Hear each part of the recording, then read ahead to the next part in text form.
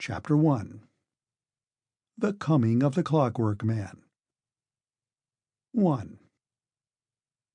It was just as Dr. Allingham had congratulated himself upon the fact that the bowling was broken, and that he had only to hit now and save the trouble of running, just as he was scanning the boundaries with one eye and with the other following Tanner's short, crooked arm raised high above the white sheet at the back of the opposite wicket, that he noticed the strange figure. Its abrupt appearance, at first sight like a scarecrow dumped suddenly on the horizon, caused him to lessen his grip upon the bat in his hand. His mind wandered for just that fatal moment, and his vision of the oncoming bowler was swept away, and its place taken by that arresting figure of a man coming over the path at the top of the hill, a man whose attitude on closer examination seemed extraordinarily like another man in the act of bowling. That was why its effect was so distracting. It seemed to the doctor that the figure had popped up there on purpose to imitate the action of a bowler and so balk him. During the fraction of a second in which the ball reached him, this secondary image had blotted out everything else. But the behavior of the figure was certainly abnormal. Its movements were violently ataxic. Its arms revolved like the sails of a windmill. Its legs shot out in all directions, enveloped in dust. The doctor's astonishment was turned into annoyance by the spectacle of his shattered wicket. A vague clatter of applause broke out. The wicket-keeper stooped down to pick up the bails. The fielders relaxed and flopped down on the grass. They seemed to have discovered suddenly that it was a hot afternoon, and that cricket was, after all, a comparatively strenuous game. One of the umpires, a sly, nasty fellow, screwed up his eyes and looked hard at the doctor as the latter passed him, walking with the slow, meditative gait of the bowled out, and swinging his gloves. There was nothing to do but glare back and make the umpire feel a worm. The doctor wore an eyeglass, and he succeeded admirably. His irritation boiled over and produced a sense of ungovernable, childish rage. Somehow he had not been able to make any runs this season, and his bowling average was all to pieces. He began to think he ought to give up cricket. He was getting past the age when a man can accept reverses in the spirit of the game, and he was sick and tired of seeing his name every week in the great Weimering Gazette as having been dismissed for a mere handful. He despised himself for feeling such intense annoyance. It was extraordinary how, as one grew older, it became less possible to restrain primitive and savage impulses. When things went wrong, you wanted to do something violent and unforgivable, something that you would regret afterwards, but which you would be quite willing to do for the sake of immediate satisfaction. As he approached the pavilion, he wanted to charge into the little group of players gathered around the scoring table. He wanted to rush at them and clump their heads with his bat. His mind was so full of the ridiculous impulse that his body actually jolted forward as though to carry it out, and he stumbled slightly. It was absurd to feel like this, every little incident pricking him to the point of exasperation, everything magnified and translated into a conspiracy against him. Someone was manipulating the metal figure plates on the black index board. He saw a 1 hung up for the last player. Surely he had made more than one. All that swiping and thwacking, all that anxiety and suspense, and nothing to show for it. But, he remembered, he had only scored once, and that had been a lucky scramble. The fielders had been tantalizingly alert.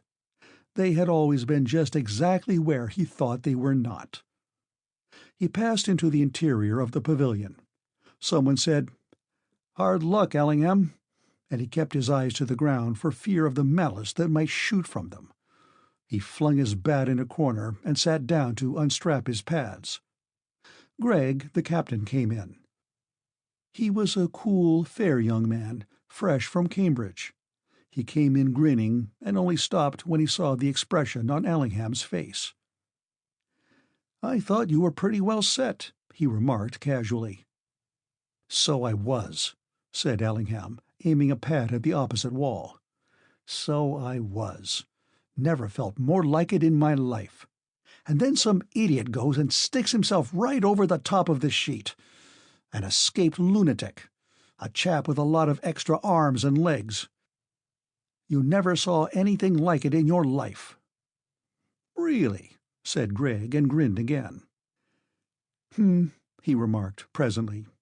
"6 wickets down, and all the best man out. We look like going to pieces, especially as we're a man short." "Well, I can't help it," said Ellingham. "You don't expect a thing like that to happen. What's the white sheet for?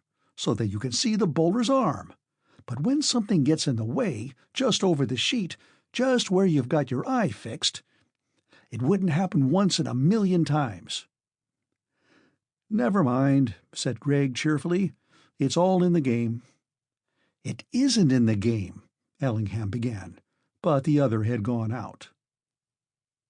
Ellingham stood up and slowly rolled down his sleeves and put on his blazer. Of course, Gregg was like that, a thorough sportsman, taking the good with the bad. But then, he was only 24. You could be like that then, so full of life and high spirits that generosity flowed from you imperceptibly and without effort. At 40, you began to shrivel up, atrophy of the finer feelings. You began to be deliberately and consistently mean and narrow. You took a savage delight in making other people pay for your disappointments. He looked out of the window, and there was that confounded figure still jigging about. It had come nearer to the ground. It hovered, with a curious air of not being related to its surroundings that was more than puzzling. It did not seem to know what it was about, but hopped along aimlessly as though scenting a track, stopped for a moment, blundered forward again, and made a zigzag course towards the ground. The doctor watched it advancing through the broad meadow that bounded the pitch, threading its way between the little groups of grazing cows that raised their heads with more than their ordinary slow persistency, as though startled by some noise. The figure seemed to be aiming for the barrier of hurdles that surrounded the pitch, but whether its desire was for cricket or merely to reach some kind of goal, whether it sought recreation or a mere pause from its restless convulsions, it was difficult to tell. Finally, it fell against the fence and hung there, 2 hands crooked over the hurdle and its legs drawn together at the knees. It became suddenly very still, so still that it was hard to believe that it had ever moved. It was certainly very odd. The doctor was so struck by something altogether wrong about the figure, something so suggestive of a pathological phenomenon, that he almost forgot his annoyance and remained watching it with an unlighted cigarette between his lips. 2. There was another person present at the cricket match to whom the appearance of the strange figure upon the hill seemed an unusual circumstance, only in his case it provided rather an agreeable diversion than an irritating disturbance. It had been something to look at, and much more interesting than cricket. All the afternoon Arthur Withers had been lying in the long grass, chewing bits of it at intervals and hoping against hope that something would happen to prevent his having to go out to the pitch and make a fool of himself. He knew perfectly well that Tanner, the demon bowler of the opposing team, would get him out first ball. He might linger at the seat of operations whilst 1 or 2 byes were run, but there were few quests more unwarranted and hopeless than that excursion, duly padded and gloved, to the scene of instant disaster.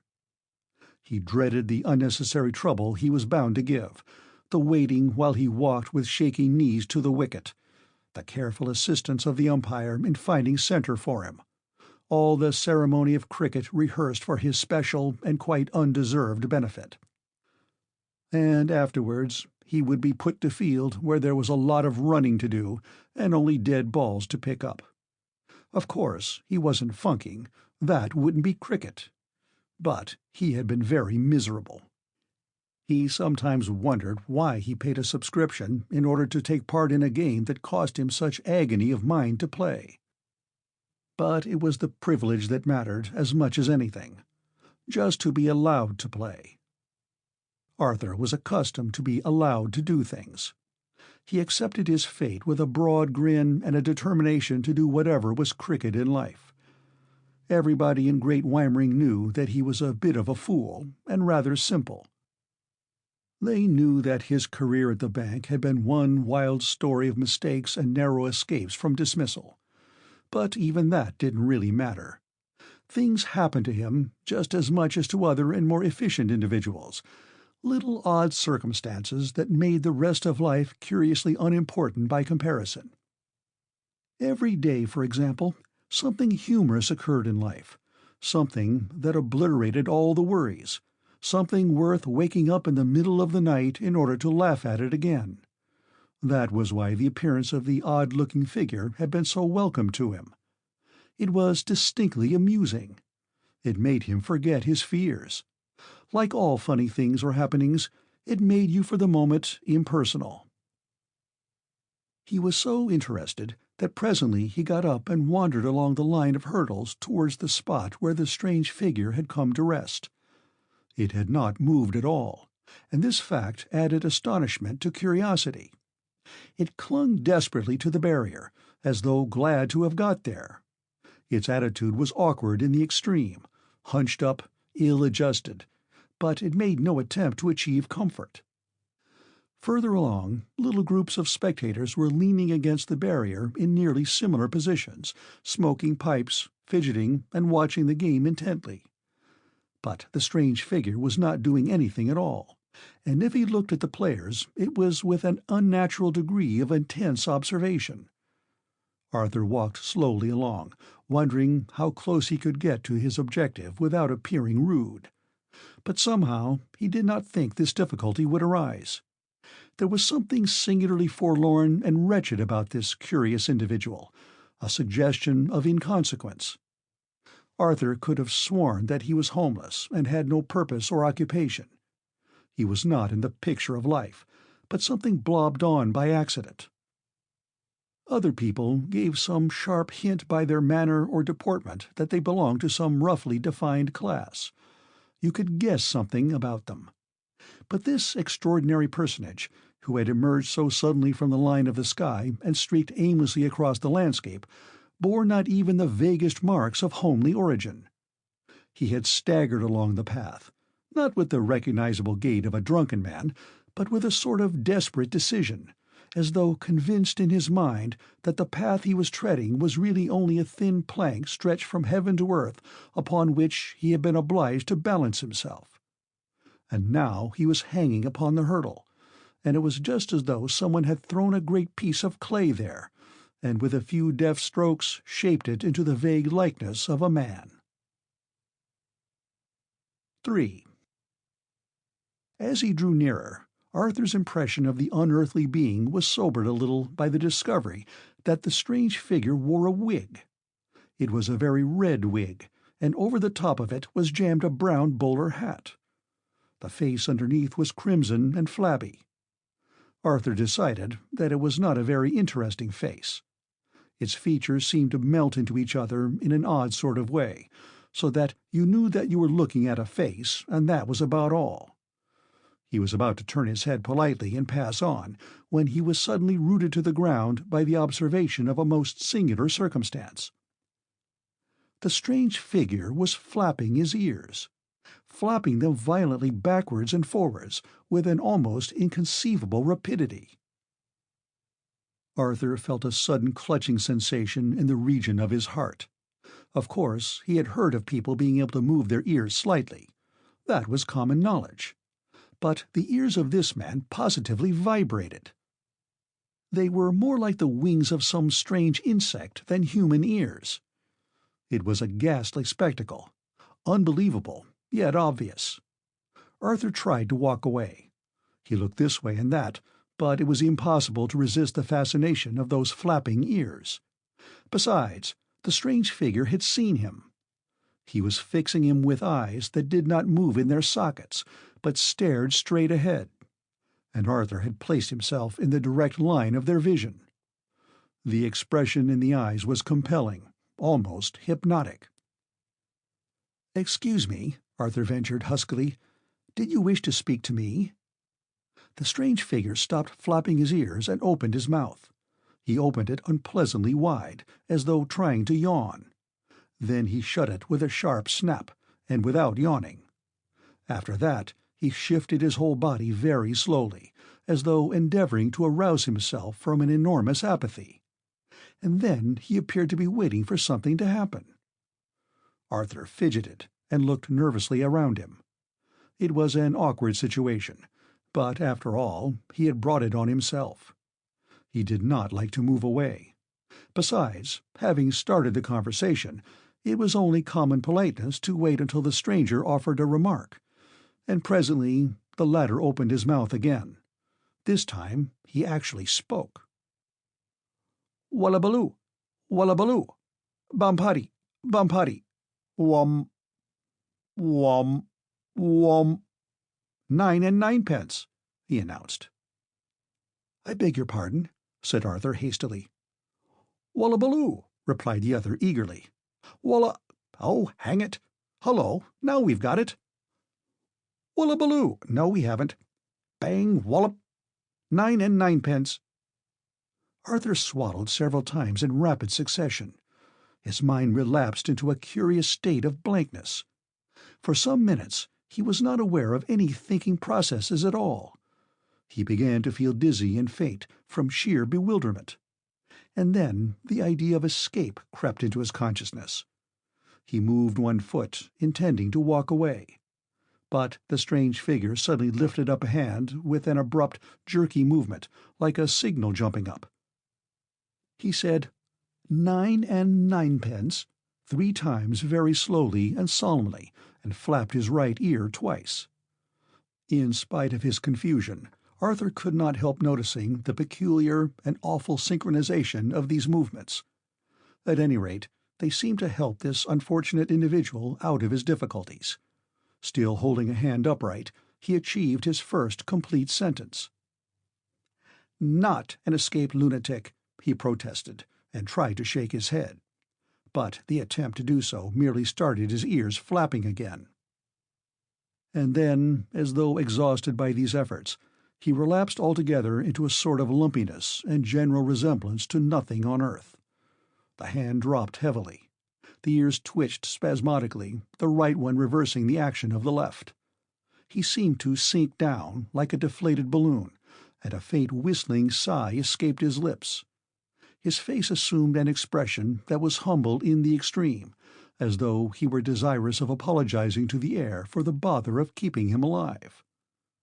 Arthur stared, expecting every moment to see the figure before him fall to the ground, or even disappear through the earth.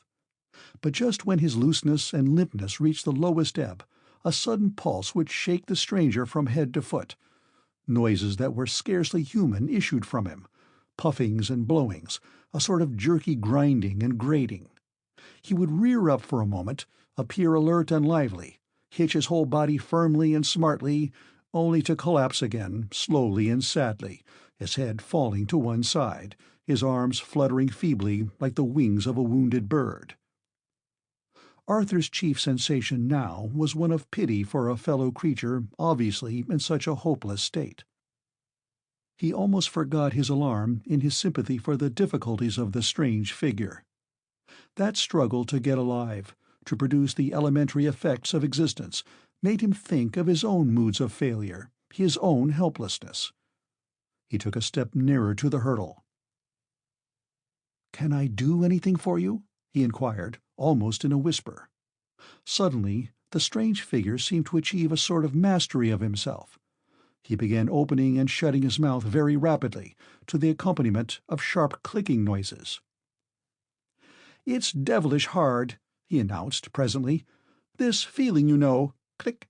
All dressed up and nowhere to go. Click, click." "Is that how you feel?" Arthur inquired. He came nearer still, as though to hear better, but the other got into a muddle with his affirmative. He flapped an ear in staccato fashion, and Arthur hastily withdrew. Now the afternoon was very warm and very still. Where they stood, the only sounds that could reach them were the slight crack of the batted ball and the soft padding of the fielders. That was why the thing that happened next could hardly be mistaken. It began by the strange figure suddenly putting both hands upon the top of the hurdle and raising himself up about an inch off the ground. He looked all at once enormously alive and vital. Light flashed in his eyes. "Eureka!" he clicked. "I'm working!" "What's that?" shouted Arthur, backing away. "What's that you said?" "Listen!" vibrated the other. Still pressing his hands on the hurdle, he leaned upon them until the top part of his body hung perilously over. His face wore an expression of unutterable relief. "Can't you hear?" he squeaked, red in the face. And then Arthur was quite sure about something that he had been vaguely hearing for some moments. It sounded like about 100 alarm clocks all going off at once, muffled somehow, but concentrated. It was a sort of whirring, low and spasmodic at first, but broadening out into something more regular, less frantic. "What's that noise?" he demanded, thoroughly frightened by now. "It's only my clock," said the other. He clambered over the hurdle, a little stiffly, as though not quite sure of his limbs. Except for a general awkwardness, an abrupt tremor now and again, he seemed to have become quite rational and ordinary. Arthur scarcely comprehended the remark, and it certainly did not explain the origin of that harassing noise. He gaped at the figure, less strange now, although still puzzling, and noticed for the first time his snuff-colored suit of rather odd pattern, his boots of a curious leaden hue, his podgy face with a snub nose in the middle of it, his broad forehead surmounted by the funny fringe of the wig. His voice, as he went on speaking, gradually increased in pitch until it reached an even tenor. "Perhaps I ought to explain," he continued. "You see, I'm a Clockwork Man." "Oh," said Arthur, his mouth opening wide. And then he stammered quickly, "That noise, you know." The Clockwork Man nodded quickly, as though recollecting something. Then he moved his right hand spasmodically upwards and inserted it between the lapels of his jacket, somewhere in the region of his waistcoat. He appeared to be trying to find something. Presently he found what it was he looked for, and his hand moved again with a sharp, deliberate action. The noise stopped at once. "The silencer," he explained. "I forgot to put it on. It was such a relief to be working again. I must have nearly stopped altogether. Very awkward indeed."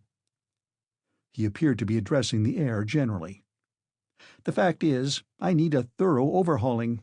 I'm all to pieces. Nothing seems right. I oughtn't to creak like this. I'm sure there's a screw loose somewhere." He moved his arm slowly round in a circle, as though to reassure himself. The arm worked in a lopsided fashion, like a badly shaped wheel, stiffly upwards and then quickly dropping down the curve. Then the Clockwork Man lifted a leg and swung it swiftly backwards and forwards. At first the leg shot out sharply, and there seemed to be some difficulty about its withdrawal, but after a little practice it moved quite smoothly.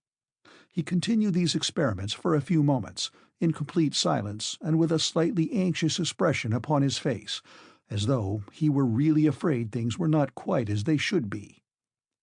Arthur remained in stupefied silence. He did not know what to make of these antics. The Clockwork Man looked at him, and seemed to be trying hard to remold his features into a new expression, faintly benevolent. Apparently, however, it was a tremendous effort for him to move any part of his face, and any change that took place merely made him look rather like a caricature of himself. "Of course," he said slowly, "you don't understand. It isn't to be expected that you would understand. Why, you haven't even got a clock. That was the first thing I noticed about you." He came a little nearer to Arthur, walking with a hop, skip, and jump, rather like a man with his feet tied together. "And yet you look an intelligent sort of being," he continued, "even though you are an anachronism." Arthur was not sure what this term implied. In spite of his confusion, he couldn't help feeling a little amused. The figure standing by his side was so exactly like a waxwork come to life, and his talk was faintly reminiscent of a gramophone record. "What year is it?" inquired the other suddenly, and without altering a muscle of his face. 1923, said Arthur, smiling faintly. The Clockwork Man lifted a hand to his face, and with great difficulty lodged a finger reflectively against his nose. 1923, he repeated. "That's interesting. Very interesting indeed. Not that I have any use for time, you know." He appeared to ruminate, still holding a finger against his nose. Then he shot his left arm out with a swift gymnastic action and laid the flat palm of his hand upon Arthur's shoulder. "Did you see me coming over the hill?" he inquired. Arthur nodded. "Where did you think I came from?" "To tell the truth," said Arthur, after a moment's consideration, "I thought you came out of the sky." The Clockwork Man looked as though he wanted to smile and didn't know how. His eyes twinkled faintly, but the rest of his face remained immobile, formal. "Very nearly right," he said in quick, precise accents, "but not quite." He offered no further information. For a long while Arthur was puzzled by the movements that followed this last remark. Apparently, the Clockwork Man desired to change his tactics. He did not wish to prolong the conversation. But in his effort to move away, he was obviously hampered by the fact that his hand still rested upon Arthur's shoulder. He did not seem to be able to bend his arm in a natural fashion. Instead, he kept on making a half-right movement of his body, with the result that every time he so moved he was stopped by the impingement of his hand against Arthur's neck. At last he solved the problem. He took a quick step backwards, nearly losing his balance in the process, and cleared his arm, which he then lowered in the usual fashion. Then he turned sharply to the left, considered for a moment, and waddled away. There was no other term, in Arthur's estimation, to describe his peculiar gait. He took no stride. He simply lifted one foot up and then the other, and then placed them down again slightly ahead of their former positions. His body swayed from side to side in tune with his strange walk. After he had progressed a few yards, he turned to the right, with a smart movement, and looked approximately in Arthur's direction. His mouth opened and shut very rapidly, and there floated across the intervening space some vague and very unsatisfactory human noise, obviously intended as an expression of leave-taking. Then he turned to the left again, with the same drill-like action, and waddled along. 4. Arthur watched him, feeling diffident, half inclined to follow him in case he fell over. For there was not much stability about the Clockwork Man. It was clear that the slightest obstacle would have precipitated him upon his nose. He kept his head erect and looked neither downwards or to right and left. He seemed wholly absorbed in his eccentric mode of locomotion, as though he found it interesting just to be moving along.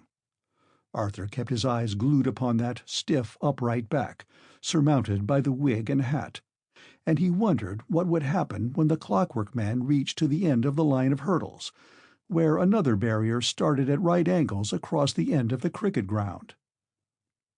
It was a sight to attract attention, but fortunately, as Arthur thought, everybody seemed too absorbed in the game to notice what was happening. The dawning of humor saved him from some uncomfortable misgivings. There was something uncanny about the experience. Somehow it didn't seem natural, but it was certainly funny. It was grotesque. You had to laugh at that odd-looking figure, or else feel cold all over with another kind of sensation. Of course the man was mad. He was, in spite of his denial, an escaped lunatic. But the noise— that was certainly difficult to explain. Perhaps he had some kind of infernal machine hidden in his pocket, in which case he would be a dangerous kind of lunatic. What was he going to do next? He had reached to the end of the field and stopped abruptly. Apparently, the presence of another barrier acted as a complete check to further movement. For several seconds he remained perfectly still. He was now about 100 yards from Arthur, but the latter had good eyesight, and he was determined to miss nothing. Then the Clockwork Man raised a hand slowly to his face, and Arthur knew that he was repeating his former meditative action, finger to nose. He remained in that position for another minute, as though the problem of which way to turn was almost too much for him. Finally he turned sharp to the right and began to walk again. Arthur became aware of two other figures approaching the one he was watching so intently. They were Gregg, the captain of the team, and Dr. Allingham. The yellow braid on their blazers shone in the sunlight, and Arthur could see the blue emblem on Gregg's pocket. There would have to be a meeting. The two flannelled figures were strolling along in a direct line towards that other oddly insistent form. Arthur caught his breath. Somehow he dreaded that encounter. When he looked again, there was some kind of confabulation going on. Curiously enough, it was Dr. Allingham and Gregg who seemed incapable of movement now. They stood there, with their hands in their pockets, staring, listening. But the Clockwork Man was apparently making the utmost use of his limited range of action. His arms were busy. Sometimes he kicked a leg up, as though to emphasize some tremendously important point, and now and again he jabbed a finger outwards in the direction of the field of play.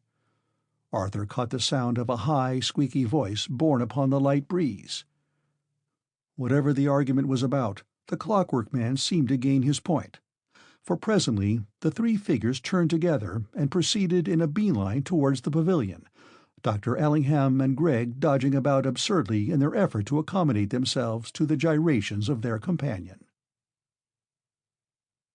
Chapter 2. The Wonderful Cricketer. 1. "We ought not to have let him play," said Allingham, irritably. He was standing beside Gregg in the pavilion. "Well, he would insist," said the latter, laughing lightly. "And we're at least entitled to put 11 men in the field." "There he goes again. That a six for certain." Allingham watched the ball disappear, for the fourth time since the Clockwork Man started his innings, somewhere in the direction of a big brewery that stood midway between the ground and the distant town. It was an incredible hit. No one had ever achieved such colossal drives in all the history of Great Weimering cricket. There was a certain absurdity about the thing. Already the club had been obliged to supply 3 extra balls, for it would have been useless to try and find those that had been lifted so far beyond the ground. "The man's a dangerous lunatic," asserted Allingham, who had not yet overcome his original annoyance with the strange figure, whose sudden advent had lost him his wicket. "It's uncanny, this sort of thing. You can't call it cricket." "Well, he's making runs, anyhow," rejoined Gregg, his eye falling upon the scoreboard. "At this rate we shall stand a chance after all." It was fortunate, perhaps, that the Great Weimering people took their cricket rather seriously. Otherwise they might have felt, as Dr. Allingham already felt, that there was something impossible about the Clockwork Man's performance. He had walked out to the wicket amidst comparative indifference. His peculiar gait might easily have been attributed to sheer nervousness, and his appearance, without flannels, provoked only a slight degree of merriment. When he arrived at the wicket, he paused and examined the stumps with great attention, as though wondering what they were for, and it was quite a little while before he arranged himself in the correct attitude before them. He remained standing still, holding the bat awkwardly in the air, and no amount of persuasion on the part of the umpire could induce him to take center or place his bat to the ground in the recognized fashion. He offered no explanation for his eccentric behavior, and the fact simply had to be accepted. The game restarted. Tanner, who had by this time taken 8 wickets for just under 100 runs, put down a slow, tricky one. Everybody agreed, in discussing the matter afterwards, that the Clockwork Man never shifted his position or moved a muscle until the ball pitched, slightly to the off. Nobody seems to have seen exactly what happened, but there was a sudden ear-piercing crack and a swoop of dust. Some seconds elapsed before anyone realized that the ball had been hit at all.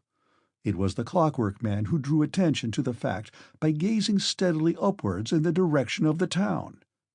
And then, suddenly, everybody was straining their eyes in the same direction to watch that little flying spot grow smaller and smaller until it seemed to merge into space. As a matter of fact, this particular ball was discovered, 3 weeks later, lying in a disused yard 3 miles from the cricket ground. There was a certain amount of applause, followed by an embarrassing silence. Presently, someone threw another ball out into the field, and the game was resumed. But the Clockwork Man treated Tanner's next delivery, which was a fast one, in exactly the same manner. Again, nobody could say exactly what happened, for the action was swifter than the quickest eye could follow. But the ball disappeared again, this time in the direction of a fringe of poplars far away on the horizon. Again there was a lull, but the applause this time was modified. Another ball was supplied, and this also was dispatched with equal force and in a third direction, almost unanimously decided by the now bewildered spectators to be the flagstaff of the church that stood in the middle of the High Street, Great Weimering. By this time a certain sense of panic was beginning to be displayed by the restless attitudes of the fielders, and the spectators, instead of leaning against the barriers, stood about in groups discussing the most extraordinary cricketing event of their lives. There was much head-shaking and harking back to the precedent among the old cronies present, but it was generally agreed that such hitting was abnormal. Indeed, it was something outside the pale of cricket altogether. "If everybody was to start hitting like that," pronounced Samuel Bynes, a local expert, "there wouldn't be no sense in cricket. It ain't in the game." And he spat decisively, as though to emphasize his opinion that such proficiency should be deplored rather than commended. "You're right, Sam," said George Bynes, who had hit up many a century for his town in bygone days. "'Tain't cricket. Else it's a fluke. The man didn't ought to be allowed to hold bat in his hand. It's spoiling other folks' sport." Attention was diverted by something of minor importance that showed the Clockwork Man in an altogether new and puzzling light. There had been some delay over the procuring of the third ball, and when this was forthcoming the over was called. The fielders changed about, but the Clockwork Man made no attempt to move, and manifested no interest in the immediate proceedings. He remained, with the bat in his hands, as though waiting for another ball to be delivered. "Seems as though he's only half there," commented Mr. Bynes, noticing this incident. "Dreaming like," suggested his companion. There was further delay. The bowler at the other end objected to the position of the Clockwork Man. He argued, reasonably enough, that the non-participating batsman ought to stand quite clear of the wicket. The umpire had to be consulted, and as a result of his decision, the Clockwork Man was gently but firmly induced to move further away. He then remained in the same attitude, at the extreme edge of the crease. His obtuseness was certainly remarkable, and comment among the spectators now became general and a trifle heated. "Play," said the umpire. The batsman at the other end was a stout, rather plethoric individual. He missed the first two balls, and the third struck him full in the stomach. There was a sympathetic pause whilst Mr. Bumpus, who was well known and respected in the town, rubbed his rather prominent part of his anatomy to the accompaniment of fish-like gaspings and excusable ejaculations. Mr. Bumpus was middle-aged and bald as well as corpulent, and although he did his best to endure the mishap with sportsmanlike stoicism, the dismay written upon his perspiring features was certainly an excitant to mirth. Some of the fielders turned their heads for a few moments as though to spare themselves a difficult ordeal, but on the whole there was discreet silence.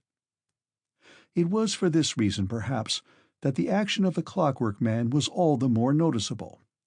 To this day, not one of the persons present is certain as to whether or not this eccentric individual actually did laugh, but everybody is sure that such was his intention. There issued from his mouth, without a moment's warning, a series of harsh, metallic explosions, loud enough to be heard all over the ground. One compared the noise to the ringing of bells hopelessly cracked and out of tune. Others described it as being similar to the sound produced by some person passing a stick swiftly across an iron railing. There was that suggestion of rattling, of the impingement of one hard thing against another, or the clapping together of steel plates. It was a horrible, discordant sound, brassy and resonant, varied between the louder outbursts by a sort of whirring and humming. Those who ventured to look at the Clockwork Man's face during this extraordinary performance said that there was little change of expression. His mouth had opened slightly, but the laugh, if indeed it could be described as anything but a lugubrious travesty of human mirth, seemed to proceed from far down within him. And then the hideous clamor stopped as abruptly as it began. The Clockwork Man had not altered his position during the proceedings, but Arthur Withers, who was watching him with feverish intensity from the pavilion, fancied that his ears flapped twice just after the noise had subsided. It was an unpleasant episode, but fortunately the object of such misplaced and ugly hilarity scarcely seemed to notice the outrage. Mr. Bumpus was not lacking in courage. After a few more groans and sighs, and a final rubbing of that part of him that had been injured, he placed himself in preparation to receive the next ball. The spectators loudly applauded him, and the bowler, perhaps unwilling to risk another misadventure, moderated his delivery. Mr. Bumpus struck the ball lightly, and it sped away through the slips. A fielder darted after it, but there was ample time for a run. "Come on!" shouted Mr. Bumpus, and started to puff and blow his way down the pitch. But the Clockwork Man paid not the slightest heed to the command. He remained, statuesque, a figure of gross indifference. Mr. Bumpus pulled himself up sharply, midway between the two wickets. His red face was a study in bewilderment. He slid a few paces, cast one imploring glance in the direction of the Clockwork Man, and then rushed desperately back to his own crease. But he was too late. His wicket had been put down. Etiquette plays an important part in the noble game of cricket. It may be bad form to refuse an obvious run, but to complain of your partner in public is still worse. Besides, Mr. Bumpus was too aghast for speech, and his stomach still pained him. He walked very slowly and with great dignity back to the pavilion, and his annoyance was no doubt amply soothed by the loud cheers that greeted his return. Gregg came out to meet him, with a rather shamefaced smile upon his features. "I'm sorry," he murmured. "Our recruit seems to be a little awkward. I don't think he quite understands." "He can hit," said Mr. Bumpus, mopping his brow, "but he's certainly an eccentric sort of individual. I called him to run, and apparently he did not or would not hear me." Gregg caught hold of Arthur Withers, who was just going out to bat. "Look here," he said, "just tell our friend that he must run. I don't think he quite grasped the situation." "No," said Arthur slowly, "I don't think he does. He's rather a peculiar sort of person. I spoke to him. He says he's a Clockwork Man." "Oh," said Gregg, and his face became blank. "Anyhow, just tell him that he must run when he's called." Arthur walked out to the wicket. His usual knee-shaking seemed less pronounced, and he felt more anxious about the Clockwork Man than about himself. He paused as he drew near to him, and whispered in an ear, rather fearfully, for he dreaded a recurrence of the ear-flapping business. "The captain says you will run, please, when you're asked." The Clockwork Man turned his head slightly to the right, and his mouth opened very wide, but he said nothing. "You have to run," repeated Arthur, in louder tones. The other flapped an ear. Arthur hastened away. Nothing was worth while risking an exhibition in public such as he had witnessed in comparative seclusion. He supposed there was something about the Clockwork Man really phenomenal, something that was beyond his own rather limited powers of comprehension. Perhaps cleverer people than himself might understand what was the matter with this queer being, He couldn't. He took his place at the wicket. The first ball was an easy one, and he managed to hit it fair and square to mid-on. Scarcely hoping for a response, he called to the Clockwork Man and began to run. To his immense astonishment, the latter passed him halfway down the pitch, his legs jumping from side to side, his arms swinging round irresponsibly. It might be said that his run was merely an exaggeration of his walk. Arthur dumped his bat down quickly and turned. As he looked up, on the return journey, he was puzzled by the fact that there was no sign of his partner. He paused and looked round him. There had been an outburst of derisive cheering when the Clockwork Man actually commenced to run, but this now swelled up into a roar of merriment. And then Arthur saw what had happened. The Clockwork Man had not stopped at the opposite wicket. He had run straight on, past the wicket-keeper, past the fielders, and at the moment when Arthur spotted him, he was making straight for the white sheet at the back of the ground. No wonder the crowd laughed. It was so utterly absurd. And the Clockwork Man ran as though nothing could stop him, as though, indeed, he had been wound up and was without power to check his own ridiculous progress. The next moment he collided with the sheet, but even this could only prevent him from going further. His legs continued to work rapidly with the action of running, whilst his body billowed into the sagging sheet. The spectators gave themselves up wholly to the fun. It must have seemed to them that this extraordinary cricketer was also gifted with a sense of humour, however eccentric, and that his nonsensical action was intended by way of retaliation for the ironic cheers that had greeted his running at all. Nobody, except Arthur Withers, realized that the Clockwork Man run thus far because for some reason he had been unable to stop himself. It may be remarked here that many of the Clockwork Man's subsequent performances had this same accidental air of humor, and that even his most grotesque attitudes gave the observer an impression of some wild practical joke. He was so far human, in appearance and manner, in spite of those peculiar internal arrangements which will be dealt with later, that his actions produced an instantaneous appeal to the comic instinct, and in laughing at him, people forgot to take him seriously.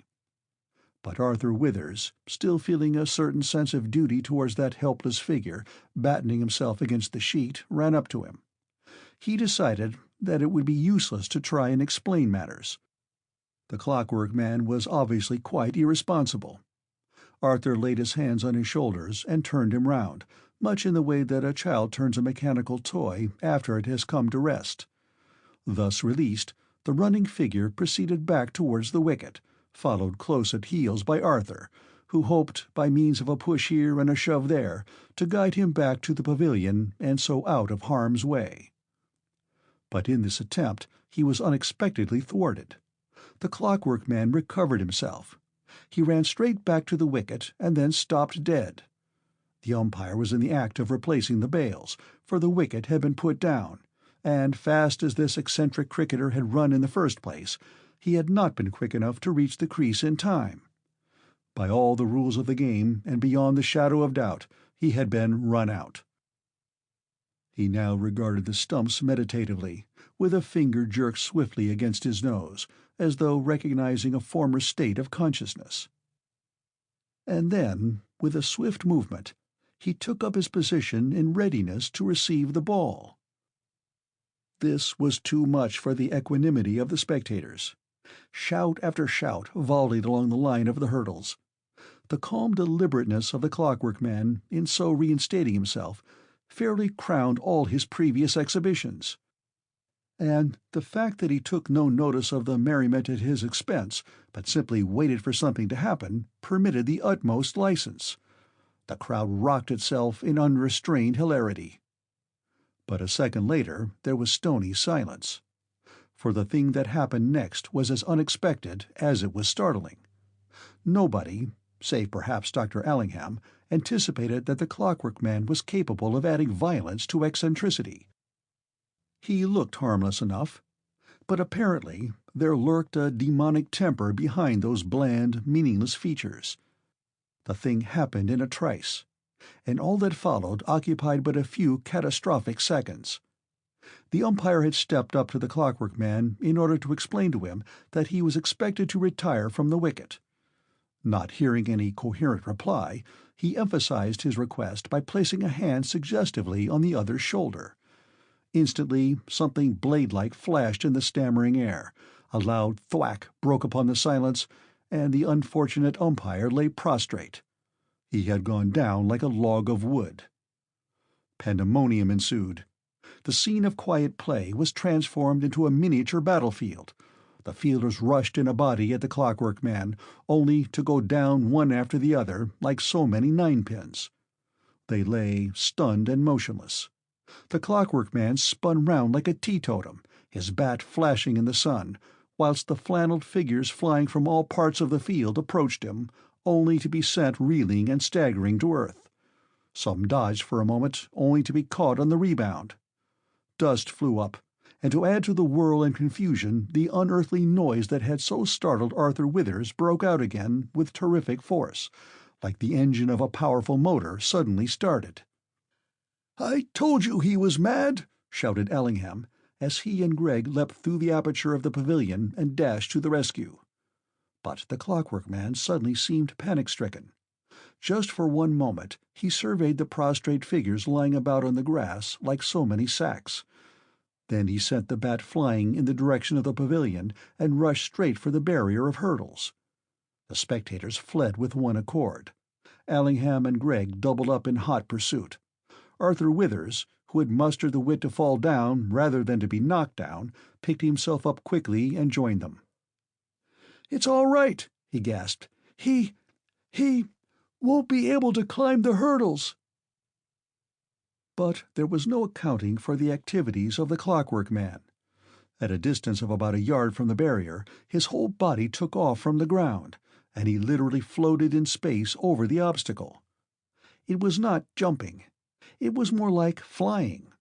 He landed lightly upon his feet without the least difficulty, and before the onlookers could recover from their amazement, this extraordinary personage had shot like a catapult straight up the path along which he had traveled so precariously half an hour before. In a few seconds his diminutive figure passed into the horizon, leaving a faint trail of dust and the dying echo of that appalling noise. "My God!" exclaimed Gregg, grasping a hurdle to steady himself. It's incredible." Ellingham couldn't say a word. He stood there panting and swallowing quickly. Arthur Withers caught up to them. He goes by machinery, sir. He's a Clockwork Man." "Don't be a damn fool," the doctor burst out. "You're talking through your hat." Gregg was listening very acutely. "But it is so," protested Arthur. "You didn't see him as I did. He was like nothing on earth, and then he began to work, just like a motor starting, and then that noise began. I'm sure there's something inside him, something that goes wrong sometimes." He was still a little sorry for the Clockwork Man. "That's my conviction," he gasped out, too excited and breathless for further speech. "I think," said Gregg with curious calmness, "I think we had better warn the police. He's likely to be dangerous." Chapter 3. The Mystery of the Clockwork Man. 1. An hour and a half later, Dr. Allingham and Gregg had their tea together in the sitting-room of the former's residence. Bay windows looked out upon the broad High Street, already thronged with Saturday evening excursionists. An unusually large crowd was gathered around the entrance to the Blue Lion, just over the way, for the news had soon spread about the town. Wild rumors passed from ear to ear as to the identity of the strange individual whose behavior had resulted in so disturbing a conclusion of the cricket match. Those among the townspeople who had actually witnessed not only this event, but also the rapid flight of the Clockwork Man, related their version of the affair, adding a little each time and altering their theories, so that in the end those who listened were more frightened and impressed than those who had seen. Allingham sat in stony silence, sipping tea at intervals and cutting pieces of cake into neat little squares, which he slipped into his mouth spasmodically. Now and again he passed a hand across his big tawny mustache and pulled it savagely. His state of tense nervous irritation was partly due to the fact that he had been obliged to wait so long for his tea, but he had also violently disagreed with Greg in their discussion about the Clockwork Man. At the present moment, the young student stood by the window, watching the animated crowd outside the inn. He had finished his tea, and had no wish to push his own theory about the mysterious circumstances to the extent of quarreling with his friend. After the disaster, there had been much to do. 4 times had Allingham's car traveled between the cricket ground and the local hospital, and it was 6:30 before the 11 players and the 2 umpires had been conveyed thither, treated for their wounds, and discharged. No one was seriously injured, but in each case the abrasion on the side of the head had been severe enough to demand treatment. 1 or 2 had been a long while recovering full consciousness, and all were in a condition of mental confusion and gave wildly incoherent reports of the incident. There had been times, during those journeys to and fro, when Greg found it difficult to save himself from outbursts of laughter. He had to bite his lip hard in the effort to hold in check an imagination that was apt to run to extremes. From one point of view, it had certainly been absurd that this awkward being, with his apparently limited range of movement, should have managed in a few seconds to lay out so many healthy, active men. By comparison, his batting performance, singular as it had seemed, faded into insignificance. The breathless swiftness of the action, the unerring aim, the immense force behind each blow, the incredible audacity of the act almost persuaded Greg that the thing was too exquisitely comic to be true. But when he forced himself to look at the matter seriously, he felt that there were little grounds for the explanation that the Clockwork Man was simply a dangerous lunatic. The flight at a preposterous speed, the flying leap over the hurdle, the subsequent acceleration of his run to a pace altogether beyond human possibility, convinced the young undergraduate, who was level-headed enough, although impressionable, that some other explanation would have to be found for the extraordinary occurrence. Besides, there was Arthur Wither's story about the flapping ears and the queer conversation of the Clockwork Man, his peculiar jerky movements, his sudden exhibitions of uncanny efficiency contrasted with appalling lapses. Once you had grasped the idea of his mechanical origin, it was difficult to thrust the Clockwork Man out of your head. He became something immensely exciting and suggestive. If Greg's sense of humor had not been so violently tickled by the ludicrous side of the affair, he would have felt already that some great discovery was about to be revealed to the modern world. It had never occurred to him before that abnormal phenomena might be presented to human beings in the form of a sort of practical joke. Somehow, one expected this sort of thing to happen in solemn earnest and in the dead of night. But the event had taken place in broad daylight, and already there was mixed up with its queer unreality the most ridiculous tangle of purely human circumstance. Allingham had an explanation for everything. He said that the loud noise was due to some kind of machine that this ingenious lunatic carried in his pocket. He argued that the rapid flight was probably to be accounted for by a sort of electric shoe. Nothing was impossible so long as you could adduce some explanation that was just humanly credible. And the strange antics of the Clockwork Man, his sudden stoppings and beginnings, his Anglo-Saxon gestures and his staccato gait, all came under the heading of locomotor ataxia in an advanced form. As the doctor concentrated upon a delayed tea, his mind lapsed into its usual condition of fretful skepticism. Greg's idea that the Clockwork Man represented a mystery, if not a miracle, enraged him. At 40, a man does not readily welcome discoveries that may upset his own world of accepted facts, and Allingham had long since given up the habit of following the latest results of scientific investigation. Years ago he had made his own small researches, only to discover that others were making them at the same time. He had had his gleanings in common with all the other students of his year. Everybody was having gleanings then of vast possibilities in medical science, especially in the direction of nervous pathology and the study of morbid diseases resulting from highly complex methods of living.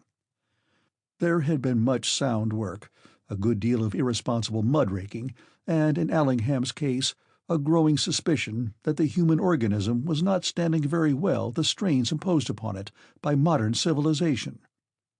He had wondered then if some experiments would not be made some day in the pursuit of evolutionary doctrines as applied to physiological progress, but that had been the most ephemeral of all his gleams. He had been glad to abandon the hospitals in favor of a comfortable practice and the leisure life of a country town. Great Weimring had offered him plenty of distractions that soothed the slight wound to his vanity caused by the discovery that he had overestimated his originality. In a few years, much had happened that helped to confirm his new view of himself as a social creature with a taste for the amenities of existence. And then he had been able to keep up his cricket. In the winter, there were bridge parties, amateur theatricals, dinner parties with quite ordinary but agreeable people, local affairs into which a man whose health was under suspicion, and whose sympathies were just perceptibly narrowing, could plunge without too much effort being required in order to rise to such occasions. And he had the witty temperament. Quite easily he maintained a reputation for turning out a bon mot on the spur of the moment, something with a faint element of paradox. He would say such things as, "Only those succeed in life who have brains and can forget the fact," or "To be idle is the goal of all men, but only the industrious achieve it." When taunted by a young lady who suspected him of wasted talents, even genius, he retorted that genius is only an accumulation of neglected diseases. Latterly, he had suffered from strange irritations not easily to be ascribed to liver, misgivings, a sense of having definitely accepted a secondary edition of himself. An old acquaintance would have detected at once the change in his character, the marked leaning towards conservatism in politics and a certain reactionary tendency in his general ideas. He was becoming fixed in his views, and believed in a stable universe. His opinions, in fact, were as automatic as his Swedish exercises in the morning and his apple before breakfast. There was a slight compensatory increase in his sense of humor, and there was his approaching marriage to Lillian Payne, the gifted daughter of a wealthy town councillor. That last fact occupied a central place in his mind just at present, but it was also another source of irritation. Lillian was intellectual as well as fascinating, and the former attribute became more marked as they grew more intimate. Instead of charming little notes inviting him to tea, he now received long, and he was obliged to admit, quite excellent essays upon the true place of woman in modern life. He was bound to applaud, but such activity of mind was by no means to his taste. He liked a woman to have thoughts, but a thinking woman was a nuisance. All these clamoring reforms represented to him merely a disinclination to bother about the necessary affairs of life, an evasion of inevitable evils, a refusal to accept life as a school of learning by trial and error. Besides, if women got hold of the idea of efficiency, there would be an end to all things. They would make a worse muddle of the mad dream than the men. Women made fewer mistakes, and they were temperamentally inclined towards the pushing of everything that they undertook to the point of violent and uncomfortable success. Efficiency. How he hated the word! It reminded him of his own heartbreaking struggles, not only with the difficulties of an exacting science, but with the complexities of the time in which his youth had been spent, a time when all the intelligent young men had been trying to find some way out of the social evils that then existed, and still existed, as an ironical memorial to their futile efforts. In those days, one scarcely dared to move in intellectual circles without having evolved one's personal solution of the social problem, an achievement that implied a great deal of hard reading, attendance at Fabian meetings, and a certain amount of voluntary thinking. If necessary, one could brush all that up again. How different life was when it came to be lived! How unlike the sagacious prognostications of doubting youth! There was a substratum underneath all that surge of inquiry and inquisitiveness, all that worry and distress, and that was life itself, known and valued, something that one clung to with increasing strength. The mind grew out of its speculative stage and settled down to a careful consideration of concrete existence. And then, with a sharp jar, his thoughts reverted to the consideration of another irritating circumstance, this ridiculous Clockwork Man, in whom Gregg believed even to the extent of thinking it worth while stating the case for the incredible before a man years his senior in experience and rational thought. 2. Allingham got up and stood behind Gregg at the window. The latter raised his head a little, as though to catch any words that might float across from the babel of excited voices opposite, but there was nothing clearly distinguishable. "You see," said Allingham, nodding his head and wiping his mustache with a handkerchief, "let the thing work on your mind, and you ally yourself with these town gossips. They'll talk this affair into a 9 days' wonder." Gregg shrugged his shoulders in silence. Presently he looked at his watch. "I wonder if Gray will be back soon." Gray was the local inspector of police, in whose hands they had placed the business of rounding up the Clockwork Man. Allingham had loaned out his car for the purpose. "I doubt if we shall see him before midnight," said the latter. "Even supposing he catches his man before dusk, which is unlikely, it will take him another hour or so to drive him to the asylum." Gregg failed to suppress an abrupt snigger. He lit a cigarette to cover his confusion. Once more he envisaged that flying figure on the horizon. "At the rate he was going," he remarked steadily, "and barring accidents, I should say he's reached London by now." "There will be an accident," retorted Allingham. "Mark my words, he won't get very far." At that moment Mrs. Masters, the doctor's elderly housekeeper, entered the room in order to clear away the tea-things. She was a country woman, given to talking without reserve, except when the doctor's eye fell upon her, as it did upon this occasion. But for once she evaded this check to her natural proclivities. She was not going to be cheated out of her share in the local gossip. She placed the tray on the table and made the visitor an excuse for her loquacity. "Oh, Mr. Gregg, they say the devil's come to Great Weimering at last. I'm not surprised to hear it, for the goings-on in this town have been something terrible since the war, what with the drinking and the young people doing just as they like." "Have you heard anything fresh?" enquired Gregg pleasantly.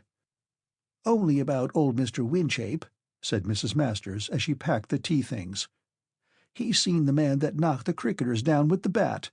That is, if he is a man, but they do say—" "Where did Mr. Winchape see him?"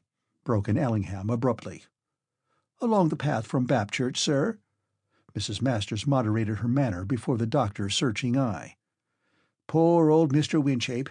He's not so young as he was, and it did give him a turn. He said he was 'urrying along so as to get home in time for tea, and all of a sudden something flashed by him, so quick that he hardly realized it. He looked round, but it was gone in no time. He reckons it was the old man himself. There was fire coming out of his mouth and his eyes like two red-hot coals." Allingham stamped his feet on the carpet. "I will not listen to such talk, Mrs. Masters. A woman of your age and supposed sense to lend an ear to such nonsense. I'm ashamed of you." Mrs. Masters trembled a little under the rebuke, but she showed no sign of repentance. "I'm only repeating what's said," she remarked, "and for all I know, it might have been the devil. It says in the Bible that he's to be unbound for 1,000 years, and I'm sure he might just as well come here as elsewhere for a start. The place is wicked enough." "Superstitious nonsense!" snorted Allingham, and he continued to snort at intervals while Mrs. Masters hastily collected cups and plates, and retreated with dignity to the kitchen. "Perhaps you agree with Mrs. Masters?" said Allingham, as soon as the door was closed. Gregg laughed and lowered himself into an easy-chair. "Superstition, after all, is a perfectly legitimate, although rudimentary, form of human inquiry. These good people want to believe in the devil. At the least opportunity, they evoke his satanic majesty. They are quite right. They are simply using the only material in their minds in order to investigate a mystery." "A sort of glamour," suggested Ellingham, trying to look bored. "If you like," admitted Gregg. "Only it does help them to understand, just as all our scientific knowledge helps us to understand the future." "Why drag in the future?" said the other, opening his eyes quickly. "Because," said Gregg, purposely adopting a monotonous drawl as though to conceal his eagerness, "if my theory is correct, then I assume that the Clockwork Man comes from the future." "It's a harmless enough assumption," laughed Allingham. Gregg rested his head upon the back of the chair and puffed smoke out. "We will pass over the circumstance of his abrupt appearance at the top of the hill, for it is obvious that he might have come from one of the neighboring villages, although I don't think he did. You yourself admit that his manner of approach was startling, and that it almost seemed as though he had come from nowhere. But let that be. There are, I admit, as yet few facts in support of my theory, but it is at least significant that one of the first questions he asked should have been, not where he was, but when he was." "I don't quite follow you," interjected Allingham. "He asked Arthur Withers what year it was. Naturally, if he did come from the future, his first anxiety would be to know into what period of man's history he had, possibly by some accident, wandered." "But how could he have come from the future?" "Time," said Gregg quickly, "is a relative thing. The future has happened just as much as the past. It is happening at this moment." "Oh, well, you may be right there," blustered Allingham. "I don't know. I admit I'm not quite up to date in these abstruse speculations." "I regard that statement of his as highly significant," resumed Gregg, after a slight pause. "For, of course, if the Clockwork Man really is, as suggested, a semi-mechanical being, then he could only have come from the future. So far as I am aware, the present has not yet evolved sufficiently even to consider seriously the possibility of introducing mechanical reinforcements into the human body, although there has been tentative speculation on the subject. We are thousands of years away from such a proposition. On the other hand, there is no reason why it should not have already happened outside of our limited knowledge of futurity. It has often occurred to me that the drift of scientific progress is slowly but surely leading us in the direction of some such solution of physiological difficulties.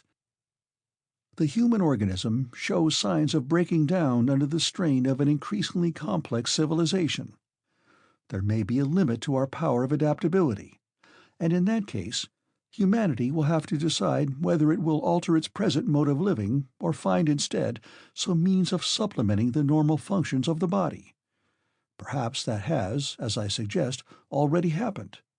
It depends entirely upon which road humanity has taken. If the mechanical side of civilization has developed at its present rate, I see no reason why the man of the future should not have found means to ensure his efficiency by mechanical means applied to his natural functions." Gregg sat up in his chair and became more serious.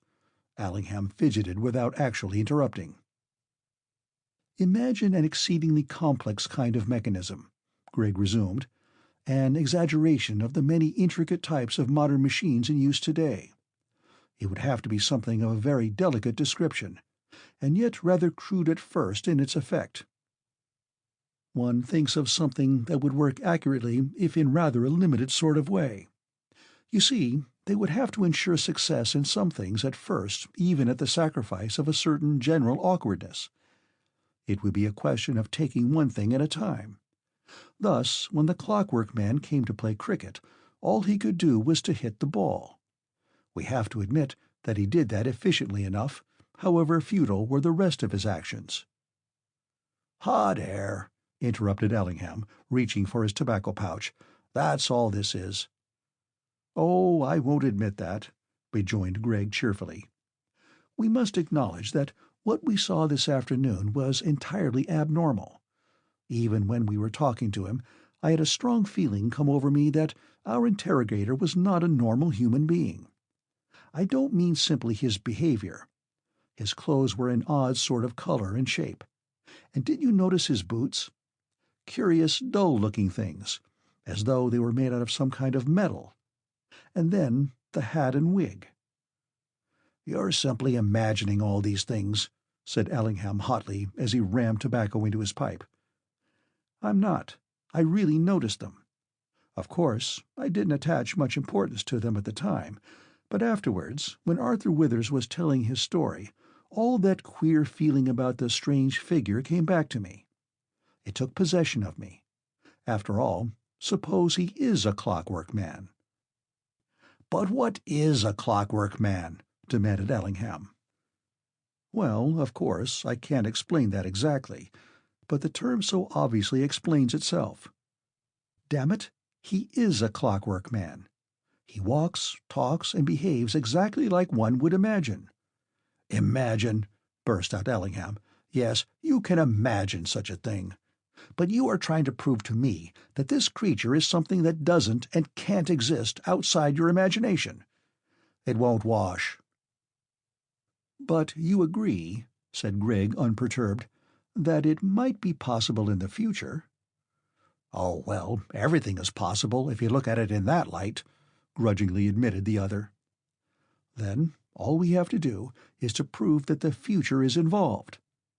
Our lunatic must convince us that he is not of our age, that he has, in fact, and probably by mechanical means, found his way back to an age of flesh and blood.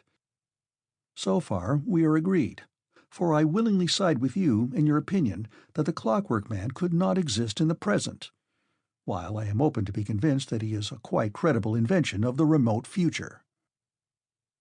He broke off, for at that moment a car drew up in front of the window, and the burly form of Inspector Gray stepped down in company with 2 constables and a lad of about 15, whom both Gregg and the doctor recognized as an inhabitant of the neighboring village of Bapchurch. 3. "Well," said Ellingham, as the party stamped awkwardly into the room, after a preliminary shuffling upon the mat, "what luck?" "Not much, Doctor," announced the inspector, removing his hat and disclosing a fringe of carroty hair. "We ain't found your man, and so far as I can judge, we ain't likely to. But we found these." He laid the Clockwork Man's hat and wig on the table. Gregg instantly picked them up and began examining them with great curiosity.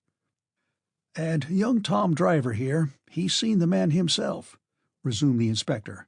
"That's how we come by the hat and wig. Tell the gentleman what you saw, Tom." Tom Driver was a backward youth at best of times, but he seemed quite overcome by the amount of responsibility now thrust upon him. He shuffled forward, pressing his knees together and holding a tattered cap between his very dirty fingers. A great shock of curly yellow hair fell almost over his large brown eyes, and his face was long and pinched. "I see the man," he said timidly. "I see him as I was going along the path to Bapchurch." "Was he going very fast?" said Gregg. "No, sir. He weren't walking at all. He'd fallen into the chalk pit just by Rock's Bottom." Ellingham burst out into a great roar of laughter, but Gregg merely smiled and listened. "That's how I come to see him," said Tom, shifting his cap about uneasily. "I was in a bit of a hurry, 'cause Mother said I wasn't to be late for tea, and I been into the town to buy butter, as we was a bit short. As I come by Rock's Bottom, and you know how the path bends a bit sharp to the left where the chalk pit lies, it's a bit awkward for anyone as don't know the path." "Yes, go on," said Gregg impatiently. "Well, as I was coming along, I see something moving about just at the top of the pit. At first I thought it was a dog, but when I come nearer I could see it was a pair of legs kicking, only they was going so fast you couldn't hardly tell one from t'other. Well, I ran up, thinking as very likely someone had fallen in, and sure enough it was someone. I caught hold of the legs, and just as I was about to pull him out—" "Did the legs go on kicking?" said Gregg quickly. "Yes, sir. I had a job to hold 'em. And then, just as I was going to pull him out, I noticed something." Tom paused for a moment and began to tremble.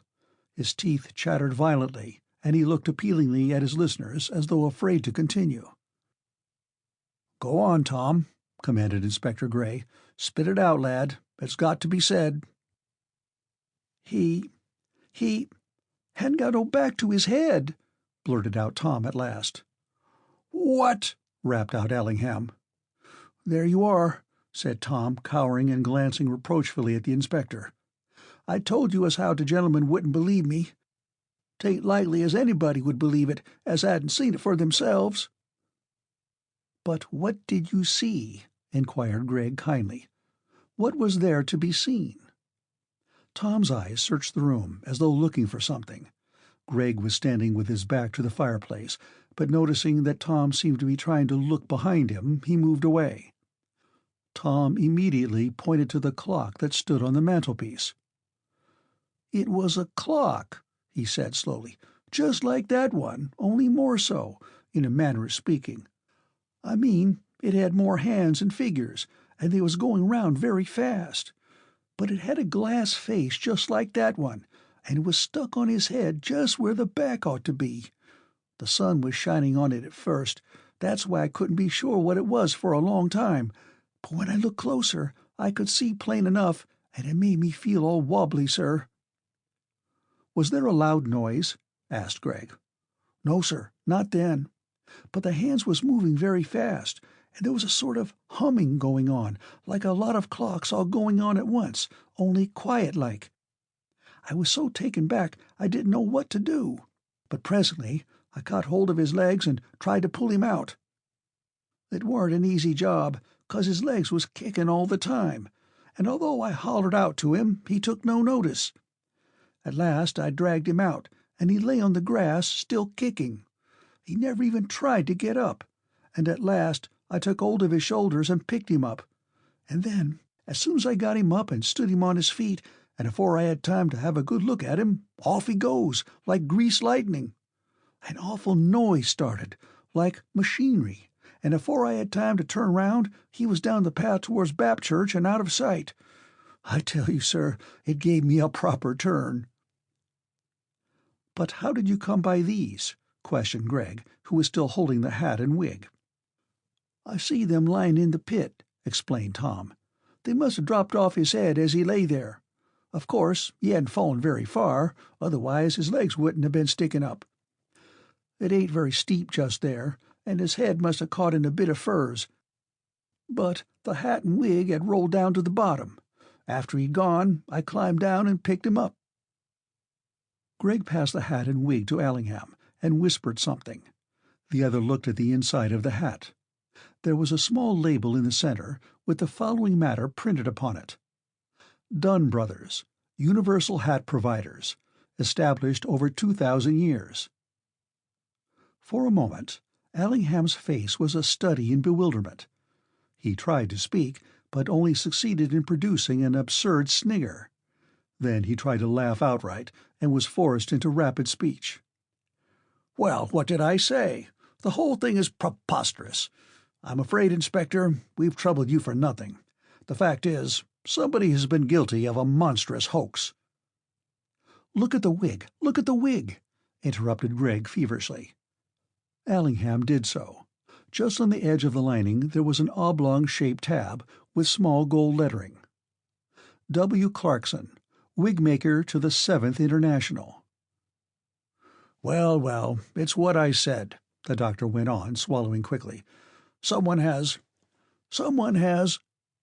He broke off abruptly. Gregg was standing with his hands behind him. He shook his head gravely.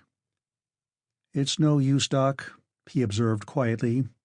"We've got to face it." Chapter 4. Arthur Withers Thinks Things Out. 1. After that last glimpse of the Clockwork Man and the conversation with Dr. Allingham and Gregg that followed, Arthur had hurried home to his tea. No amount of interest in the affair, however stupendous it might appear both to himself and others, could dissuade him from his usual Saturday night's program.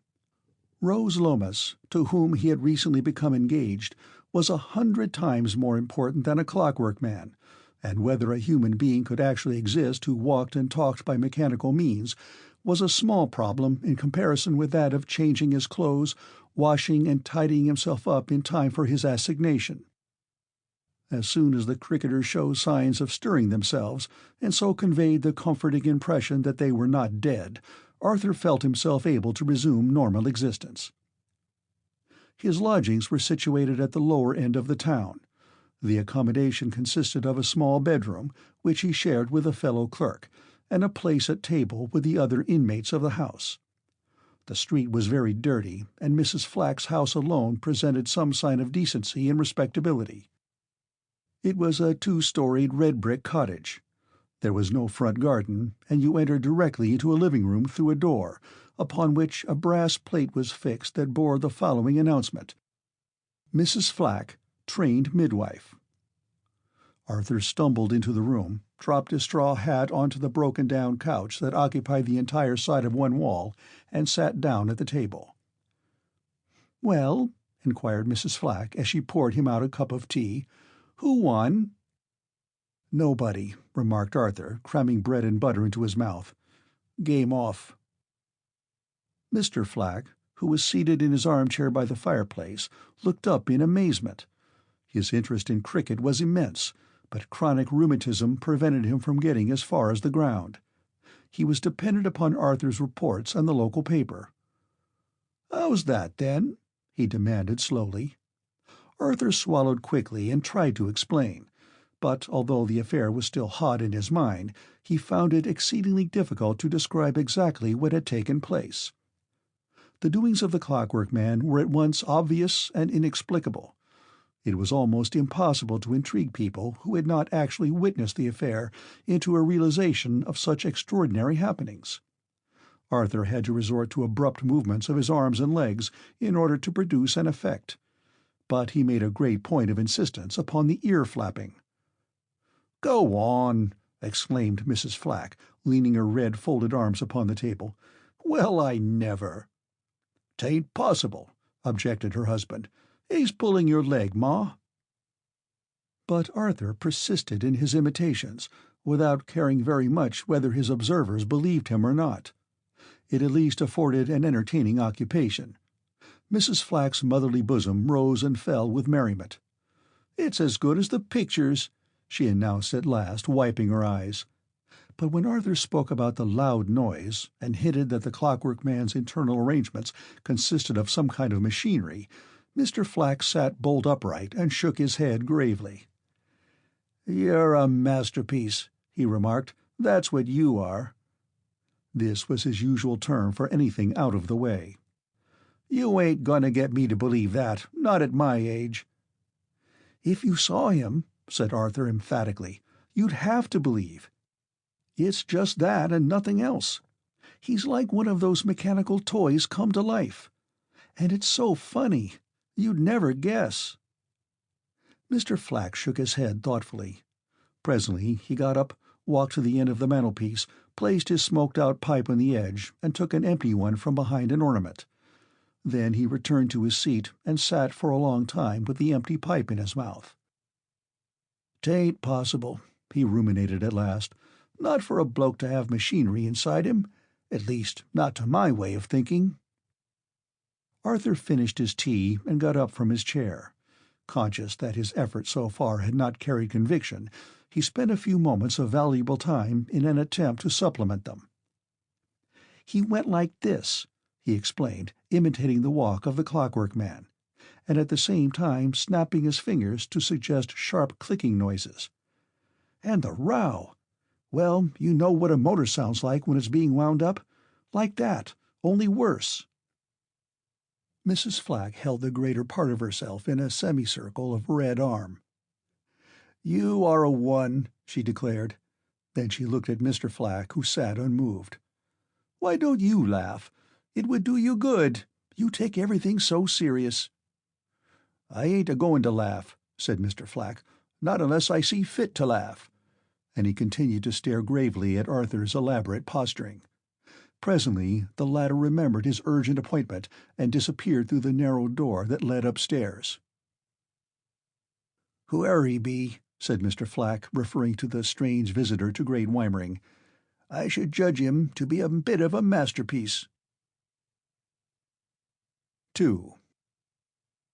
Upstairs in the bedroom, Arthur hastily removed his flannels and paced the limited amount of floor space between the two beds. What a little box of a place it was, and how absurdly crammed with furniture. You couldn't move an inch without bumping into things or knocking something over. There wasn't room to swing a cat, much less to perform an elaborate toilet with that amount of leisurely comfort necessary to its successful accomplishment. Ordinarily, he didn't notice these things. It was only when he was in a hurry and had all sorts of little duties to carry out that the awkwardness of his surroundings forced themselves into his mind and produced a sense of revolt. There were times when everything seemed a confounded nuisance, and a chair stuck in your way made you feel inclined to pitch it out of the window. Just when you wanted to enjoy simply being yourself, when your thoughts were running in a pleasant, easeful way, you had to turn to and dress or undress, shave or wash, prepare yourself for the conventions of life. So much of existence was spent in actions that were obligatory only because other people expected you to do the same as themselves. It wasn't so much a waste of time as a waste of life. He rescued his trousers from underneath the mattress. It was only recently that he had discovered this obvious substitute for a trouser press, and so added one more nuisance to existence. It was something else to be remembered. He grinned pleasantly at the thought of the circumstance which had brought about these careful habits. Rose Lomas liked him to look smart, and he had managed it somehow. There were plenty of dapper youths in Great Weimering, and Arthur had been astute enough to notice wherein he had differed from them in the first stages of his courting.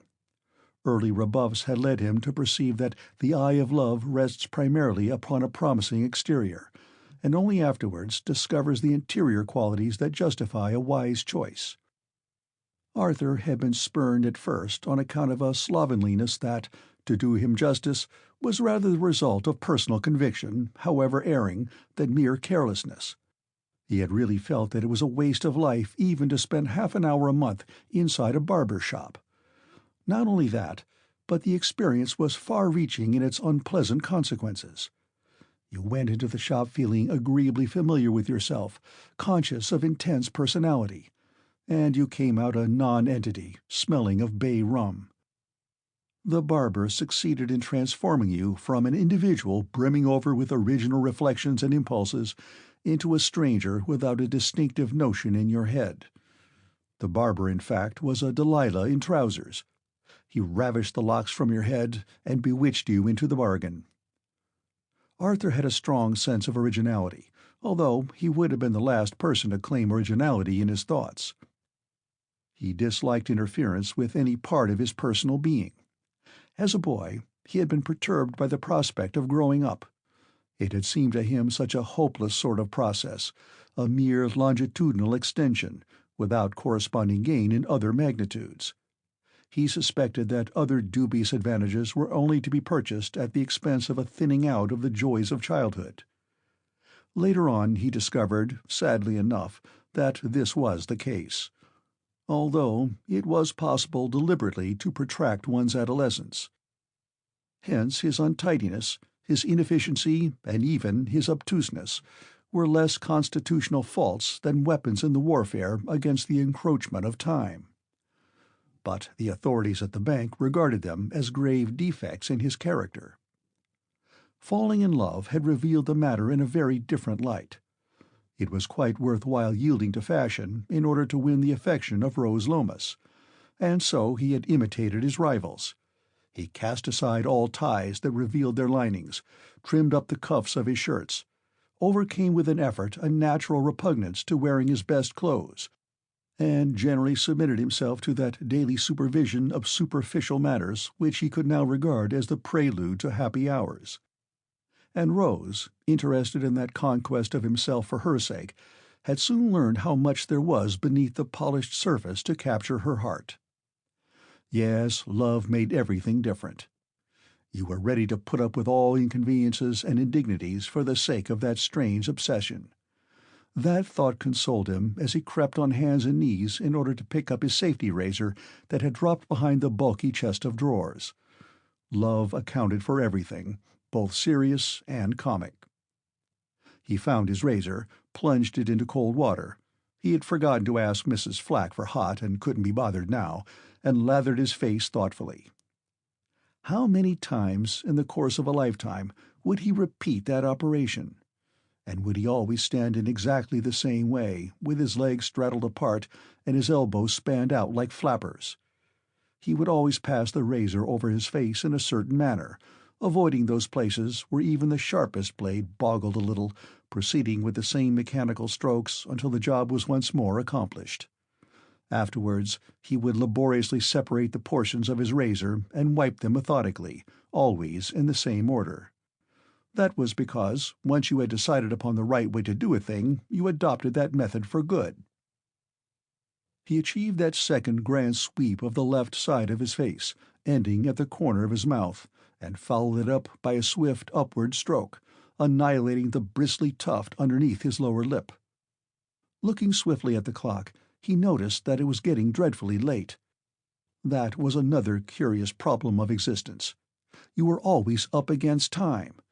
Generally, when you had to do something or get somewhere, there was this sense of breathless hurry and a disconcerting feeling that the world ended abruptly at the conclusion of every hour and then began again quite differently. The clock, in fact, was another tyrant, robbing you of that sensation of being able to go on forever without changing. That was why people said, when they consulted their watches, "How's the enemy?" He attacked the problem of his upper lip with sturdy resolution. It was important that this part of his face should be quite smooth. There must not be even a suspicion of roughness. Tears started into his eyes as he harrowed that tender surface. He drew in his breath sharply, and in that moment of voluntary and glad travail achieved a metaphysical conception of the first magnitude. All really important questions in life came under the heading of time and space, thought of in capital letters. Recently, he had struggled through a difficult book, in which the author used these expressions a great many times, although in a sense difficult to grasp. Nevertheless, it suddenly became obvious, in a small way, exactly what the chap had been driving at. And somehow his thoughts instantly returned to the Clockwork Man. He performed the rest of his toilet swiftly, the major part of his brain occupied with reflections that had for their drift the curious ease with which you could perform some operations in life without consciously realizing the fact. 3. "Oh, I'm not nearly ready yet." Rose Loomis stood at the open window of her bedroom. Her bare arms and shoulders gleamed softly in the twilight. One hand held her loosened hair on the top of her head, and the other pressed a garment to her chest. "All right," said Arthur, standing at the gate. "Buck up." Rose looked cautiously around as though to make sure no one else was in a position to observe her décolleté. But the road was empty. It seemed pleasant to see Arthur standing there twirling his walking stick and looking upwards at her. She decided to keep him there for a few moments. "Lovely evening," she remarked presently. "Yes, jolly," said Arthur. "Buck up." "I am bucking up." "You're not even dressed." "I am," Rose insisted distantly. "Much more than you think. I've got lots on." They looked solemnly at one another for a long while without even approaching a stare-out. "How many runs did you make?" Rose asked. She had to repeat the question again before he could hear it distinctly. Besides, he never could believe that her interest in cricket was serious. "None," he admitted. "But I was not out." Rose considered. "That's not as good as making runs, though." Arthur heard a slight noise somewhere round the back of the cottage. "Someone coming," he warned. Rose retreated a few steps and lowered her head. "Walk up the lane," she whispered. "I'll come presently." "All right," Arthur nodded. "Buck up." He walked a few yards up the road, and then turned through a wicket gate and mounted the hump of a meadow. The narrow path swerved slightly to right and left. Arthur fell to meditating upon paths in general and how they came into existence. Obviously, it was because people always walked in the same way. Countless footsteps, following the same line until the grass wore away. That was very odd when you came to think about it. Why didn't people choose different ways of crossing that particular meadow? Then there would be innumerable paths representing a variety of choice.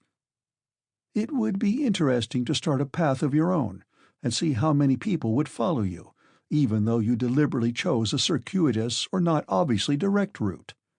You could come every day until the path was made. He climbed over the top of the meadow, descended again into a valley, and stopped before a stile with hedges running away on either side. He decided to wait here for Rose. It would be pleasant to see her coming over the hill. It was gloaming now. The few visible stars shone with a peculiar individual brightness, and looked strangely pendulous in the fading blue sky. He leaned back and gazed at the depths above him.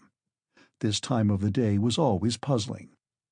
You could never tell exactly at what moment the sky really changed into the aspect of evening, and then night. Yet there must be some subtle moment when each star was born. Perhaps by looking hard enough it would be possible to become aware of these things.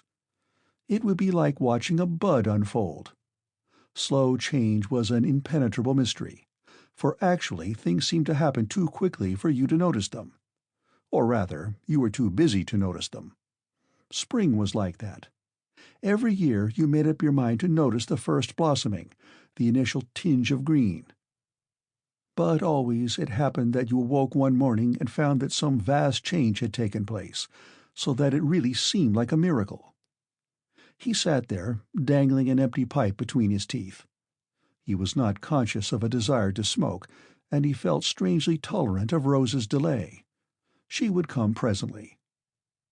Presently his reverie was abruptly disturbed by a faint noise, strangely familiar although remote. It seemed to reach him from the right, as though something crept slowly along the hedge line, hidden from his view. It was a soft purring sound, very regular and sustained. At first he thought it was the cry of a pheasant, but decided that it was much too persistent. It was something that made a noise in the process of walking along. He held his breath and turned his head slowly to the right. For a long time the sound increased only very slightly. And then there broke upon the general stillness a series of abrupt explosions. Pft, pft, pft, pft, pft. And the other noise, the purring and whirring, resumed this time so close to Arthur that he instinctively, and half in fear, arose from the stile and looked around him. But the tall hedges sweeping away on either side made it difficult to see anyone who might be approaching under their cover. There was a pause. Then a different sound. Click, click, clickety-click, clicker, clicker, clicker, and so on, becoming louder and louder until at last it stopped, and its place was taken by the dull pitter-patter of footsteps coming nearer and nearer.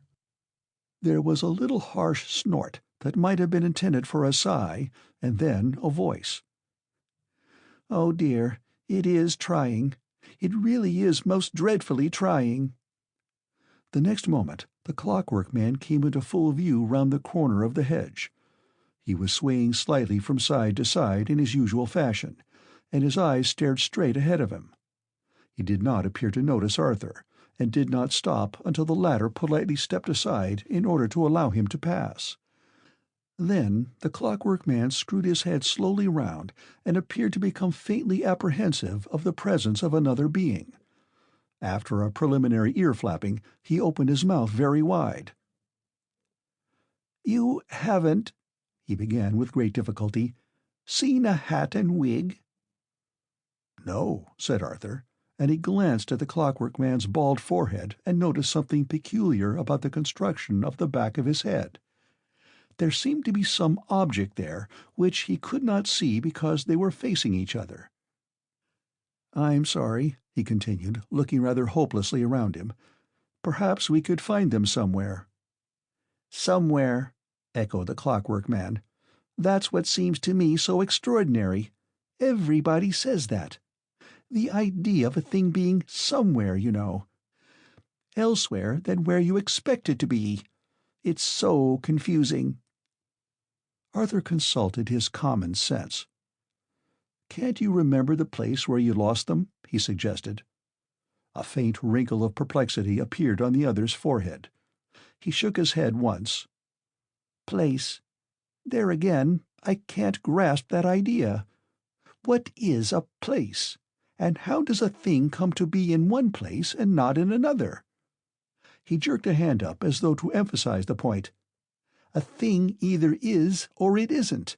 It can't be in a place." "But it must be somewhere," objected Arthur. "That's obvious." The Clockwork Man looked vaguely distressed. "Theoretically," he agreed, "what you say is correct.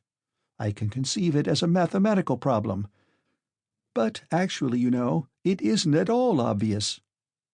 He jerked his head slowly round and gazed at the surrounding objects. "It's such an extraordinary world. I can't get used to it at all. One keeps on bumping into things and falling into things that ought not to be there. Arthur could hardly control an eager curiosity to know what the thing was, round and shiny, that looked like a sort of halo at the back of the Clockwork Man's head. He kept on dodging from one side to the other in an effort to see it clearly. "Are you looking at my clock?" enquired the Clockwork Man, without altering his tone of speech. "I must apologize. I feel quite indecent." "But what is it for?" gasped Arthur. "It's the regulating mechanism," said the other monotonously. "I keep on forgetting that you can't know these things. You see, it controls me. But, of course, it's out of order. That's how I came to be here, in this absurd world. There can't be any other reason, I'm sure." He looked so childishly perplexed that Arthur's sense of pity was again aroused, and he listened in respectful silence. "You see," the mechanical voice went on, "only about half the clock is in action. That accounts for my present situation." There was a pause, broken only by obscure tickings, regular but thin in sound. "I had been feeling very run down, and went to have myself attended to. Then some careless mechanic blundered, and, of course, I went all wrong." He turned swiftly and looked hard at Arthur. "All wrong. Absolutely all wrong. And, of course, I lapsed, you see." "Lapsed?" queried Arthur. "Yes, I lapsed. Slipped, if you like that better. Slipped back about 8,000 years, so far as I can make out. And, of course, everything is different." His arms shot up both together in an abrupt gesture of despair. "And now I am confronted with all these old problems of time and space." Arthur's recent reflections returned to him, and produced a little glow in his mind. "Is there a world," he questioned, "where the problems of time and space are different?" "Of course," replied the Clockwork Man, clicking slightly. "Quite different. The clock, you see, made man independent of time and space.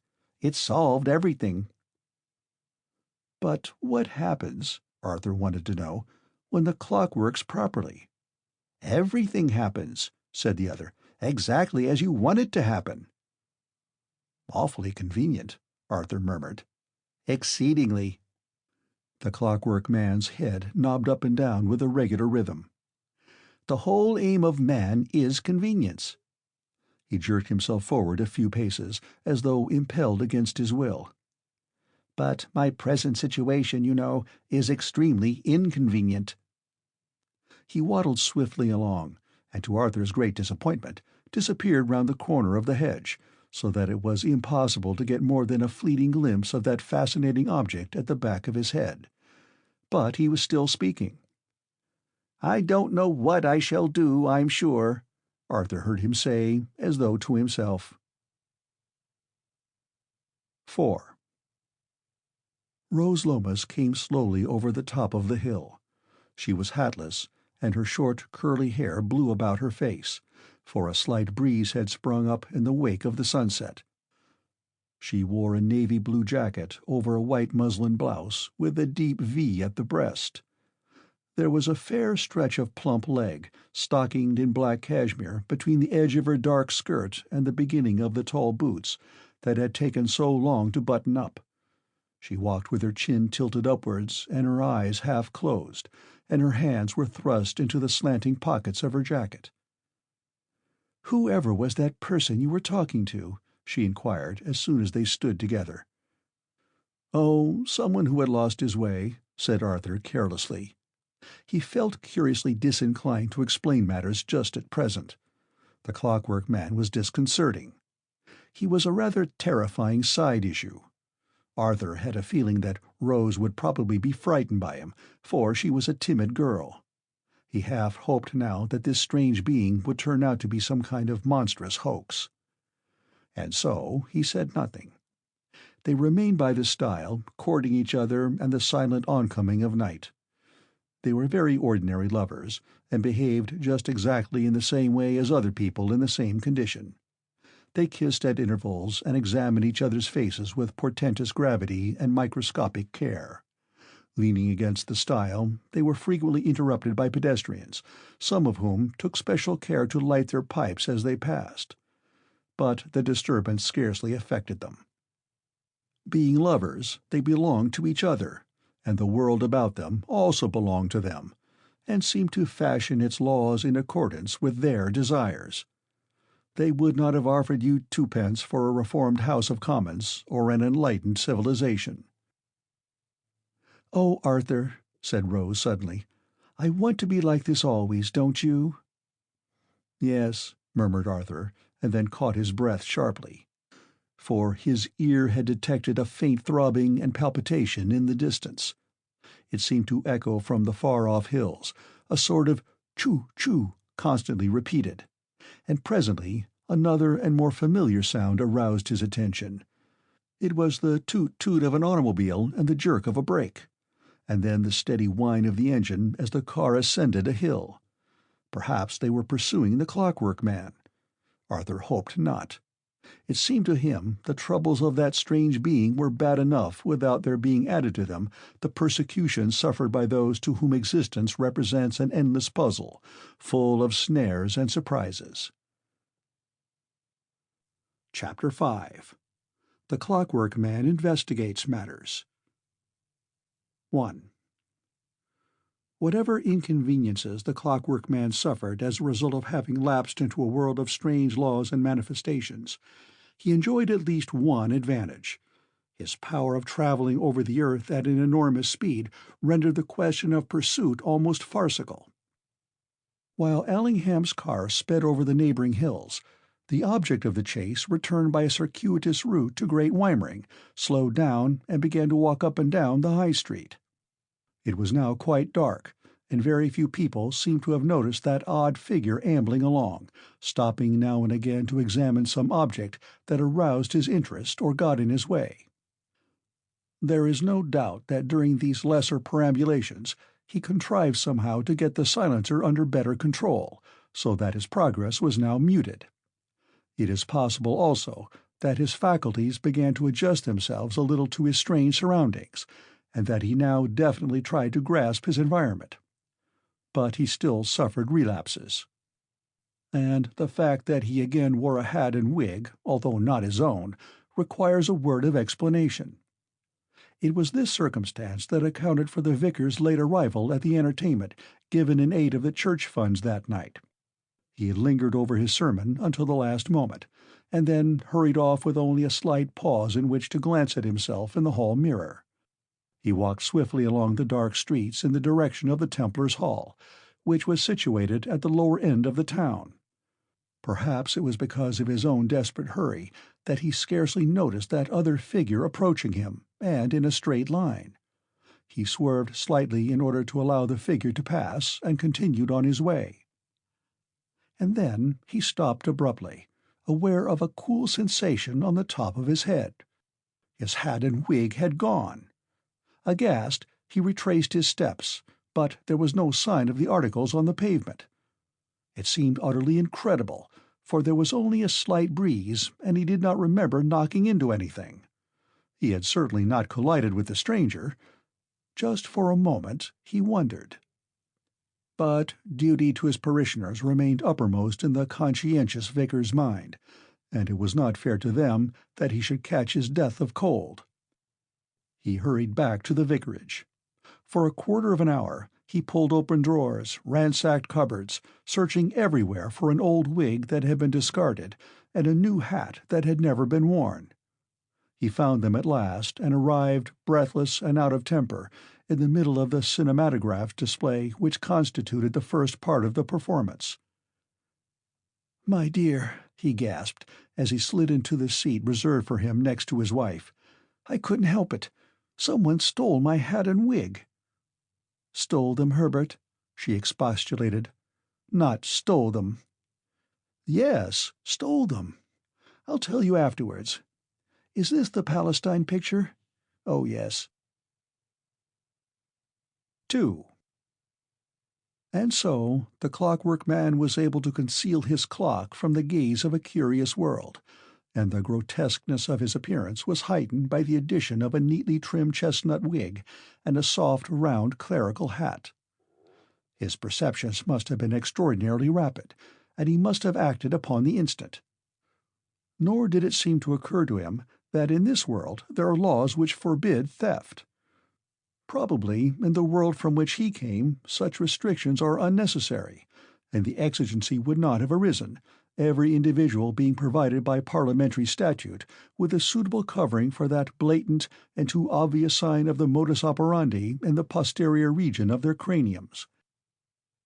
It was shortly after this episode that the Clockwork Man experienced his first moment of vivid illumination about the world of brief mortal span.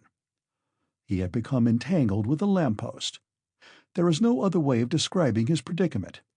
He came to rest with his forehead pressed against the post, and all his efforts to get round it ended in dismal failure. His legs kicked spasmodically, and his arms revolved irregularly. There were intermittent explosions, like the backfiring of a petrol engine. The only person who witnessed these peculiar antics was P.C. Hawkins, who had been indulging a quiet smoke beneath the shelter of a neighboring archway. At first it did not occur to the constable that the noise proceeded from the figure. He craned his head forward, expecting every moment to see a motor bicycle come along.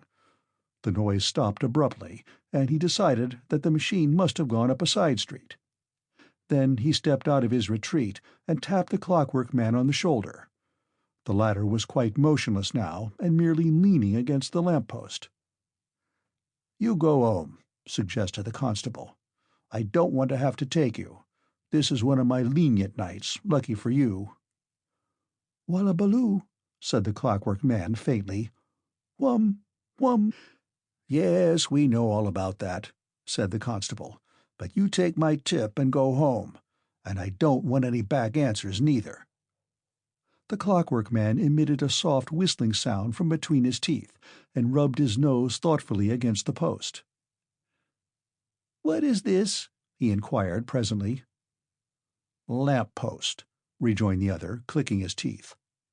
Lamppost. Lamp-post.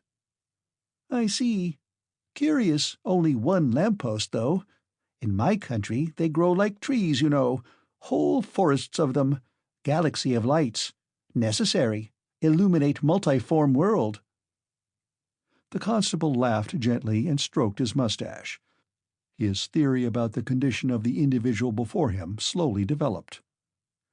"You get along," he persuaded, "before there's trouble. I don't want to be harsh with you."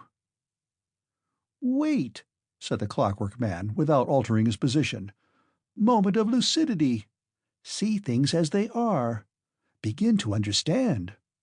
Finite world. Only one thing at a time. Now we've got it. A place for everything, and everything in its place."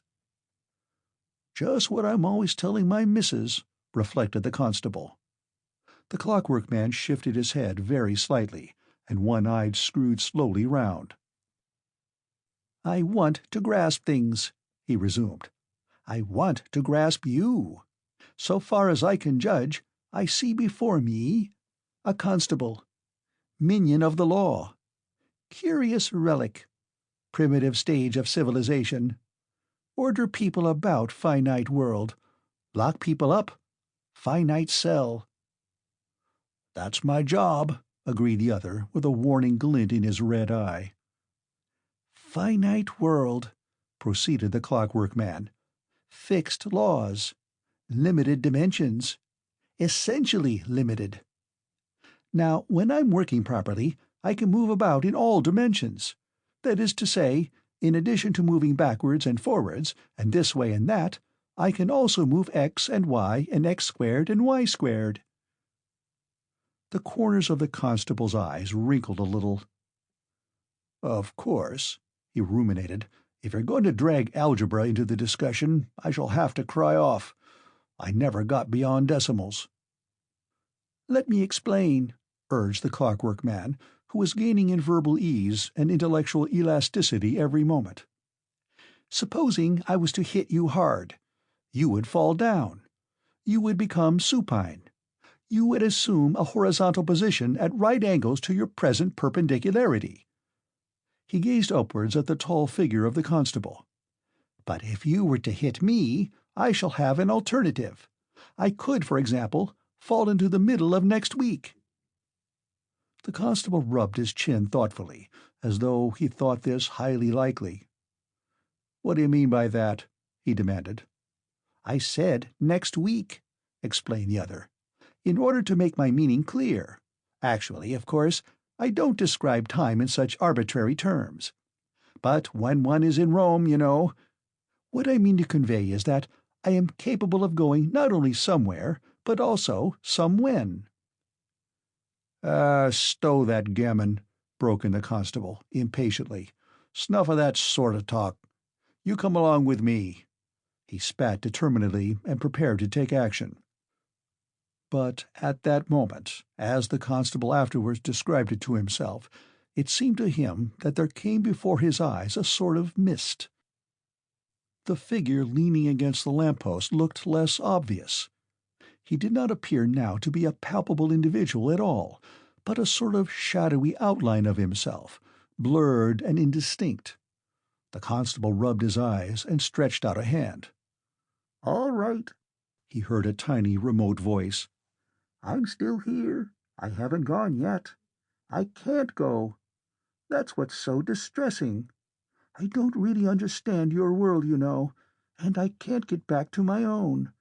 Don't be harsh with me. It's so awkward, between the devil and the deep sea." "What's up?" exclaimed the constable, startled. "What are you playing at? Where are you?" "Here I am," the thin voice echoed faintly. The constable wheeled round sharply and became aware of a vague, palpitating mass, hovering in the dark mouth of the archway. It was like some solid body subjected to intense vibration. There was a high-pitched spinning noise. "Here," said the constable, "cut that sort of caper. What's the little game?" He made a grab at where he thought the shadowy form ought to be, and his hand closed on the empty air. "God," he gasped, "it's a blooming ghost." He fancied he heard a voice very indistinctly begging his pardon. Again he clutched wildly at a shoulder and merely snapped his fingers. "Strike a light," he muttered, under his breath. "This ain't good enough. It ain't nearly good enough." Reaching forward, he stumbled, and to save himself from falling, placed a hand against the wall. The next moment he leapt backwards with a yell. His hand and arm had gone clean through the filmy shape. "God, it's spirits, that's what it is." "It's only me," remarked the Clockwork Man, suddenly looming into palpable form again. "Don't be afraid. I must apologize for my eccentric behavior. I tried an experiment. I thought I could get back. You said I was to go home, you know, but I can't get far." His voice shook a little. It jangled like a badly struck chord. "I'm a poor, maimed creature. You must make allowances for me. My clock won't work properly." He began to vibrate again, his whole frame quivering and shaking. Little blue sparks scintillated around the back part of his head. He lifted one leg up as though to take a step forward, and then his ears flapped wildly, and he remained with one leg in mid-air and a finger to his nose. The constable gave way to panic. He temporized with his duty. "Stow it," he begged. "I can't take you to the station like this. They'll never believe me." He took off his hat and rubbed his tingling forehead. "Say it's a dream, mate," he added in a whining voice. "How can I go home to the missus with a tale like this? She'll say it's the gin again. It's always my luck to strike something like this. When the ghost came to Bapchurch churchyard, it was me what saw it first, and nobody believed me. You go along quietly, and we'll look over it this time." But the Clockwork Man made no reply. He was evidently absorbed in the effort to restart some process in himself. Presently his foot went down on the pavement with a smart bang. There followed a succession of sharp explosions, and the next second he glided smoothly away. The constable returned furtively to his shelter beneath the arch, hitched himself thoughtfully, and found a half-cigarette inside his waistcoat pocket. "It's the gin," he ruminated, half out loud. "I'll have to knock it off. 'Tain't as though I ain't had warnings enough. I've seen things before, and I shall see them again." He lit the cigarette and puffed out a cloud of smoke. "I never see him," he soliloquized. "Not really." 3. Perhaps it was the strong glare of light issuing from the half-open door of the Templars' Hall that attracted the attention of the Clockwork Man as he wandered along towards the lower end of the town. He entered and found himself in a small lobby curtained off from the main body of the hall. He must have made some slight noise as he stepped upon the bare boards, for the curtain was swept hastily back, and the curate, who was acting as chief steward of the proceedings, came hurriedly forward. As he approached the figure standing beneath the incandescent lamp, the clerical beam upon the curate's clean-shaven features deepened into a more secular expression of heartfelt relief. "I'm so glad you have come at last," he began in a strong whisper. "I was beginning to be afraid you were going to disappoint us." "I am certainly late," remarked the Clockwork Man, "about 8,000 years late, so far as I can judge." The curate scarcely seemed to catch this remark. "Well, I'm glad you've turned up," he went on. "It's so pitiful when the little ones have to be disappointed, and they have been so looking forward to the conjuring. Your things have arrived." "What things?" inquired the Clockwork Man. "Your properties," said the curate. "The rabbits and mice and so forth. They came this afternoon. I had them put on the stage." He fingered nervously with his watch, and then his eye rested for a second upon the other's headgear. "Excuse me, but you are the conjurer, aren't you?" he inquired, a trifle anxiously. Before the Clockwork Man had time to reply to this embarrassing question, the curtain was again swiftly drawn, and an anxious female face appeared. "James, has the conjurer—" "Oh, yes, I see he has. Do be quick, James. The picture is nearly over." The face disappeared, and the curate's doubts evaporated for the moment. "Will you come this way?" he continued, and led the way through a long, dark passage to the back of the hall. Behind the screen, upon which the picture was being shown, there was a small space, and here a stage had been erected. Upon a small table in the center stood a large bag and some packages. The curate adjusted the small gas jet so as to produce an illumination sufficient to move about. "We must talk low," he explained, pointing to the screen in front of them. "The cinematograph is still showing. We shall be ready in about 10 minutes. Can you manage in that time?" But the Clockwork Man made no reply. He stood in the middle of the stage and slowly lifted a finger to his nose. The curate's doubts returned. Something seemed to occur to him as he examined his companion more closely. "You haven't been taking anything, my good man, have you? Anything of an alcoholic nature?" "Conjuring," said the Clockwork Man slowly. "Obsolete form of entertainment. Quickness of the hand deceives the eye." Yes," murmured the curate. He laughed rather hysterically and clasped his hands behind his back. "I suppose you do usual things, gold watches and so forth out of, hats? The children have been so looking forward—" He paused and unclasped his hands. The Clockwork Man was looking at him very hard, and his eyes were rolling in their sockets in a most bewildering fashion. There was a long pause. "Dear me," the curate resumed at last, "there must be some mistake. You don't look to me like a conjurer. You see, I wrote to Gamage's, and they promised they would send a man. Naturally, I thought when you—" "Gamage's," interrupted the Clockwork Man. "Wait, I seem to understand. It comes back to me. Universal Providers, cash account, 9 and ninepence, 9 and ninepence, 9 and ninepence. I beg your pardon." "Really?" The curate's jaw dropped several inches. "I must apologize. You see, I'm really rather flurried. I have the burden of this entertainment upon my shoulders. It was I who arranged the conjuring. I thought it would be so nice for the children." He started rubbing his hands together vigorously, as though to cover up his embarrassment.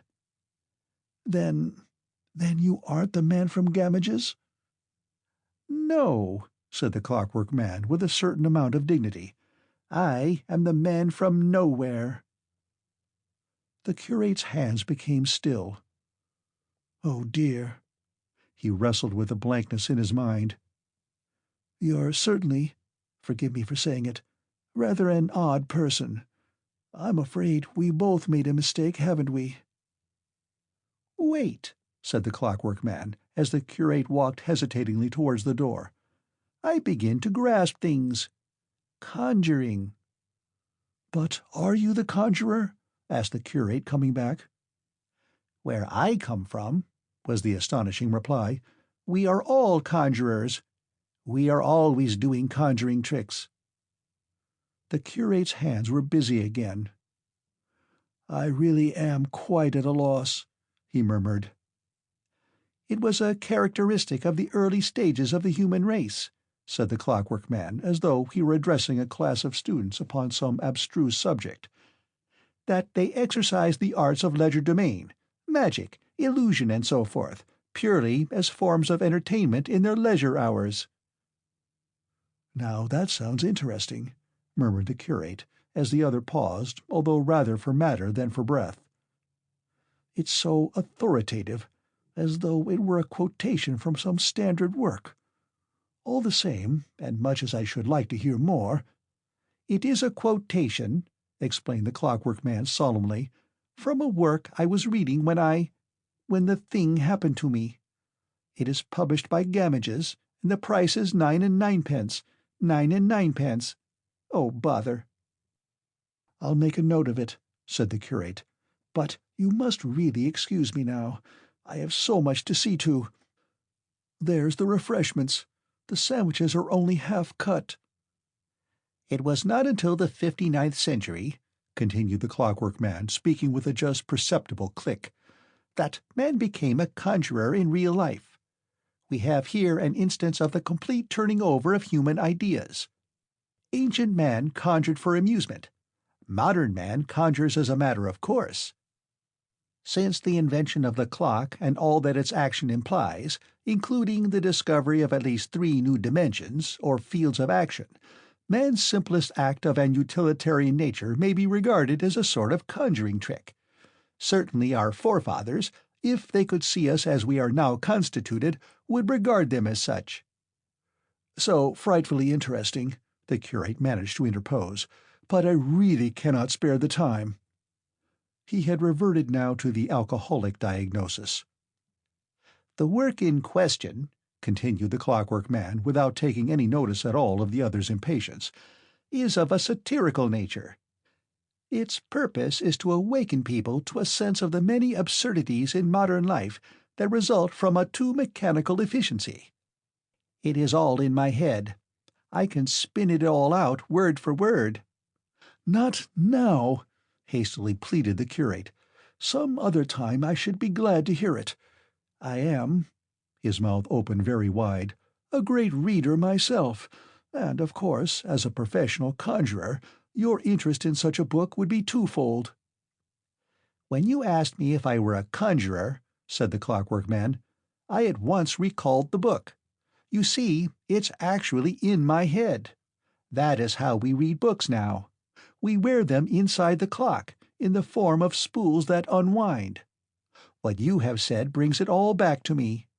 It suddenly occurs to me that I am indeed a conjurer, and that all my actions in this backward world must be regarded in the light of magic."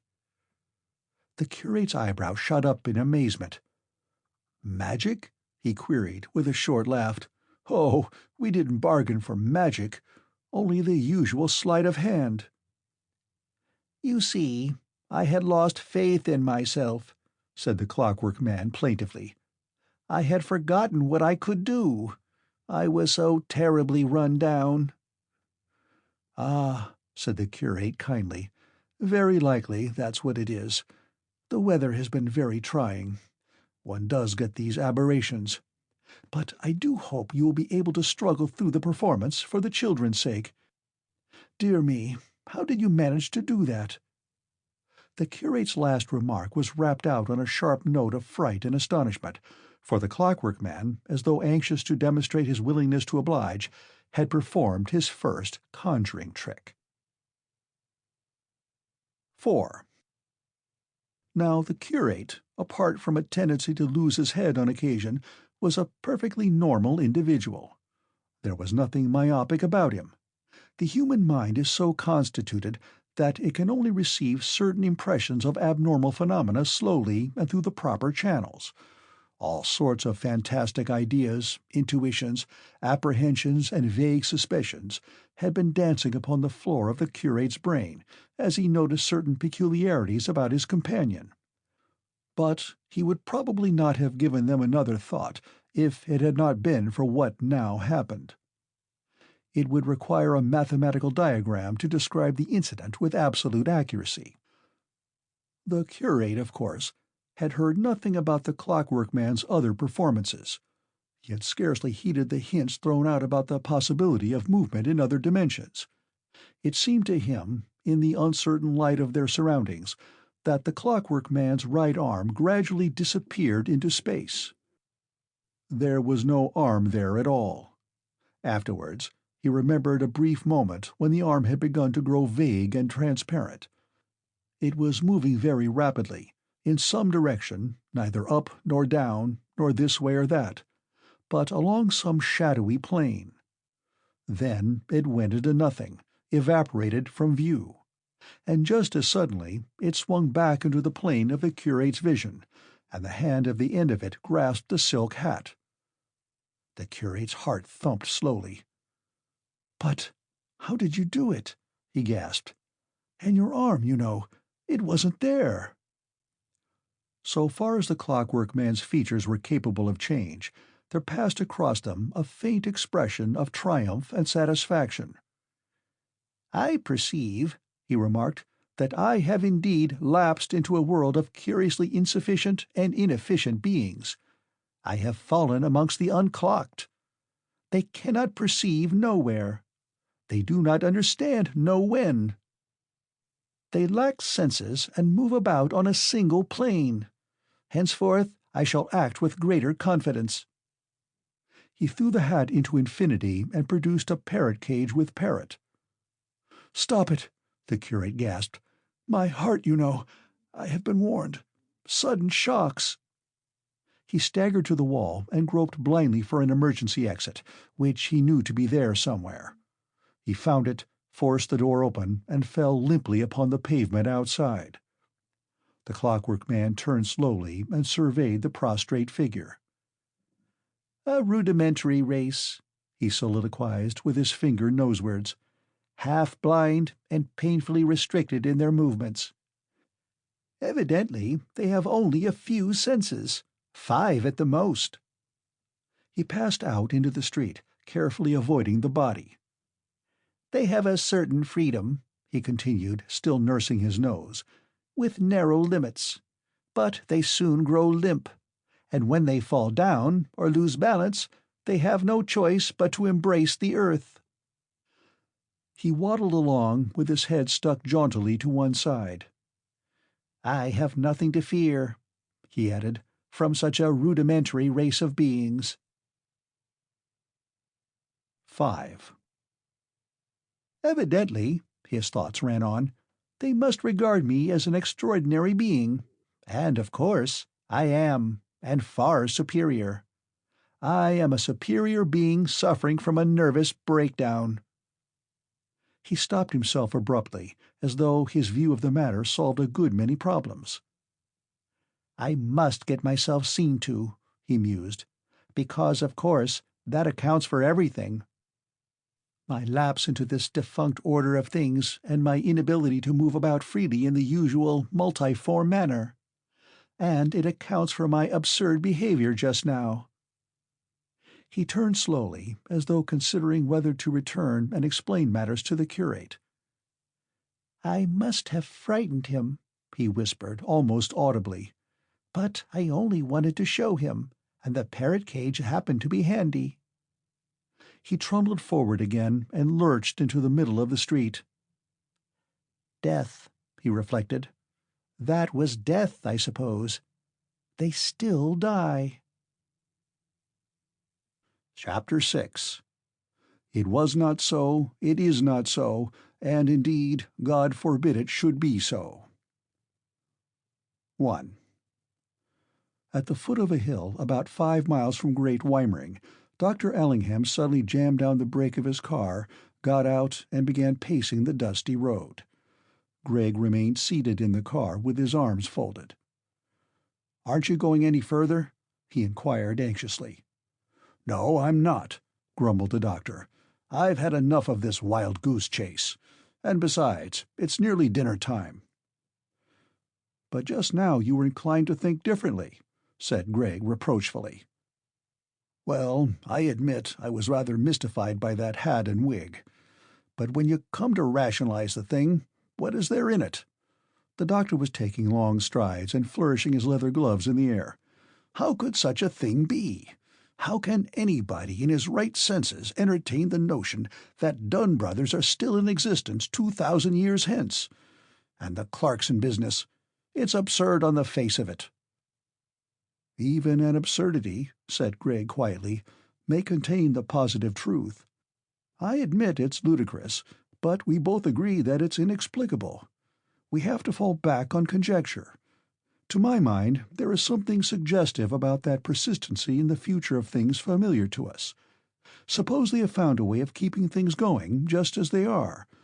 Hasn't the aim of man always been the permanence of his institutions? And wouldn't it be characteristic of man, as we know him today, that he should hold on to purely utilitarian things, conveniences? In this age, we sacrifice everything to utility.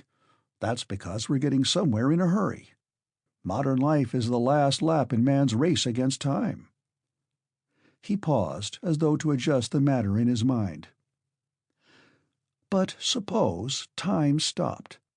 Or rather, suppose man caught up with time, raced the universal enemy, tracked him to his lair. That would account for the names being the same. Dunn still breathes, and Clarkson endures, or their descendants. At any rate, the idea of them persists. Perhaps this clock that they wear abolished death and successive generations. Of course, it seems like a joke to us, but we've got to drop our sense of humor for the time being." "But how could it be?" exclaimed Allingham, kicking a loose stone in his walk. "This clock, I mean. It's—" He fumbled hopelessly for words with which to express new doubts. "What is this clock?" "It's an instrument," rejoined Gregg, leaning over the side of the car. "Evidently it has some sort of effect upon the fundamental processes of the human organism. That's clear to me. Probably it replaces some of the ordinary functions and alters others. One gets a sort of glimmer, of immense speeding up of the entire organism, and the brain of man developing new senses and powers of apprehension. They would have all sorts of second sights and subsidiary senses.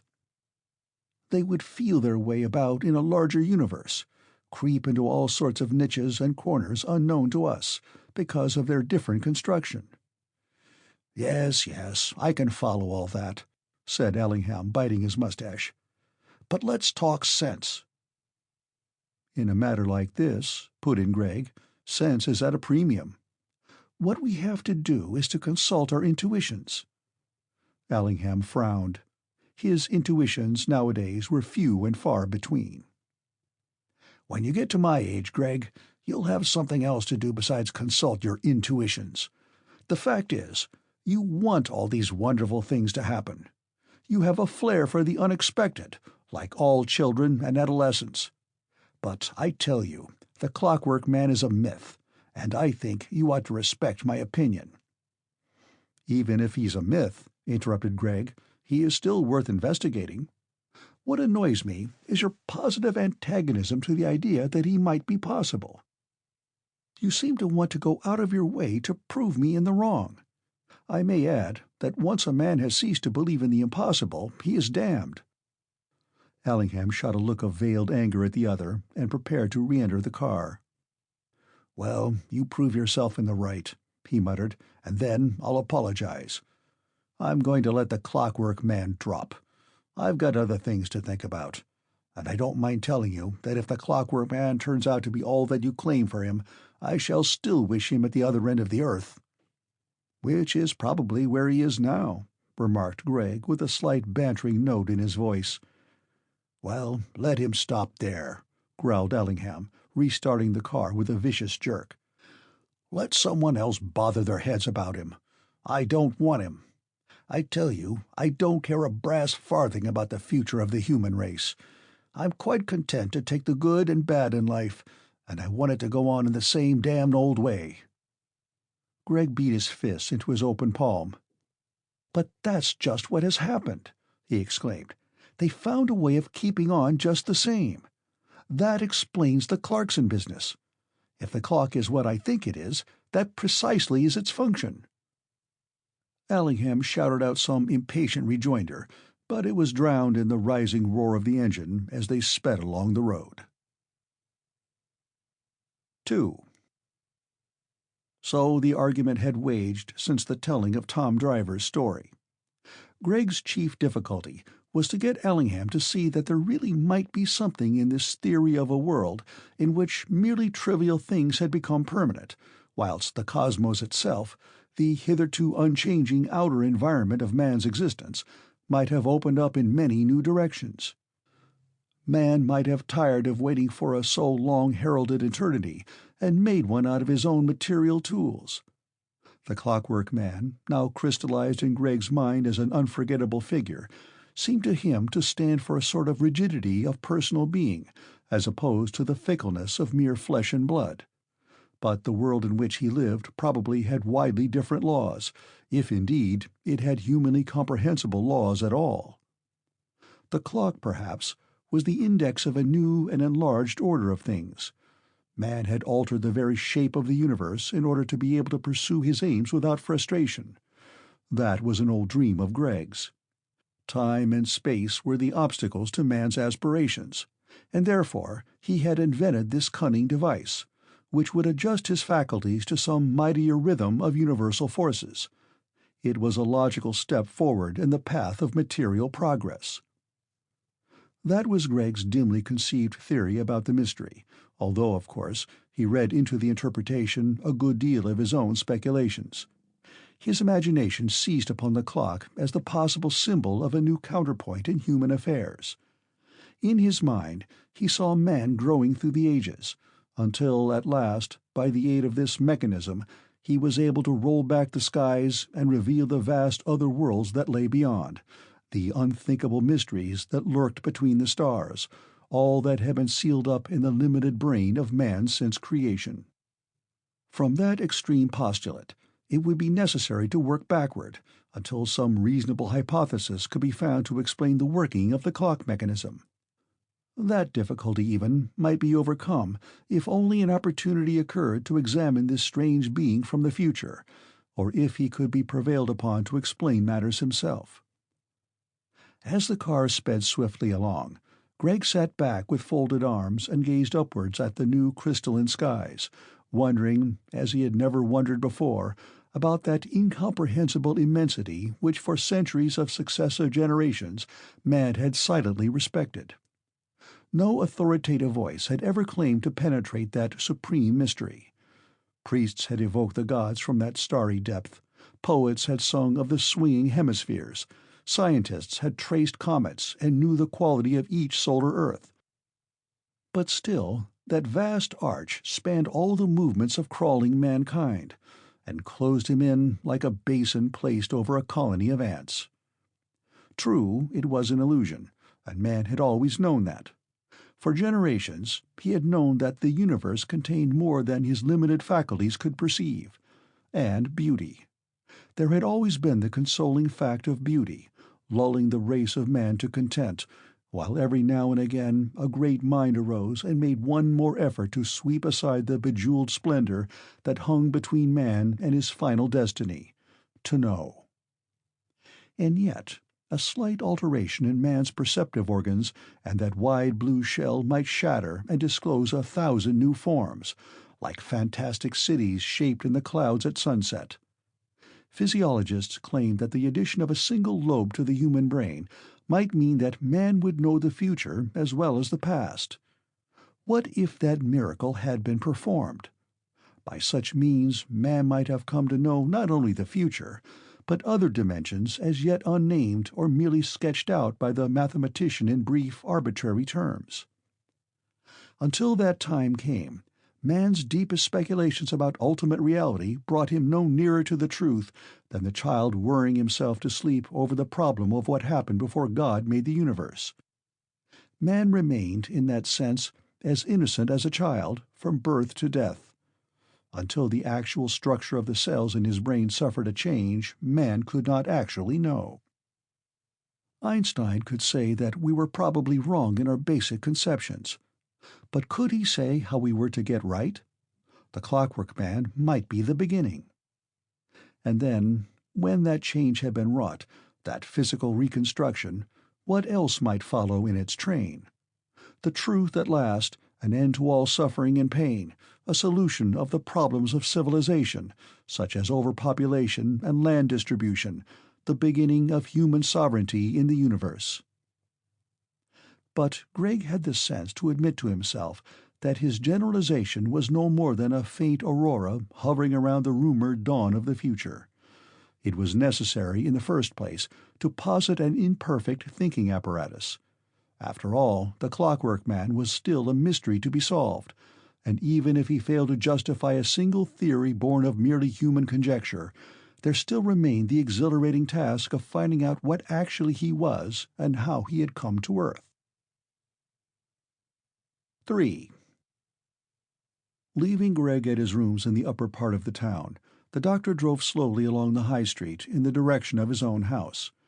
Everything was quiet now, and there was no sign of further disturbance, no indication that a miracle had taken place in the prosaic town of Great Weimering. The doctor noted the fact with quiet satisfaction. It helped him to simmer down, and it was necessary, for the sake of his digestion, that he should feel soothed and comforted. Still, if Gregg's conjectures were anywhere near the mark, in a very few hours it would be known all over England that the jaws of the future had opened and disclosed this monstrosity to the eyes of the present. There would be a great stir of excitement. The newspapers would be full of the event. Indeed, the whole course of the world might be altered as a result of this astounding revelation. He would be dragged into the affair. In spite of himself, he would be obliged to go into some sort of witness box and declare that from the first he had thought the Clockwork Man phenomenal, when, as a matter of fact, he had merely thought him a nuisance.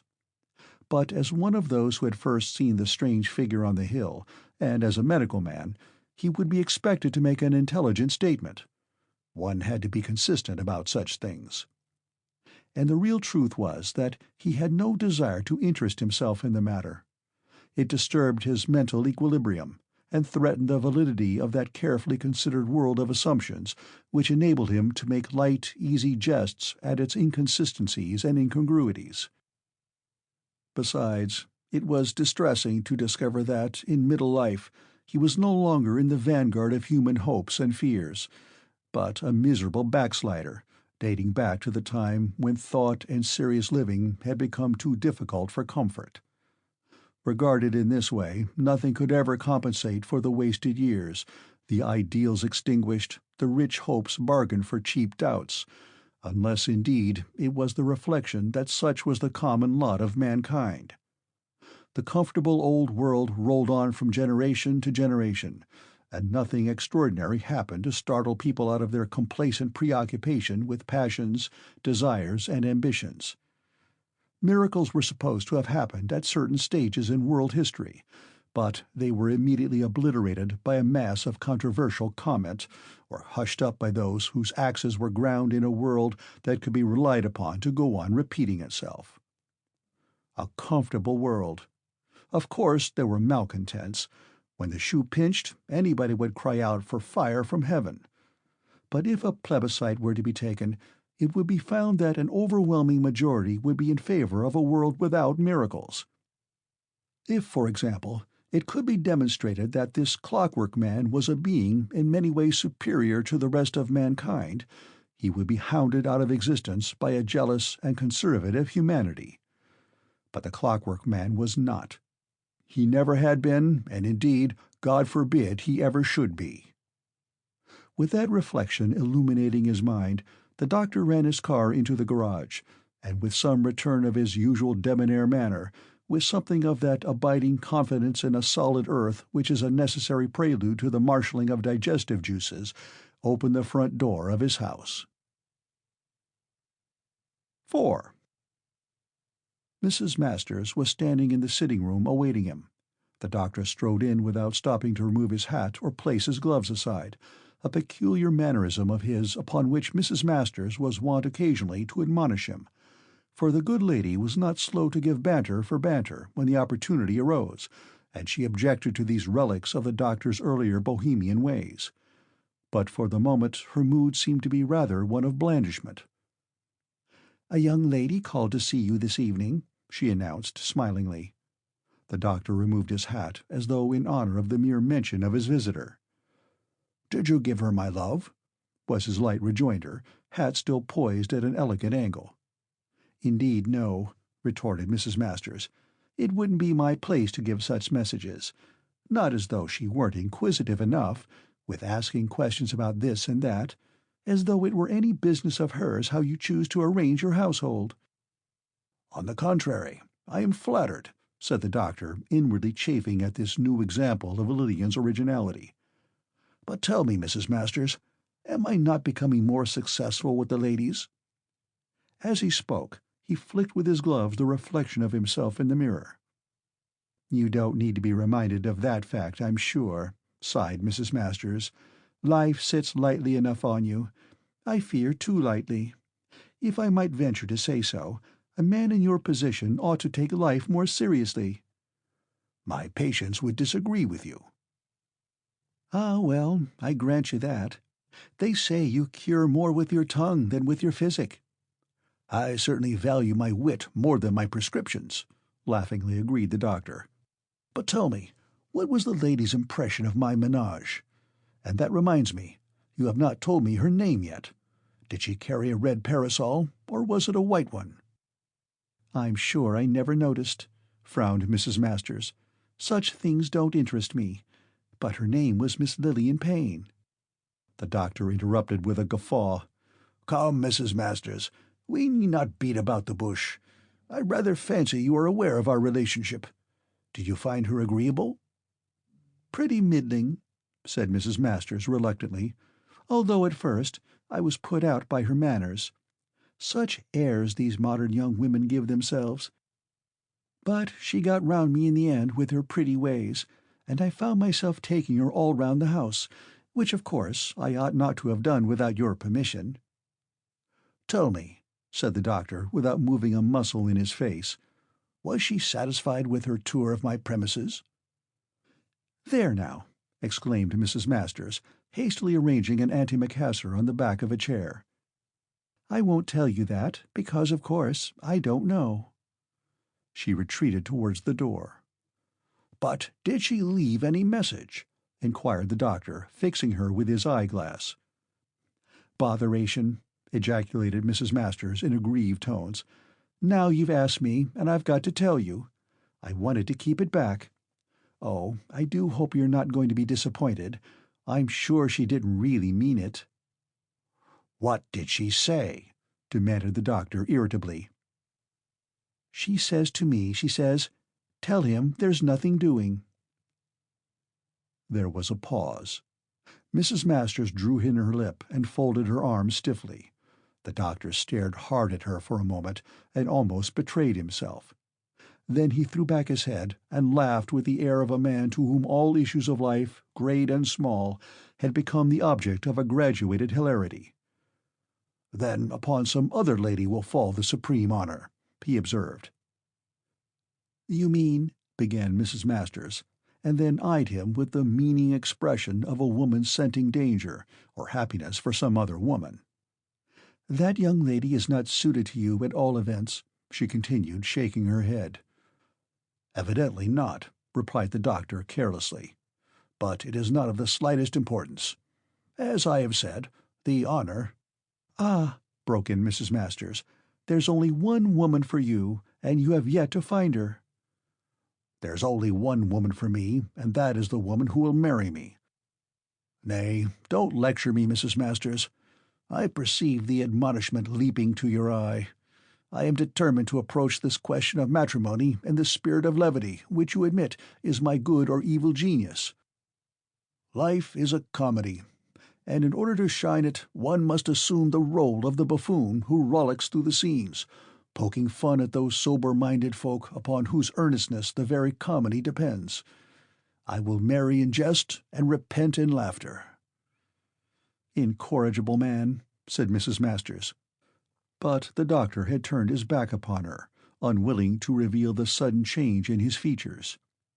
Even as he spoke those light words, there came to him the reflection that he did not really mean them, and his pose seemed to crumble to dust. He had lived up to these nothings for years, but now he knew that they were nothings. As though to crown the irritations of a trying day, there came to him the conviction that his whole life had been an affair of studied gestures, of meticulous gesticulations. 5. Over an unsatisfactory meal he tried to think things out, conscious all the time that he was missing gastronomical opportunities through sheer inattention. Of course, Lillian's impression of his menage would have been unsatisfactory, even though he had escorted her over the house himself. But it was highly significant that she should have preferred to come alone. Holding advanced opinions about the simplification of the house and of the woman's duties therein, she would regard his establishment as unwieldy, overcrowded, old-fashioned, even musty. It would represent to her unnecessary responsibilities, labor without reward, meaningless ostentation. The doctor's own tastes lay in the direction of massive, ornate furniture, rich carpets and hangings, a multiplicity of ornaments. He liked a house filled to the brim with expensive things. He was a born collector and accumulator of odds and ends, of things that had become necessary to his varying moods. He was proud of his house, with its 17 rooms, including 2 magnificent reception rooms, 4 spare bedrooms in a state of constant readiness, like fire stations, for old friends who always said they were coming and never did, its elaborate kitchen arrangements and servants' quarters.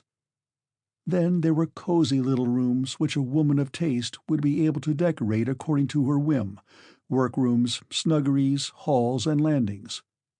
There was much in the place that ought to appeal to a woman with right instincts. Was Lillian going to destroy their happiness for the sake of these modern heresies?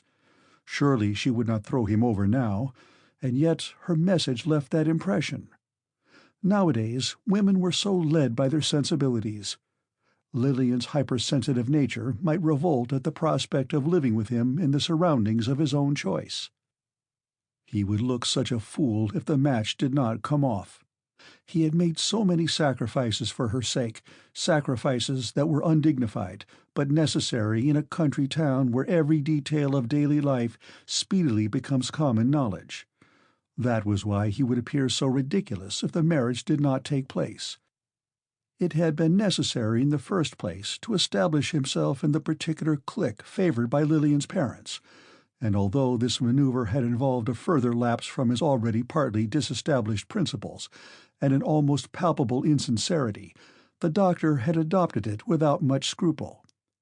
He had resigned his position as vicar's churchwarden at the rather Eucharistic parish church, and become a mere worshipper in a back pew at the Baptist chapel, for Lillian's father favored the humble religion of self-made men. He had subscribed to the local temperance society, and contributed medical articles to the local paper on the harmful effects of alcohol and the training of midwives. In the winter evenings he gave lantern lectures on the wonders of science.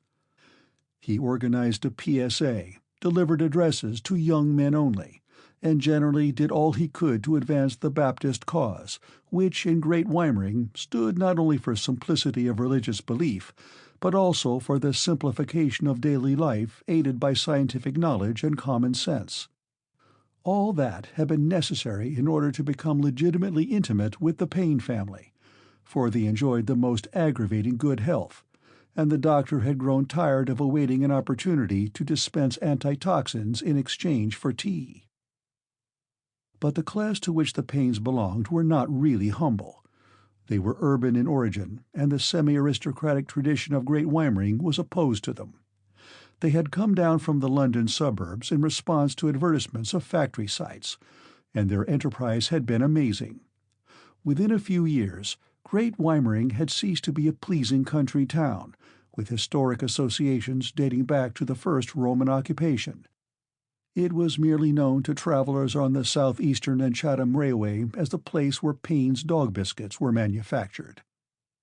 The doctor, in establishing himself in the right quarter, had forgotten to allow for the fact that the force that had lifted the Paynes out of their urban obscurity had descended to their daughter. Lillian had been expensively educated, and, although the doctor denied it to himself 100 times a week, there was no evading the fact that an acute brain slumbered behind her rather immobile beauty. True, the fruits of her learning languished a little in Great Weimering, and that beyond a slight permanent frown and a disposition to argue about modern problems, she betrayed no revolt against the narrowness of her existence, but appeared, graceful and willowy, at garden parties or whist drives. It was the development of her mind that the doctor feared, especially as, all unconsciously at first, he had acted as its chief stimulant.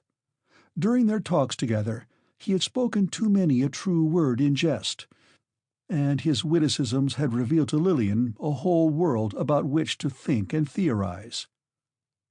He glanced up at her photograph on the mantelpiece.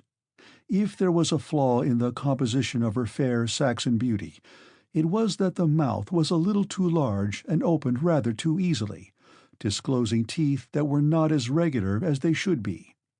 But nature's blunder often sets the seal on man's choice, and to the doctor this trifling fault gave warmth and vivacity to a face that might easily have been cold and impassive, especially as her eyes were steel blue, and she had no great art in the use of them.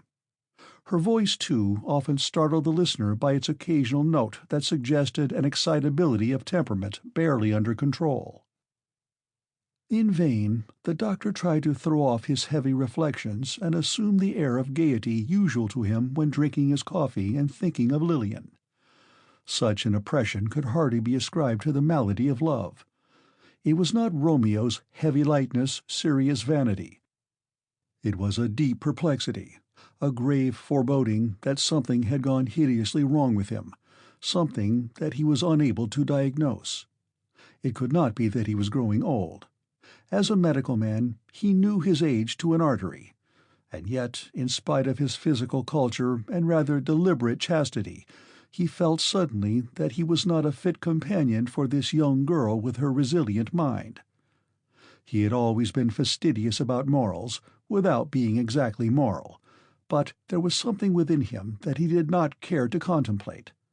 It almost seemed as though the sins of the mind were more deadly than those of the flesh, for the latter expressed themselves in action and reaction, while the former remained in the mind, there to poison and corrupt the very source of all activity. What was it, then, this feeling of a fixation of himself, of a slowing down of his faculties? Was it some strange new malady of the modern world, a state of mind as yet not crystallized by the poet or thinker? It was difficult to get a clear image to express his condition, yet that was his need. There was no phrase or word in his memory that could symbolize his feeling. And then there was the Clockwork Man, something else to think about, to be wondered at. At this point in the doctor's reflections, the door opened suddenly, and Mrs. Masters ushered in the curate, very disheveled and obviously in need of immediate medical attention. His collar was all awry, and the look upon his face was that of a man who has looked long and fixedly at some object utterly frightful and could not rid himself of the image. "I've had a shock," he began, trying pathetically to smile recognition. "Sorry disturb you. Mealtime." He sank into a saddlebag chair and waved limp arms expressively. "There was a man," he got out. The doctor wiped his mouth and produced a stethoscope. His manner became soothingly professional. He murmured sympathetic phrases and pulled a chair closer to his patient. "There was a man," continued the curate in ancient mariner-like tones, "at the Templars' Hall. I thought he was the conjurer, but he wasn't. At least, I don't think so. He did things. Impossible things." "What sort of things?" inquired the doctor slowly, as he listened to the curate's heart. "You must make an effort to steady yourself." He made things appear," gasped the curate, with a great effort. "Out of nowhere. Positively." "Well, isn't that what conjurers are supposed to do?" observed the doctor blandly. But the curate shook his head. Fortunately, in his professional character, there was no need for the doctor to exhibit surprise. On the contrary, it was necessary, for his patient's sake, to exercise control. He leaned against the mantelpiece and listened attentively to the curate's hurried account of his encounter with the Clockwork Man, and shook his head gravely. "Well now," he prescribed, "complete rest for a few days, in a sitting posture. I'll give you something to quieten you down. Evidently you've had a shock." "It's very hard," the curate complained, "that my infirmity should have prevented me from seeing more. The spirit was willing, but the flesh was weak." "Very likely," the doctor suggested, "someone has played a trick upon you. Perhaps your own nerves are partly to blame. Men with highly strung nerves like you are very liable to, hallucinations." "I wonder," said the curate, grasping the edge of his chair, "I wonder now if Moses felt like this when he saw the burning bush." "Ah, very likely," rejoined the doctor, glad of the opportunity to enforce his analogy. "There's not the least doubt that many so-called miracles in the past had their origin in some pathological condition improperly understood at the time. Moses probably suffered from sort of hysteria, a sort of hypnosis. Even in those days there was the problem of nervous breakdown." His voice died away. The curate was not actually shaking his head, but there was upon his features an expression of incredulity, the like of which the doctor had not seen before upon a human face, for it was the incredulity of a man to whom all arguments against the incredible are in themselves unbelievable. It was a grotesque expression, and with it there went a pathetic fluttering of the curate's eyelids, a twitching of his lips, a clasping of small white hands. "I'm afraid your explanation won't hold water," he rejoined. "I can't bring myself not to believe in what I saw. You see, all my life I have been trying to believe in miracles, in manifestations. I have always said that if only we could bring ourselves to accept what is not obvious. My best sermons have been upon that subject, of the desirability of getting ourselves into the receptive state. Sometimes the vicar has objected. He seems to think I was piling it on deliberately. But I assure you, Dr. Allingham, that I have always wanted to believe, and in this case it was only my infirmity and my unfortunate nervousness that led me to lose such an opportunity." The doctor drew himself up stiffly, and just perceptibly indicated the door. "I think you need a holiday," he remarked, "and a change from theological pursuits. And don't forget, rest for a few days in a sitting posture." "Thank you," the curate beamed. "I'm afraid the vicar will be very annoyed, but it can't be helped." They were in the hall now, and the doctor was holding the street door open. "But it happened," the curate whispered. "It really did happen, and we shall hear and see more. I only hope I shall be well enough to stand it. We are living in great days." He hovered on the doorstep, rubbing his hands together and looking timidly up at the stars, as though half expecting to see a sign. "It distressed me at first," he resumed, "because he was such an odd-looking person, and the whole experience was really on the humorous side. I wanted to laugh at him, and it made me feel so disgraceful. But I'm quite sure he was a manifestation of something, perhaps an apotheosis." "Don't hurry home," warned the doctor. "Take things quietly." "Oh yes, of course. The body is a frail instrument. One forgets that. So good of you. But the spirit endures. Good night." He glided along the deserted High Street. The doctor held the door ajar for a long while and watched that frail figure nursing a tremendous conviction and hurrying along in spite of instructions to the contrary. Chapter 7. The Clockwork Man Explains Himself. 1. Late that evening, the doctor returned from a confinement case, which had taken him to one of the outlying villages near Great Weimering. The engine was grinding and straining as the car slowly ascended a steep incline that led into the town, and the doctor leaned forward in the seat, both hands gripped the wheel, and his eyes peered through the windscreen at the stretch of well-lit road ahead of him. He had almost reached the top of the hill and was about to change his gear when a figure loomed up out of the darkness and made straight for the car. The doctor hastily jammed his brake down, but too late to avert a collision. There was a violent bump, and the next moment the car began running backwards down the hill, followed by the figure, who had apparently suffered no inconvenience from the contact. Aware that his brakes were not strong enough to avert another disaster, the doctor deftly turned the car sideways and ran backwards into the hedge. He leapt out into the road and approached the still-moving figure. "What the devil?" The figure stopped with startling suddenness, but offered no explanation. "What are you playing at?" the doctor demanded, glancing at the crumpled bonnet of his car. "It's a wonder I didn't kill you." And then, as he approached nearer to that impassive form, staring at him with eyes that glittered luridly in the darkness, he recognized something familiar about his appearance. At the same moment, he realized that this singular individual had actually run into the car without apparently incurring the least harm. The reflection rendered the doctor speechless for a few seconds. He could only stare confusedly at the Clockwork Man. The latter remained static, as though in his turn trying to grasp the significance of what had happened. It occurred to the doctor that here was an opportunity to investigate certain matters. "Look here," he broke out after a collected pause. "Once and for all, who are you?" A question, sharply put, generally produced some kind of effect upon the Clockwork Man. It seemed to release the mechanism in his brain that made coherent speech possible, but his reply was disconcerting. "Who are you?" he demanded after a preliminary click or two. "I am a doctor," said Ellingham, rather taken aback.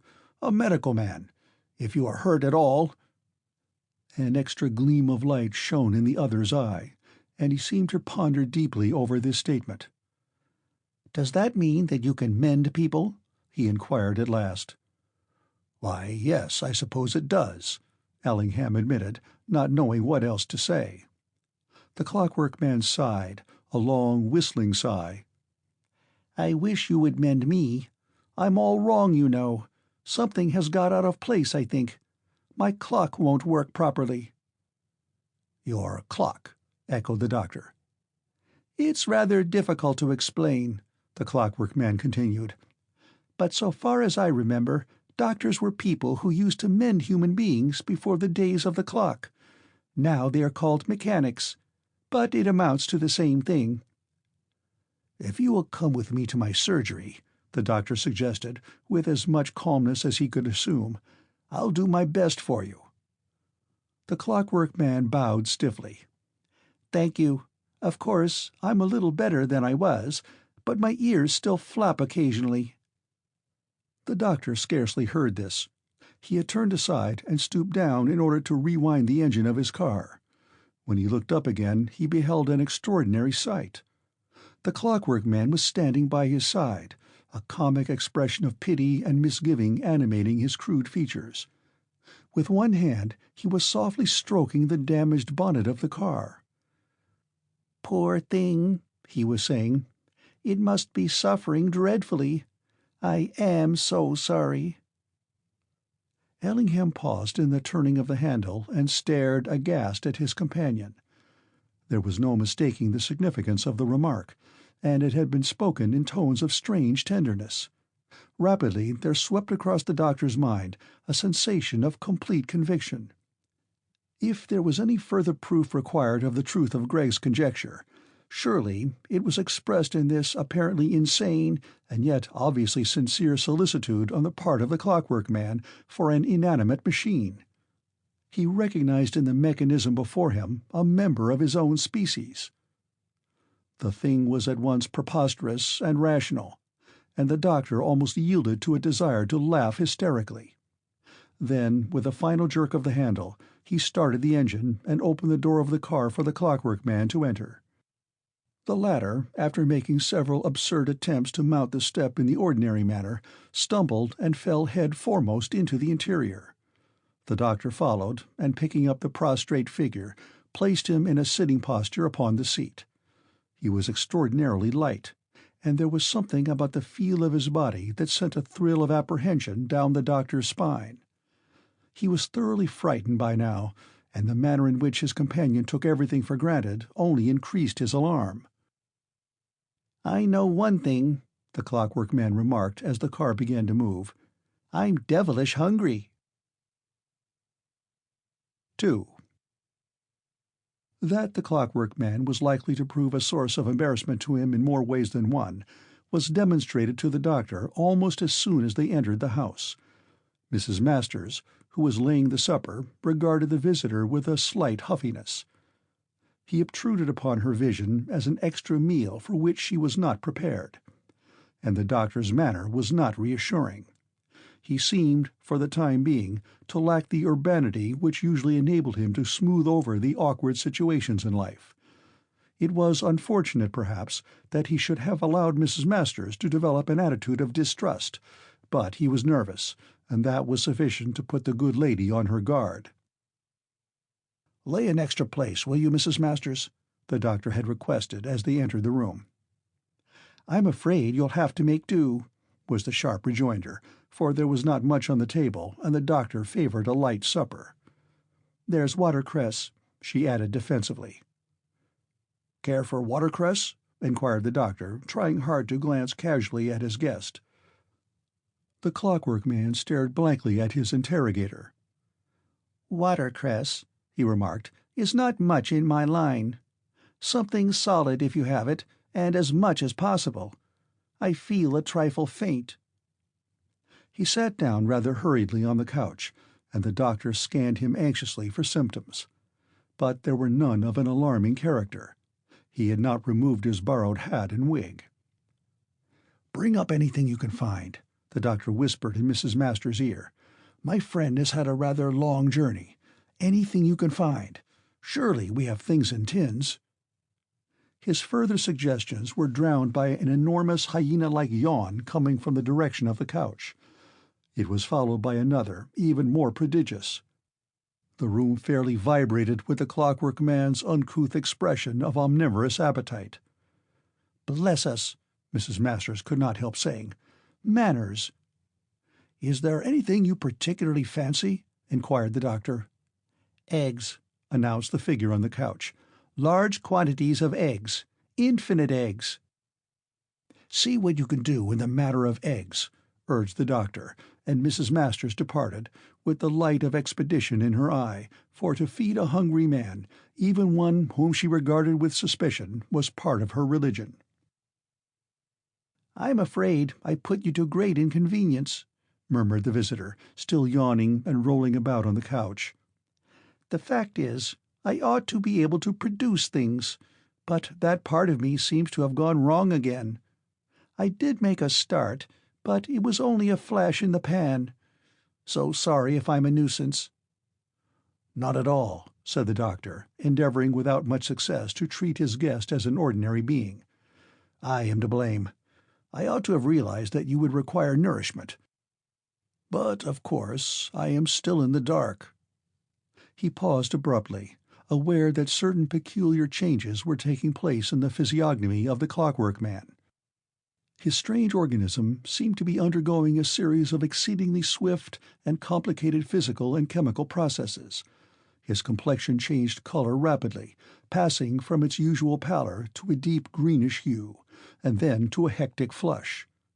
Concurrent with this, there was a puzzling movement of the corpuscles and cells just beneath the skin.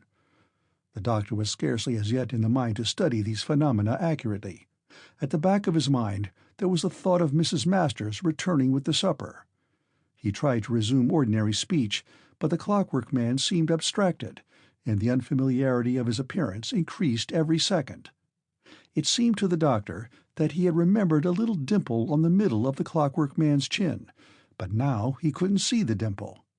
It was covered with something brownish and delicate, something that was rapidly spreading until it became almost obvious. "You see," exclaimed the doctor, making a violent effort to ignore his own perceptions, "it's all so unexpected. I'm afraid I shan't be able to render you much assistance until I know the actual facts, and even then—" He gripped the back of a chair. It was no longer possible for him to deceive himself about the mysterious appearance on the Clockwork Man's chin. He was growing a beard, swiftly and visibly. Already some of the hairs had reached to his collar. "I beg your pardon," said the Clockwork Man, suddenly becoming conscious of the hirsute development. "Irregular growth. Most inconvenient. It's due to my condition. I'm all to pieces, you know. Things happen spontaneously." He appeared to be struggling hard to reverse some process within himself, but the beard continued to grow. The doctor found his voice again. "Great heavens!" he burst out in a hysterical shout. "Stop it! You must stop it! I simply can't stand it!" He had visions of a room full of golden-brown beard. It was the most appalling thing he had ever witnessed, and there was no trickery about it. The beard had actually grown before his eyes, and it had now reached the second button of the Clockwork Man's waistcoat. And at any moment Mrs. Masters might return. Suddenly, with a violent effort involving two sharp flappings of his ears, the Clockwork Man mastered his difficulty.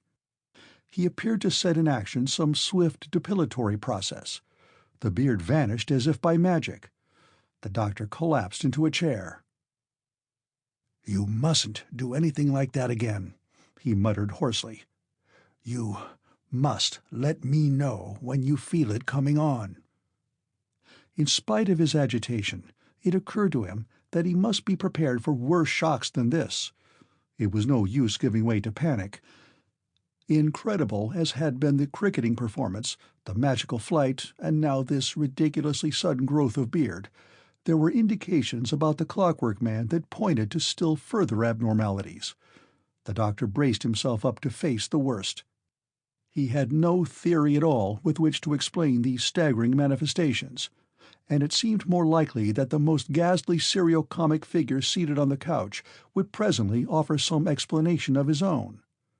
A few moments later, Mrs. Masters entered the room bearing a tray with the promised meal. True to her instinct, the good soul must have searched the remotest corners of her pantry in order to provide what she evidently regarded as but an apology of a repast. Little did she know for what Brobdingnagian appetite she was catering. At the sight of the 6 gleaming white eggs in their cups, the guest made a movement expressive of the direction of his desire, if not of very sanguine hope of their fulfillment. Besides eggs, there were several piles of sandwiches, bread and butter, and assorted cakes. Mrs. Masters had scarcely murmured her apologies for the best she could do at such short notice and retired, than the Clockwork Man set to with an avidity that appalled and disgusted the doctor. The 6 eggs were cracked and swallowed in as many seconds. The rest of the food disappeared in a series of jerks, accompanied by intense vibration of the jaws, the whole process of swallowing resembling the pulsations of the cylinders of a petrol engine. So rapid were the vibrations that the whole of the lower part of the Clockwork Man's face was only visible as a multiplicity of blurred outlines. The commotion subsided as abruptly as it had begun, and the doctor inquired, with as much grace as his outraged instincts would allow, whether he could offer him any more. "I have still," said the Clockwork Man, locating his feelings by placing a hand sharply against his stomach, "an emptiness here." "Dear me," muttered the doctor, "you find us rather short at present. I must think of something." He went on talking, as though to gain time. "It's quite obvious, of course, that you need more than an average person. I ought to have realized. There would be exaggerated metabolism, naturally, to sustain exaggerated function. But, of course, the motive force behind this extraordinary efficiency of yours is still a mystery to me. Am I right in assuming that there is a sort of mechanism?" "It makes everything go faster," observed the Clockwork Man, "and more accurately." "Quite," murmured the doctor. He was leaning forward now, with his elbows resting on the table and his head on one side. "I can see that. There are certain things about you that strike one as being obvious. But what beats me at present is how, and where—" He looked, figuratively speaking, at the inside of the Clockwork Man. "I mean, in what part of your anatomy the motive force is situated." "The functioning principle," said the Clockwork Man, "is distributed throughout, but the clock—" His words ran on incoherently for a few moments and ended in an abrupt explosion that nearly lifted him out of his seat. "Beg pardon. What I mean to say is that the clock— Wallabaloo, wum, wum—" "I am prepared to take that for granted," put in the doctor, coughing slightly. "You must understand," resumed the Clockwork Man, making a rather painful effort to fold his arms and look natural, "you must understand, click, click, that it is difficult for me to carry on conversation in this manner. Not only are my speech centers rather disordered, grrr, but I am not really accustomed to expressing my thoughts in this way." Here there was a loud spinning noise, like a sewing machine, and rising to a rapid crescendo. "My brain is so constituted that action, except in a multiform world, is bound to be somewhat spasmodic. Pft, pft, pft. In fact, pft, it is only pft because I am in such a hopeless condition that I am able to converse with you at all." "I see," said Ellingham slowly. "It is because you are, so to speak, temporarily incapacitated that you are able to come down to the level of our world." "It's an extraordinary world!" exclaimed the other, with a sudden vehemence that seemed to bring about a spasm of coherency. "I can't get used to it. Everything is so elementary and restricted. I wouldn't have thought it possible that even in the 20th century things would have been so backward. I always thought that this age was supposed to be the beginning." History says the 19th and 20th centuries were full of stir and inquiry. The mind of man was awakening. But it is strange how little has been done. I see no signs of the great movement. Why, you have not yet grasped the importance of the machines." "We have automobiles and flying machines," interrupted Allingham weakly. "And you treat them like slaves," retorted the Clockwork Man. "That fact was revealed to me by your callous behavior towards your motor car. It was not until man began to respect the machines that his real history begun. What ideas have you about the relation of man to the outer cosmos?" "We have a theory of relativity," Allingham ventured. "Einstein." The Clockwork Man's features altered just perceptibly to an expression of faint surprise. "Is he already born?" "He is beginning to be understood, and some attempt is being made to popularize his theory. But I don't know that I altogether agree." The doctor hesitated, aware of the uselessness of dissension upon such a subject where his companion was concerned. Another idea came into his head. "What sort of a world is yours? To look at, I mean. How does it appear to the eye and touch?" "It is a multiform world," replied the Clockwork Man. He had managed to fold his arms now, and apart from a certain stiffness, his attitude was fairly normal. "Now your world has a certain definite shape. That is what puzzles me so. There is one of everything, one sky and one floor. Everything is fixed and stable. At least, so it appears to me. And then you have objects placed about in certain positions, trees, houses, lamp-posts, and they never alter their positions.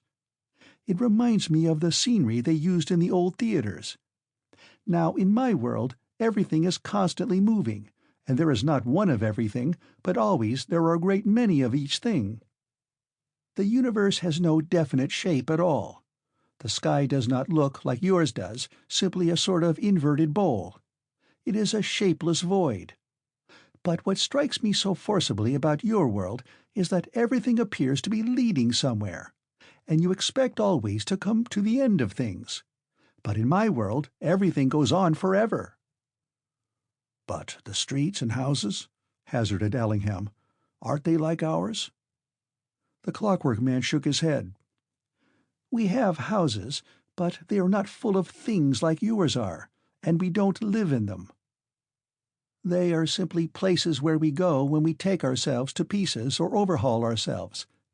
They are," his mouth opened very wide, "the nearest approach to fixed objects that we have, and we regard them as jumping-off places for successive excursions into various dimensions. Streets are of course unnecessary, since the only object of a street is to lead from one place to another, and we do that sort of thing in other ways. Again, our houses are not placed together in the absurd fashion of yours. They are anywhere and everywhere, and nowhere and nowhen. For instance, I live in the day before yesterday, and my friend in the day after tomorrow." "I begin to grasp what you mean," said Allingham, digging his chin into his hands. "As an idea, that is.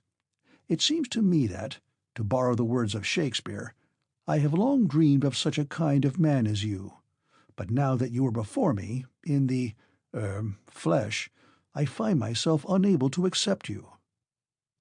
The unfortunate doctor was trying hard to substitute a genuine interest in the Clockwork Man for a feeling of panic, but he was not very successful.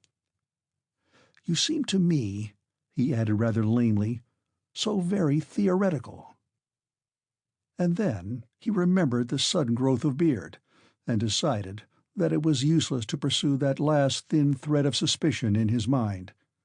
For several seconds he said nothing at all, and the Clockwork Man seemed to take advantage of the pause in order to wind himself up to a new pitch of coherency. "It would be ridiculous," he began after several thoracic bifurcations, "for me to explain myself more fully to you. Unless you had a clock, you couldn't possibly understand. But I hope I have made it clear that my world is a multiform world. It has 1,000 manifestations as compared to one of yours. It is a world of many dimensions, and every dimension is crowded with people and things. Only they don't get in each other's way like you do, because there are always other dimensions at hand." "That I can follow," said the doctor, wrinkling his brows. "That seems to me fairly clear. I can just grasp that as the hypothesis of another sort of world. But what I don't understand, what I can't begin to understand, is how you work, how this mechanism which you talk about functions."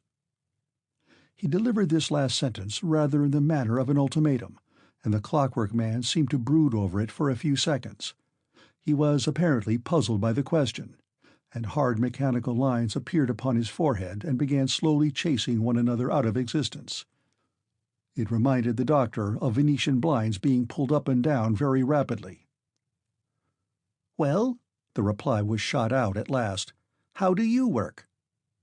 The repartee of the Clockwork Man was none the less effective for being suspended, as it were, for a second or two before delivery. The doctor gasped slightly and released his hold upon a mustard pot. He came up to the rebound with a new suggestion. "Now that's a good idea. We might arrive at something by comparison. I never thought of that." He grasped the mustard pot again and tried to arrange certain matters in his mind. "It's a little difficult to know where to begin," he temporized. "Begin at the end, if you like," suggested the Clockwork Man affably. "It's all the same to me. First and last, upside or inside, front or back, it all conveys the same idea to me." "We are creatures of action," hazarded the doctor, with the air of a man embarking upon a long mental voyage. "We act from certain motives. There is a principle known as cause and effect. Everything is related. Every action has its equal and opposite reaction. Nobody can do anything, or even think anything, without producing some change, however slight, in the general flow of things. Every movement that we make, almost every thought that passes through our minds, starts another ripple upon the surface of time, upon this endless stream of cause and effect." "Ah," interrupted the Clockwork Man, placing a finger to the side of his nose, "I begin to understand. You work upon a different principle, or rather an antiquated principle. You see, all that has been solved now. The clock works all that out in advance. It calculates ahead of our conscious selves. No doubt we still go through the same processes, subconsciously, all such processes that relate to cause and effect. But we, that is, ourselves, are the resultant of such calculations, and the only actions we are conscious of are those which are expressed as consequence." Allingham passed a hand across his forehead. "It all seems so feasible," he remarked, "once you grasp the mechanism. But what I don't understand—" Here, however, the discussion came to an abrupt conclusion, for something was happening to the Clockwork Man. Chapter 8. The Clock. 1. At first it seemed to the doctor that his companion was about to explain matters further. There was still something vaguely communicative about his manner, and a kind of noise issued from his rapidly moving jaws. But it was not a human noise. It began with a succession of deep-toned growls and grunts, and ended abruptly in a distinct bark. Hydrophobia flashed through the doctor's mind, but he dismissed the idea immediately. He had lit a cigarette in order to soothe his nerves. He was trying so hard to rationalize the whole proceeding, to fit the Clockwork Man into some remotely possible order of things. But it was a difficult process, for no sooner had he grouped certain ideas in his head than some fresh manifestation took place which rendered all previous theories futile. At the present moment, for instance, it was obvious that some new kind of structural alteration was taking place in the Clockwork Man's physiognomy. The phenomenon could hardly be classed in the same category as the sudden growth of beard, although there were points in common. Hair was again visible, this time spread all over the rounded face and on the jaw. The nose was receding and flattening out. The eyes were dwindling in size, and the expression in them changed into a dull stare. The bark was repeated and followed by an angry rumbling. The doctor dropped his cigarette on the plate before him and grasped the edges of the table. His eyes were riveted upon the ghastly spectacle of transmutation. "Oh, God!" he cried out at last, and shivering from head to foot.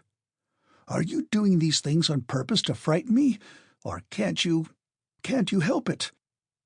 Do you think I don't believe you? Do you think I can keep on deceiving myself? I tell you, I'm ready to believe anything. I capitulate. I only ask you to let me down lightly. I'm only human, and human nerves weren't made to stand this." "Grrrr," growled the Clockwork Man. "Wow, wow. Can't help it. Woof, woof. Most regrettable. Wow, wow. Atavism. Tendency to return. Remote species. Moment's notice. Family failing. Darwinism. Better in a moment. Something gone wrong with the controls. There. That's done it. Phew." His face suddenly cleared, and all trace of the canine resemblance vanished as if by magic. He got up and took 2 or 3 jerk-like strides up and down the room. "Must keep going. When I feel like this, either food or violent stimulus, otherwise the confounded thing runs down, and there you are." He paused and confronted Ellingham, who had risen from his chair and was still trembling. "How can I help it?" implored the Clockwork Man in despair. "They made me like this. I don't want to alarm you, but you know, it alarms me sometimes. You can't imagine how trying it is to feel that at any moment you might change into something else, some horrible tree-climbing ancestor. The thing ought not to happen, but it's always possible. They should have thought of that when they made the clock." "It mustn't happen," said the doctor, recovering slightly. "That's the flat fact. If it's food you require, then food you shall have." It had suddenly flashed across his fevered mind that downstairs in the surgery there lay a collection of tinned foods and patent medicines, samples that had been sent for him to test. Rather than risk a further manifestation of collapse on the part of the Clockwork Man, he would sacrifice these. 2. He was only just in time. On the way down the stairs that led to the basement surgery, the Clockwork Man began to flap his ears violently, and it was then that the doctor noticed for the first time this circumstance that had so puzzled Arthur Withers. But the faculty seemed, in comparison with other exhibitions, a mere trifle, a sort of mannerism that one might expect from a being so strangely constituted. Pushing his companion into the surgery, the doctor commenced opening tins for all he was worth. The process calmed him, and he had time to think a little. For half an hour he opened tins, and passed them over to the Clockwork Man, without noticing very much what the latter did with them. Then he went on to bottles containing patent foods, phosphates, hypophosphates, glycerohypophosphates, all the phosphates in fact, combined with malt or other substances which might be considered almost necessary as an auxiliary diet for the Clockwork Man. At least the latter seemed grateful to receive whatever was given to him, and his general manner became decidedly more possible. There seemed less chance now of a drastic relapse. The doctor had locked the door of the surgery. It would be embarrassing to be discovered in such circumstances, and Mrs. Masters might faint with horror at the sight of the empty tins and bottles and the gorging visitor. It was symptomatic of the doctor's frame of mind that even now the one thing he dreaded more than anything else was the intrusion of a curious world into this monstrous proceeding. He had been forced into accepting the evidence of his own eyes, but there still remained in him a strong desire to hush up the affair, to protect the world at large from so fierce a shock to its established ideas. The surgery was a low-pitched apartment, and it was approached by patients from the outside by way of the area steps.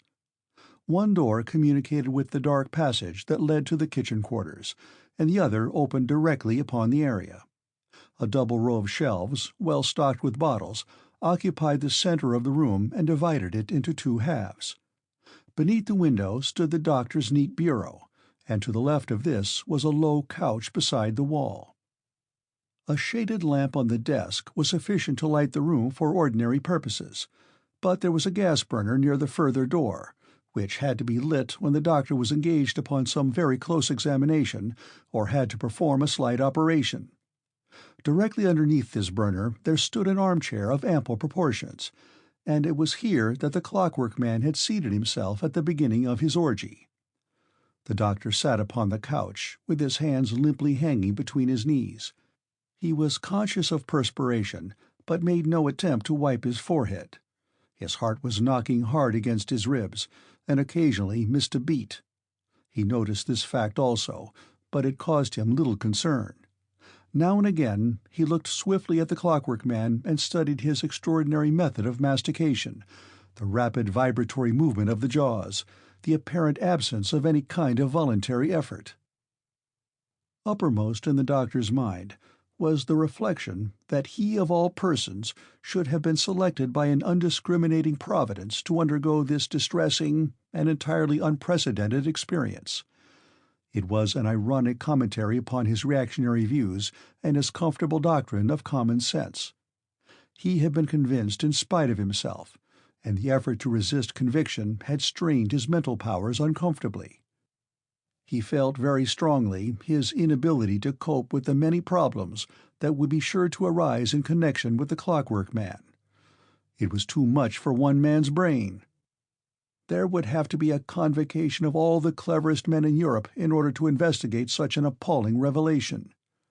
He pictured himself in the act of introducing this genuine being from a future age, and the description he would have to give of all that had happened in connection with him. Even that prospect set his brain reeling. He would like to be able to shirk the issue. It was enough to have looked upon this archetype of the future. The problem now was to forget his existence. But that would be impossible. The Clockwork Man was the realization of the future. There was no evading that. The future. Man had evolved into this. He had succeeded somehow in adding to his normal powers some kind of mechanism that opened up vast possibilities of action in all sorts of dimensions. There must have been an enormous preparatory period before the thing became finally possible, generations of striving and failure and further experiment. But the indefatigable spirit of man had triumphed in the end. He had arisen at last superior to time and space, and taken his place in the center of the universe. It was a fulfillment of all the prophecies of the great scientists since the discovery of evolution. Such reflections flitted hazily through the doctor's mind as he strove in vain to find a practical solution of the problem. What was the clock? He knew, from hearsay, that it was situated at the back of this strange being's head. Tom Driver had seen it and described it in his clumsy fashion. Since that episode, the doctor had visualized something in the nature of an instrument affixed to the Clockwork Man's head, and perhaps connected with his cerebral processes. Was it a kind of super-brain? Had there been found some means of lengthening the convolutions of the human brain, so that man's thought traveled further and so enabled him to arrive more swiftly at ultimate conclusions? That seemed suggestive.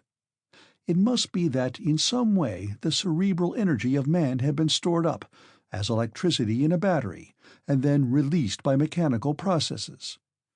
At least that was the vague conclusion that came into the doctor's mind and stuck there. It was the only theory at all consonant with his own knowledge of human anatomy. All physiological action could be traced to the passage of nervous energy from one center to another, and it was obvious that, in the case of the Clockwork Man, such energy was subjected to enormous acceleration and probably distributed along especially prepared paths. There was nothing in the science of neuropathy to account for such disturbances and reactions. There were neural freaks. The doctor had himself treated some remarkable cases of nervous disorder, but the behavior of the Clockwork Man could not be explained by any principle within human knowledge. Not the least puzzling circumstance about him was the fact that now and again his speech and manner made it impossible to accept the supposition or mechanical origin, whilst at other times his antics induced a positive conviction that he was really a sort of highly perfected toy. Presently the Clockwork Man got up and began walking up and down the room, in his slow, flat-footed manner. "How do you feel now?" ventured the doctor, arousing himself with an effort. "Oh, so-so," sighed the other. "Only so-so. I can't expect to feel myself, you know." He reached to the end of the room, and jerking himself round, started on the return journey. The doctor arose slowly and remained standing. There was barely room for two people to walk up and down. "Anything might happen," the Clockwork Man continued plaintively. "I feel as though I might slip again, you know, slip back another 1,000 years or so." He turned again. "I've got to get worse before I get better," he sighed, and then stopped to examine the rows of bottles arranged along the shelves. "What are these?" he inquired. "Medicines," said the doctor, without enthusiasm. "Do they help people to work?" Yes. Chemical action, tonics. People get run down, and I have to give them something to stimulate the system." "I see," the Clockwork Man nodded sagely. "But they wouldn't be any use to me. What I need is adjustment, regulation." He looked hard at the doctor with a pathetic expression of enquiry. "My clock," he began, and stopped abruptly. They were facing one another now. The doctor swallowed hard several times, and he felt the blood tingling in his temples. The dreaded moment had come. He had got to see this strange instrument that distinguished the Clockwork Man from ordinary mortals. There was no shrinking from the eerie experience. Underneath that borrowed hat and wig there was something utterly strange and outside the pale of human ingenuity. In the name of common humanity, it was incumbent upon the doctor to face the shock of this revelation, and yet he shrunk from it like a frightened child. He felt no trace of curiosity, no feverish anxiety to investigate this mystery of the future. His knees trembled violently. He did not want to see the clock. He would have given £100 to be spared the ordeal before him. Slowly, with his customary stiffness of movement, the Clockwork Man raised his arms upwards and removed the soft clerical hat. He held it aloft, as though uncertain what to do with it, and the doctor took it from him with a shaking hand. Next moment the wig came off, and there was disclosed to the doctor's gaze a bald cranium. Then the Clockwork Man turned himself slowly round.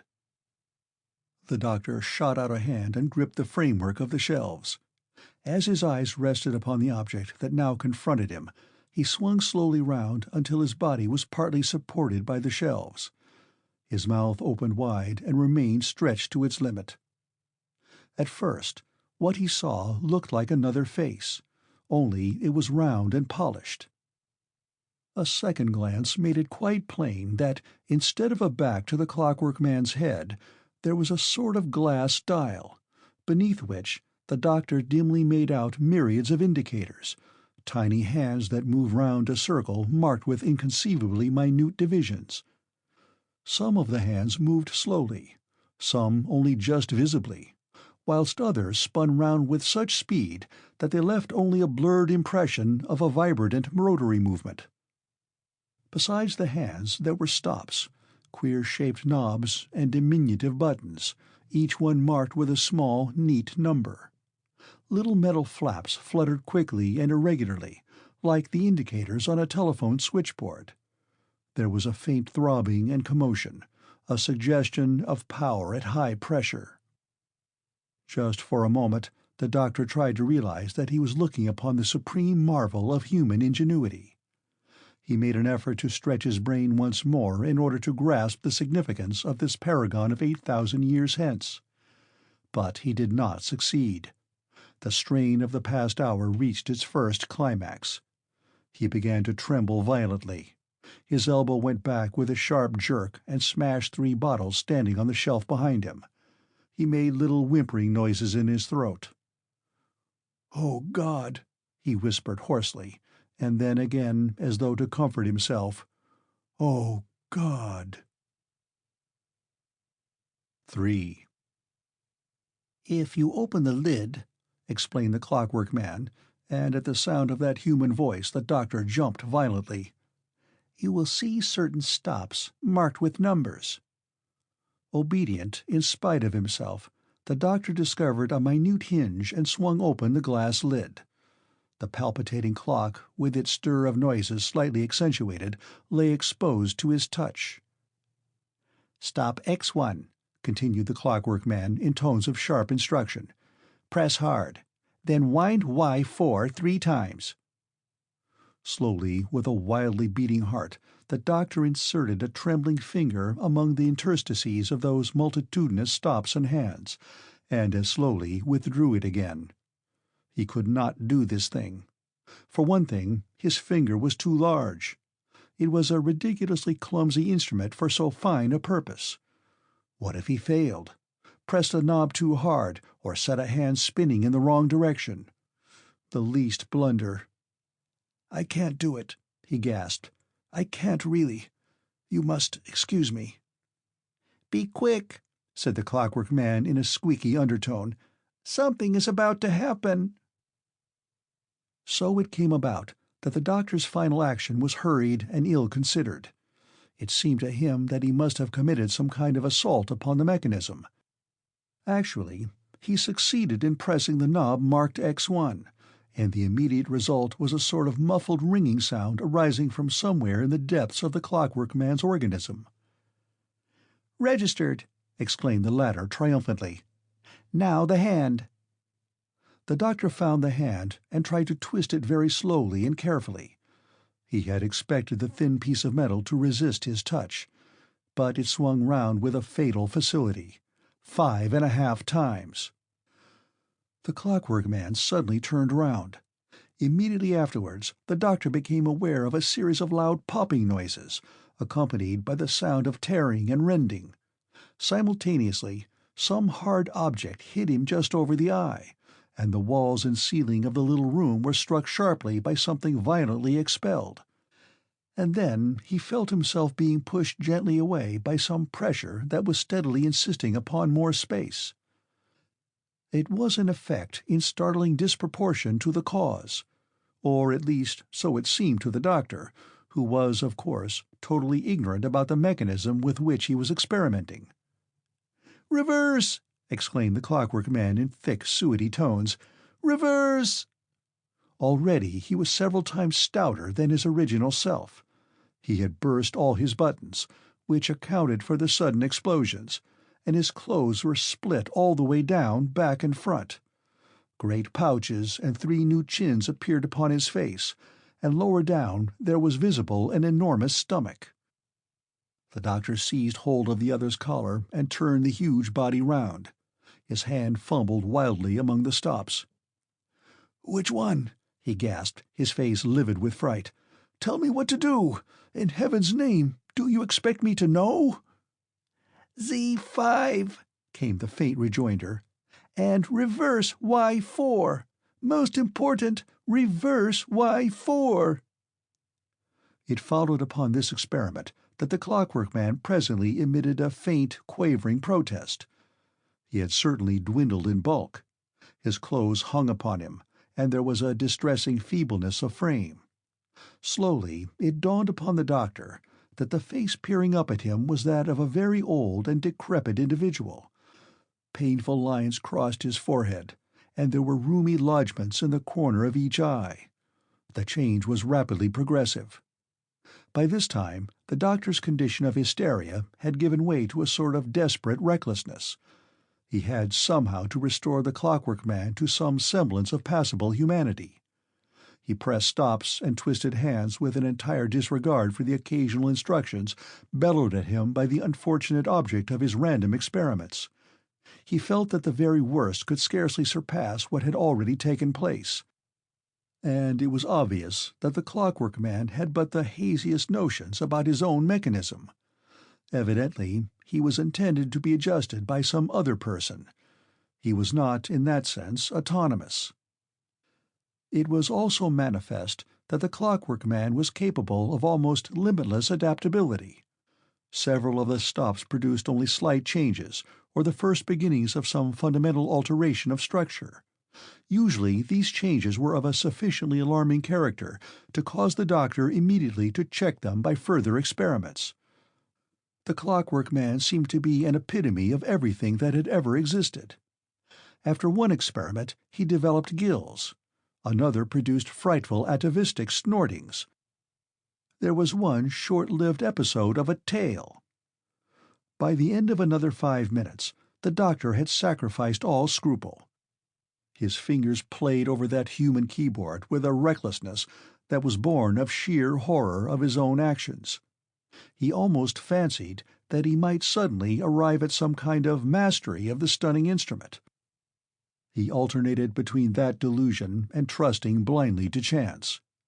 It was, indeed, by accident that he discovered and pressed hard home a large stop marked simply 0.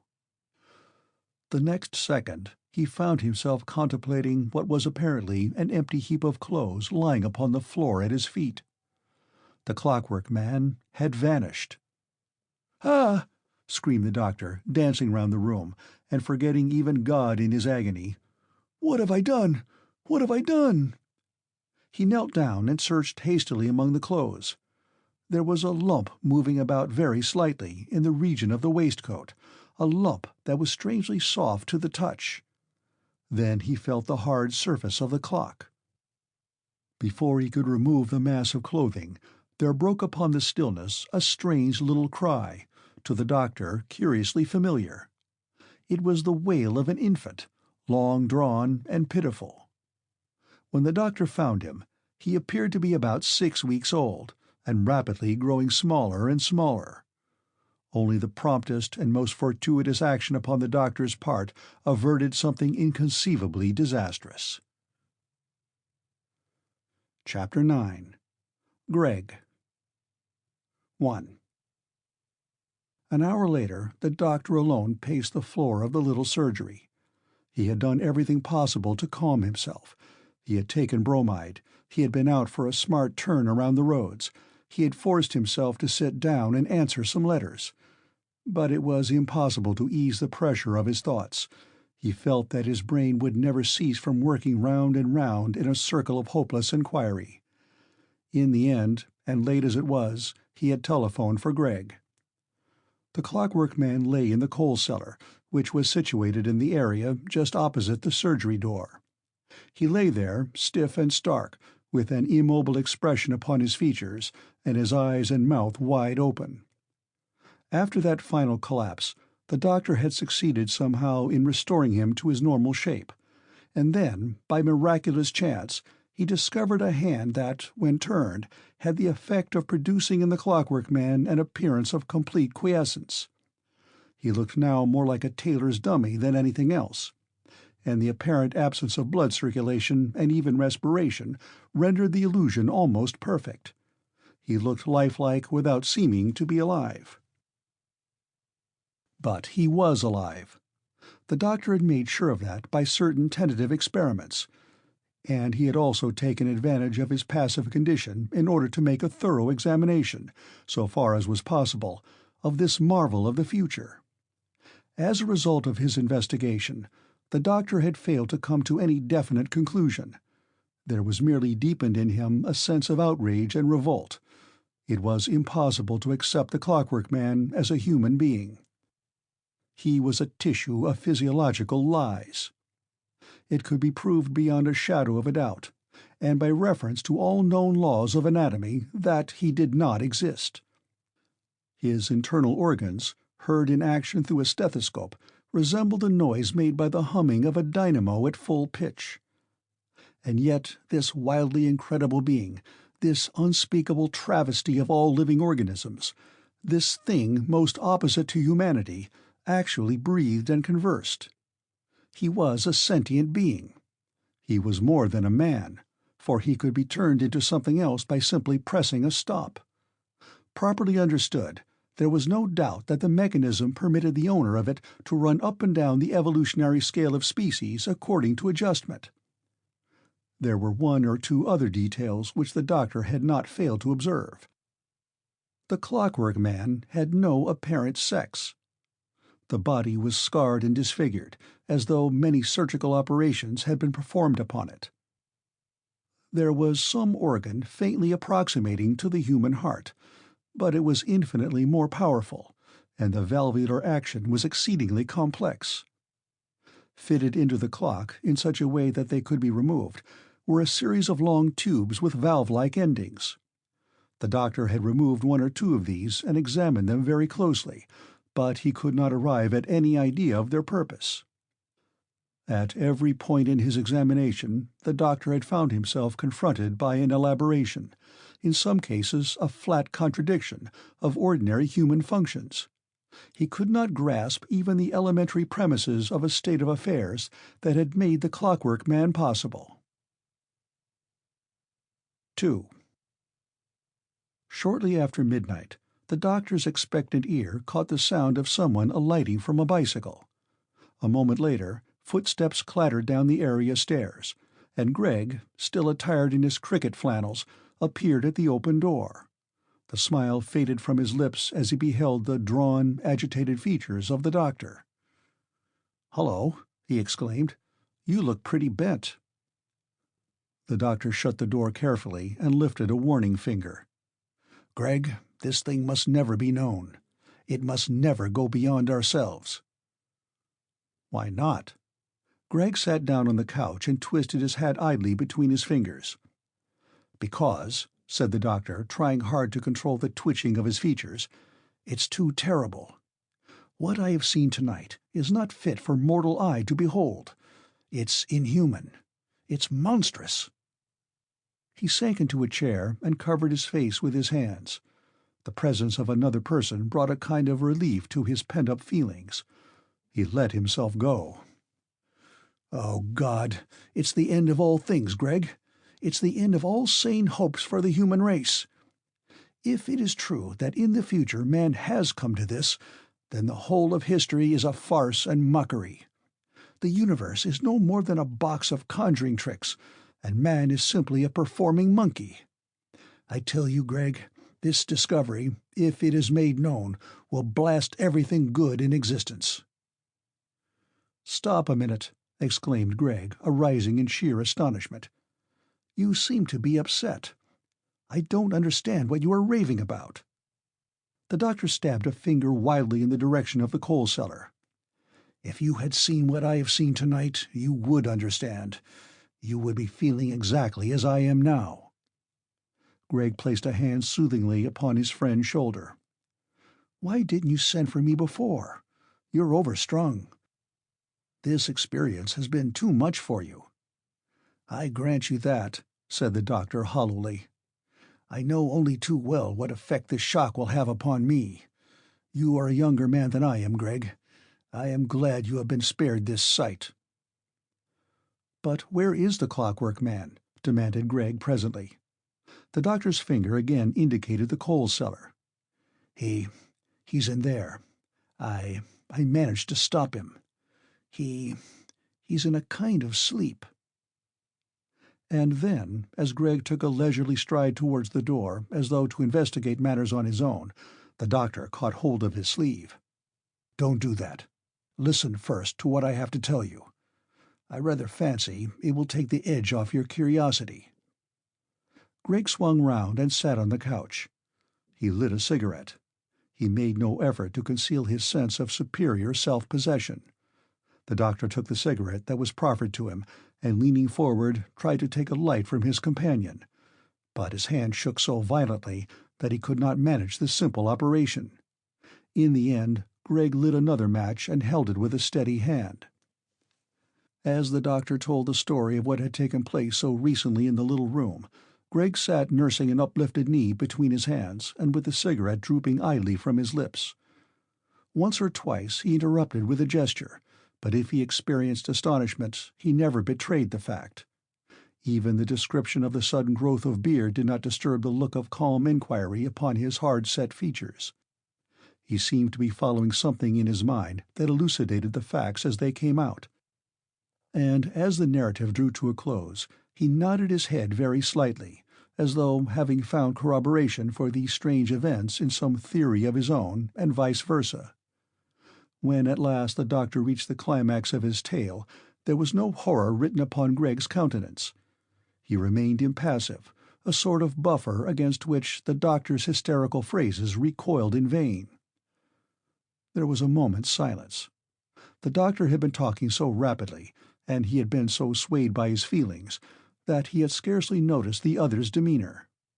When he looked up, Greg was walking with a measured tread up and down the floor. He had dropped his cigarette, and his mouth was formed in the act of whistling. The doctor started to his feet. "What? You believe it, then? You, who have not seen this mystery, you believe it?" "Why not?" Greg paused in his walk and looked genuinely surprised.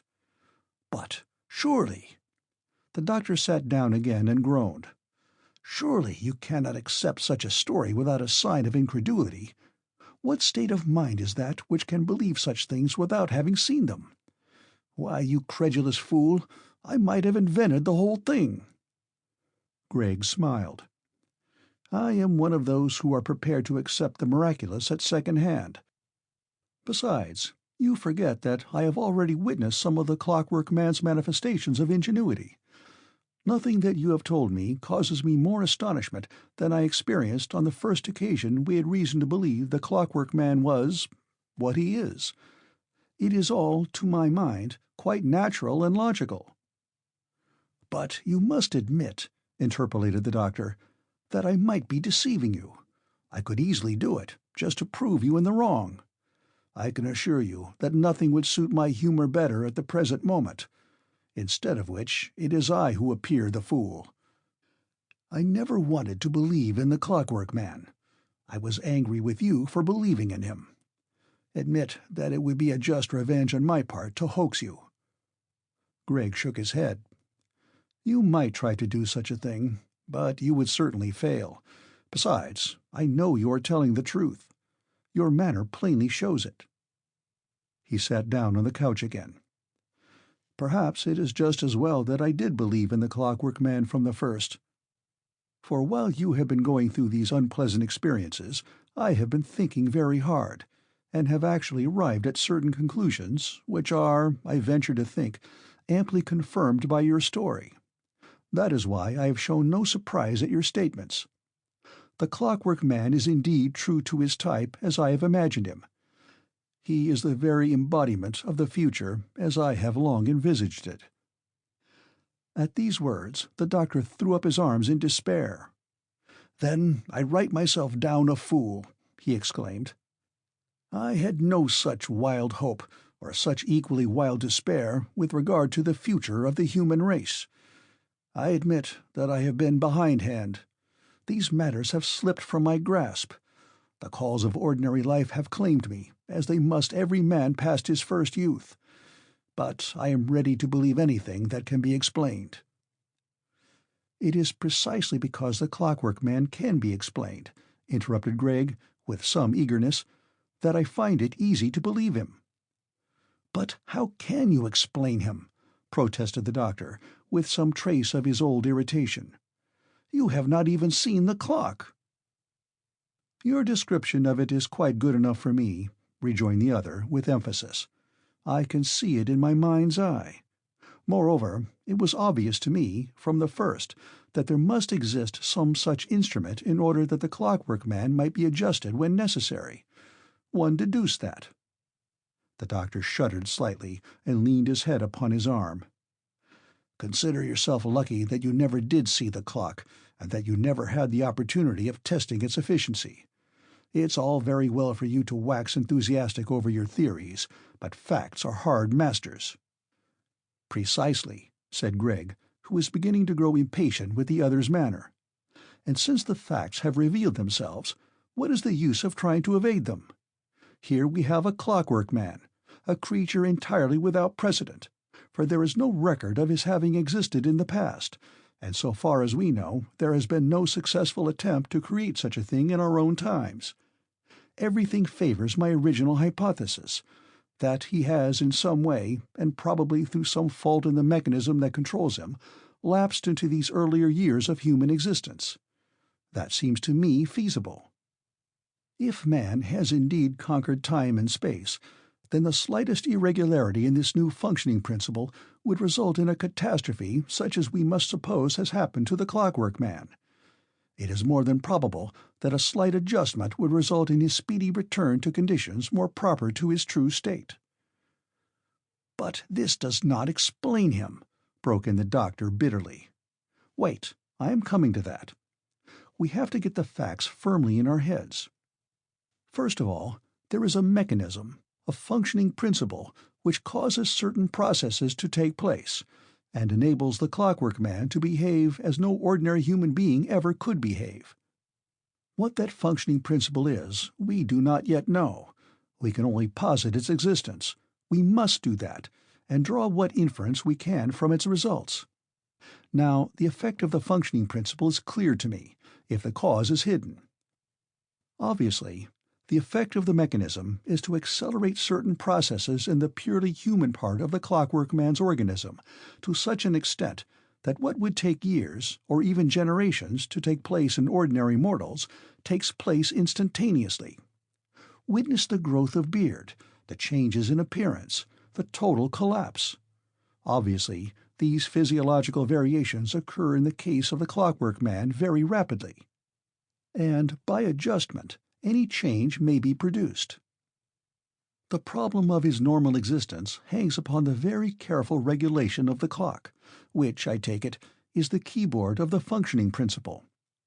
But what concerns us at present is the fact that this power of rapid growth makes the Clockwork Man able to act in complete defiance of our accepted laws relating to cause and effect. "We had an argument about that," said the doctor dismally. "He tried to explain that to me, but I must say he was no more successful than you are. The whole thing is a complete haze." But Gregg took little notice of the interruption. "Once you have grasped this idea of a new sort of relativity," he continued, "once you have realized that the Clockwork Man behaves in accordance with laws quite different to our own, you can proceed to find some basis for such a phenomenon. The Clockwork Man behaves in a certain manner. Therefore, there must be some cause, however improbable it may appear to us, to account for such behavior. Now, what is the cause of ordinary human action? It is something equally unaccountable. We can explain it in terms of a system, of a series of processes, but we do not really know what is the secret spring upon which the human animal moves. We can describe the machinery of the human body, but we do not really know what life is, or what is the real nature of the force that produces our actions. So far, we know as much about the Clockwork Man as we do about ourselves. The difference is confined to processes." "All this is obvious," said the doctor. "I have seen enough to convince me of that." "Precisely. And because you have seen more than I have, you are less able to understand the matter than I am. You cannot see the wood for the trees. Again, you were frightened out of your life. Your scientific instincts were stampeded. You saw only a hideous malformation, a neural freak, a preposterous human machine. It was inconceivable that you should have been able to think clearly under the circumstances. Consider the matter in the sober aftermath of reason, and you must agree with me that it is really not more extraordinary that a man should function by mechanical means than that he should function at all." "I don't agree," retorted the doctor, with unexpected sharpness. "I think it is far more amazing that a human being should function as he does, than that he should be made to function differently by mechanical means. The Clockwork Man is no more wonderful in that sense than you or I. He is simply different, damnably different." Gregg laughed softly. "Well, that is only another way of saying what I have already said. You seem to regard the Clockwork Man as a sort of offense. He upsets your sense of decency. To me, he is profoundly interesting. I accept him, and all that his curious constitution implies. Think of the triumph for the human brain! For man, thanks to this stupendous invention of the clock, has actually enlarged the universe." "A multiform world," murmured the doctor, recollecting the Clockwork Man's description. "A world of many dimensions." "Yes," echoed Gregg enthusiastically, "a multiform world. A world in which man moves as he will, grows as he will, behaves in every way exactly as he wills. A world set free. Think of what it means." "Stop!" cried the doctor, and there was almost anger in his features as he leapt to his feet. "It is you who are raving now. How can there exist such a world? And what plight has overtaken the human race, that it is now dependent upon mechanical contrivance for its actions? But no, I refuse to believe that the Clockwork Man represents the final destiny of man. He is a myth, a caricature, at the most a sort of experiment. This multiform world of which he talks so glibly is an extravagant boast. Besides, who would care to live in such a world, and with every action conditioned by an exact mechanism? Your optimism about this extraordinary affair amazes me even more than the thing itself. At the best, what it means is that man has come to final ruin, not that he has achieved any real mastery of life. If all the creatures in the world 8,000 years hence are indeed clockwork men, then it is because some monstrous tyranny has come to birth in the race of man. It is because some diabolical plan has been evolved to make all men slaves. The clock may make men independent of time and space, but it obviously condemns him to an eternity of slavery. That is why I am still loath to believe in the evidence of my own eyes. That is why any explanation of this phenomenon is better than the obvious one." "But the proof," interjected Gregg. "You cannot escape from the facts. There lies the Clockwork Man. Explain him otherwise if you can." "I cannot," groaned the doctor, his face hidden between his hands. And then he looked up quickly, and his eyes cleared. "Perhaps, after all, that is the consoling feature of the affair. If the Clockwork Man were really capable of explanation, then indeed there would be an end to all sanity. But since he is inexplicable, there still remains the chance that we may be able to put all thought of him out of our minds. I tell you, Gregg, I can live this down, I can forget this night of horror, but not if there is an explanation to fit the case, not if I can satisfy my reason." "As I remarked before," Gregg resumed coolly, "you were not in a fit state to carry out the investigation. You could not bring yourself to accept even the obvious. Fortunately, you remembered some of the most salient facts.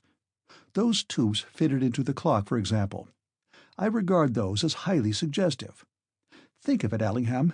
The energy of generations compressed into a tube and so utilized by a single individual. For that is what must have happened in the year 8000. The scientists must have discovered the means of gathering up and storing nervous energy. Everybody has this extra reserve of force. That solved one problem. Then there was the question of a better distribution. They had to invent a new nervous system. If we ever have an opportunity of examining the Clockwork Man thoroughly, we shall find out what that system is. Speaking in rough terms, we may assume that it is probably an enlargement of the compass of what we call afferent and efferent impulses. There will also be new centers, both of reflex and voluntary action. Each impulse, in this new system, has a longer range of effectiveness, a greater duration in time." Gregg paused abruptly, as though arriving at some crisis in his thought. "It must be so. There is no other explanation to cover what we have seen. Man, as we know him, is no more or less than what his nervous system allows him to be. A creature of action, his actions are nevertheless strictly prescribed by the limitations of his neural organism. In the case of the Clockwork Man, we are confronted by the phenomenon of an enormous extension of nervous activity. One imagines terrific waves of energy unimpeded, or relatively unimpeded, by the inhibitory processes that check expenditure in the case of a normal organism. Of course, there must be inhibition of some sort, but the whole system of the Clockwork Man is on so grand a scale that his actions take place in a different order of time. His relapses, as he describes them, are simply the parallel of that degeneration of tissue which accompanies ordinary human fatigue. That is why his ineptitude appears ghastly to us. Again, his perceptions would be different. He would see relatively far more of the universe, and his actions would carry him further and further into the future, far beyond those laws which we have fashioned for ourselves in accordance with our neural limitations. For just as man is at the mercy of his nervous system, so his conception of universal laws is the natural outcome of nervous apprehension. And the universe is no more or less than what we think it is." In his growing excitement, Gregg rose and paced the floor of the room, walking away from the doctor. He did not hear the slight snigger that broke from the latter, nor had he observed any signs of deeper incredulity in the features of his friend that might have led him to moderate his enthusiasm. He continued in an exultant voice, "Think of what this means. We know the future. The accidental appearance of the Clockwork Man may save the human race generations of striving and effort in a wrong direction. Or rather, it will save us from passing through the intermediate stages consciously, for everything has already happened, and the utmost we can hope is to escape the knowledge of its happening. We shall be able to take a great leap forward into the future. Once we have grasped the principle of the Clockwork Man, the course of humanity is clear. It may still be several thousands of years before the final achievement, but we can at least begin." "No!" thundered the doctor, suddenly leaping to his feet. "By heavens, no! Not that!" Gregg swung round with a gesture of annoyance. Both men were now pitched to their highest key, and every word that was spoken seemed to be charged with terrific import. "Why not?" said Gregg, catching his breath. The doctor's reply was equally breathless. "Because I, for one, refuse to accept such a responsibility. If this monstrosity is indeed the type of the future, then I reject the future. I will be no party to any attempt to reproduce him, for that I can see is what lurks in your mind. You would have us all clockwork men before our time. But I tell you, rather than that should happen, rather than the human race should be robbed of a few more generations of freedom, I will take steps to prevent it ever being known that the Clockwork Man has paid us this visit. I will hide him. Not even you shall set eyes on him again. He shall remain an unfathomable mystery. No pagan priest ever guarded the sacred mysteries of life from an unthinking populace, as I shall this enigma sprung from the womb of time. Nobody shall know. He shall remain in my keeping, a memorial to the final fall of man." "But why do you persist in adopting this attitude?" demanded Gregg, in tones of frank disgust. "It is so frightfully reactionary." The doctor pulled at his mustache. "I have no use for such phrases," he muttered angrily, and began striding up and down the narrow floor space. Gregg leaned against the wall, his expression still critical. "I won't have him!" The doctor's voice broke out again, and there was a kind of sob in it. "I won't have the Clockwork Man at any price. Every nerve in my body cries out against him. He is the scandal of the ages. He must be hushed up, hidden, forgotten." "That is already impossible. His exploits are the talk of the village." "Let them talk!" cried the doctor, beating his head with his closed fist. "In heaven's name, let them talk the thing into a 9 days' wonder. Let them think he's the devil. Anything rather than that they should know the truth. There may be 100 explanations of this mystery, and yours may be the right one. I only know that I repudiate it. I cannot escape from the evidence of my own eyes, but there is something in me that denies the Clockwork Man. He sticks in my gorge. Call me what you will, I am not to be shaken with phrases. The whole of man's past shrieks out against this monstrous incubus of the future. Do not ask me to offer my own explanation of the phenomenon. I have none. In vain I have stretched my brain to its bursting point in order to solve this problem. You, apparently, are ready to accept the Clockwork Man as a foregone conclusion. Time alone will reveal which of us is nearer the truth." Gregg smiled. "After all," he remarked, allowing a suitable pause to follow the doctor's impassioned words, "it will not be for you or me to decide the matter. Our humble part will be to produce the object of the problem. Wiser men than ourselves will have to interpret its significance." The statement might have ended the argument for the time being, had not an accident occurred that altered the whole complexion of the affair. Gregg had the wisdom to see that his friend was literally beside himself with fright and repugnance. He would have been quite content to await another opportunity for the discussion to be renewed. But at that moment the doctor gave a cry of surprise, and stooping down, picked up an object from the floor. The next moment both men were standing side by side, examining with feverish interest a further clue to the mystery. The object that the doctor picked up from the floor was an oblong-shaped piece of metal, almost as thin as paper, and slightly bluish in color. Upon its surface, printed in red embossed letters, was the following matter: The Clockwork Man. Directions for use. 1. Remove hat and wig and disclose clock. 2. Open lid of clock by means of catch. 3. Place Clockwork Man in recumbent position, face downwards. 4. Press stops A and B well home and wind up by turning red hand. N.B. Great care should be taken not to overwind. 5. The Clockwork Man should now sit up and take a little nourishment. This should be supplied at once in the form of 2 green tabloids, solids, and 1 blue capsule, liquids.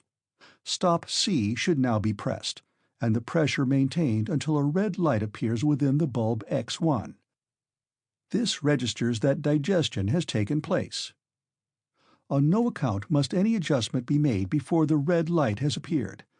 Any attempt to cause function on an empty stomach will result in failure. The Clockwork Man is now ready for adjustment. The chart should be studied with care, and a choice made from one of the types indicated. Having made a selection, proceed to arrange indicators in accordance with detailed instructions, taking the utmost care to follow the directions with absolute accuracy, as the slightest error may lead to serious confusion.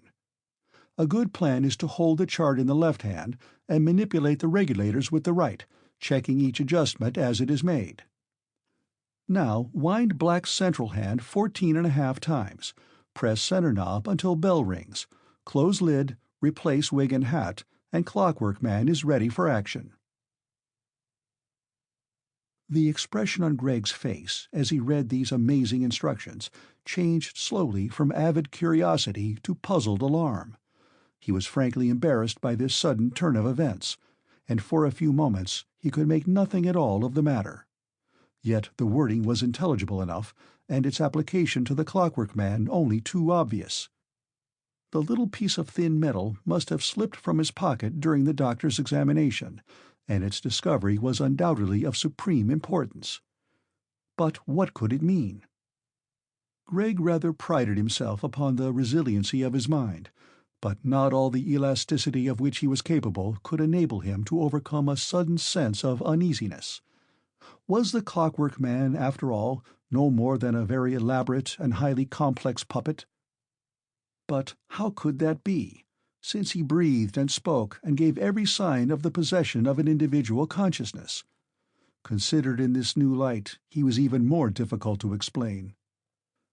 But when Greg looked up, rather sheepishly, wary of meeting the doctor's eye, he beheld a sight that sent an uncomfortable thrill down his spine. For the latter lay at full length upon the couch, his chest and stomach rising and falling in the convulsions of that excessive laughter that at first sight raises a doubt of danger in the mind of the beholder, for men have died of mirth. Gregg stared at his prostrate friend, and his own countenance was transfixed with alarm. Many minutes elapsed before any kind of definite sound brought a relief to the strain, for the doctor's laugh was primeval. It racked his vitals, shook him from head to foot, began and stopped, proceeded in a series of explosions, not unlike those of the Clockwork Man himself, until at last it reached the throat and found expression. "Ha, ha, ha!" broke at last upon the silence of the night, and Mrs. Masters in her top attic heard the noise and thought of the devil climbing over the roofs. "Ha, ha, ha, ha!" Greg pulled himself together and crossed to the couch. He undid the doctor's collar and forced him to sit up. He thumped his back violently, at first remonstrated, and then fell to the use of soothing phrases. For there was still an element of hysteria in the doctor's manner, only now it was a symptom of release from unendurable strain. It was the hilarity of a man who has just saved his reason. Chapter 10. Last appearance of the Clockwork Man. 1.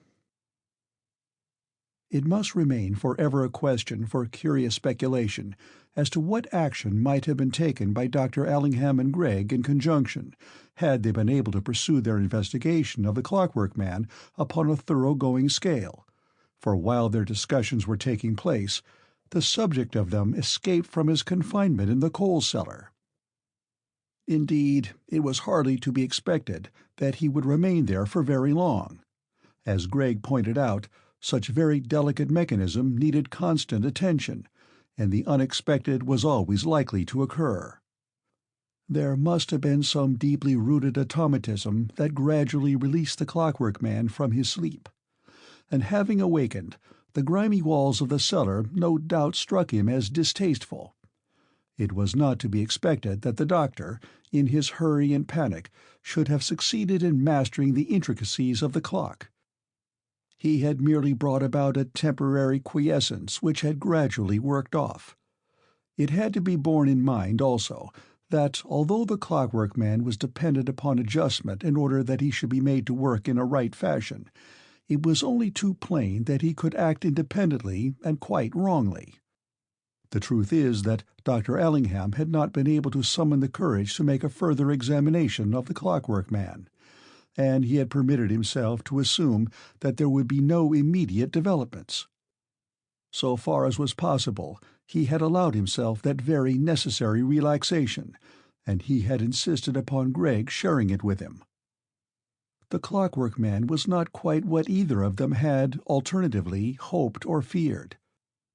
From Allingham's point of view in particular, he was not the bogey of the inhuman fear which his original conduct had suggested.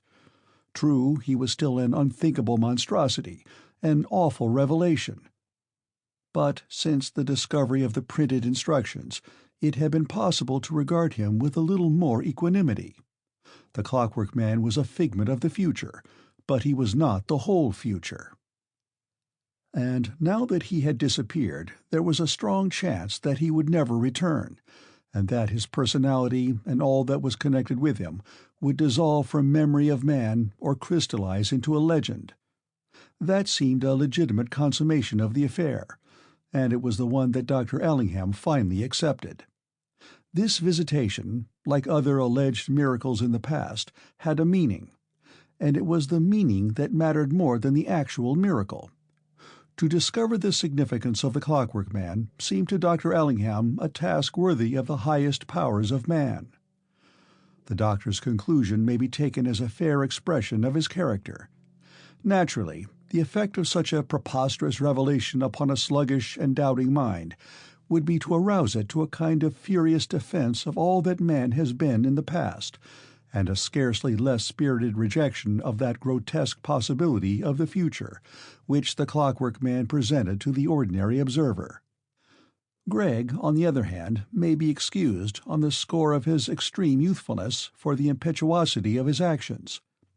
His attempt to persuade the editor of the Wide World magazine that his version of the affair, put in the shape of a magazine story, was actually founded on fact, ended in grotesque failure. His narrative power was not doubted, but he was advised to work the story up and introduce a little humor before offering it as a contribution to some magazine that did not vouch for the truth of its tall stories. As this was beneath Gregg's dignity, and he could find no one else to take him seriously, he shut up like an oyster, and just in time to forestall a suspicious attitude on the part of his friends. It was only years later, and after many experiences in this world of hard fact and difficult endeavor, that he began to share the doctor's view, and to cherish the memory of the Clockwork Man as a legend rich in significance. 2. One evening, Arthur Withers and Rose Lomas sat together on their favorite stile, talking in low whispers. The summer dusk lagged, and the air about them was so still that between their softly spoken words they could hear the talk of innumerable insects in the grass at their feet. There had been few interruptions. So familiar had their figures become in that position that it had grown to be almost a tradition among the people who passed that way during the evening to cross the stile without disturbing the lovers. There are ways, too, of sitting upon a stile without incommoding the casual pedestrian. This evening there had been one or two laborers with red wrinkled faces, too hungry and tired to make much comment. Then Mrs. Flack had come hurrying along with her black bag. They had to get off for her, as she was not so young as she had been. And soon afterwards the curate, who beamed affably and inquired when it was to be. He was so looking forward to uniting them. But it was not to be yet. That was the burden of their subdued murmurings. It couldn't be done on Arthur's present income, and he was still less certain than ever that it could be regarded as cumulative or even permanent. Rose understood. To her country-bred mind, it was marvelous that Arthur should succeed in adding up so many figures during the course of a day, even though the result did not always meet with the approval of the bank authorities. They would have to wait. "It's such a responsibility," said Arthur presently.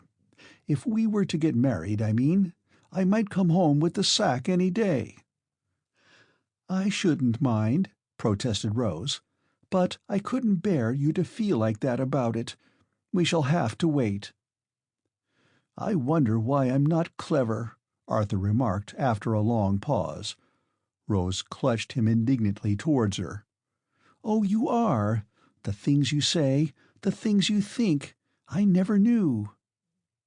And although he shook his head vigorously, Arthur inwardly contemplated that region in his mind wherein existed all the matters that comprised a knowledge quite irrelevant to the practical affairs of life, but very useful for the purpose of living.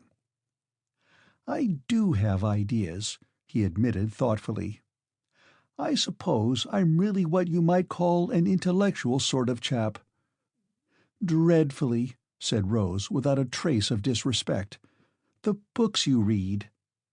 "Of course, I'm only a sort of amateur," Arthur continued modestly. "But I do like books, and I can generally get at what a chap's driving at, in a way." He stared hard at a grasshopper, who seemed to be considering the possibility of an enormous leap, for his great hind legs were taut and his long feelers caressed the air. "Sometimes I think the chaps who write books must be a bit like me, in a way. They seem to like the same things as I do. There's a lot about beauty in most books, and I like beauty, don't you?" "Yes," breathed Rose, wondering what exactly he meant. The grasshopper hopped and landed with a quite distinct thud, almost at their feet. They both looked at it without thinking about it at all, but its advent produced a pause. "In the books I've read," Arthur resumed, "there's generally a chap whom you might regard as being not much good at anything, and yet pretty decent." "Heroes," suggested Rose, whose knowledge of literature was not very wide. "Sometimes. Chaps people don't understand. That's because they like beauty more than anything else, and not many people really care about beauty. They only think of it when they see a sunset or look at pictures. If you can forget beauty, then you're all right. Nobody thinks you're strange. You don't have any difficulties." The slight stirring of Rose's body, and a sigh so low that Arthur scarcely heard it, seemed to suggest that matters were becoming rather too deep for comprehension. The grasshopper sprung again, and this time landed upon the stile, where he remained for a long while, as though wondering what perversion of the common sense natural to grasshoppers could have prompted him to choose so barren a landing-place. During the long pause Rose did not see the look of strained perplexity upon Arthur's face. "But they always get married," he said suddenly. "The chaps in books, I mean. They always get married in the end." "Oh, Arthur!" Her hand went up to pull down his, for the moment, unwilling head. "Oh, Arthur, we will get married some day." "You're so pretty," he whispered.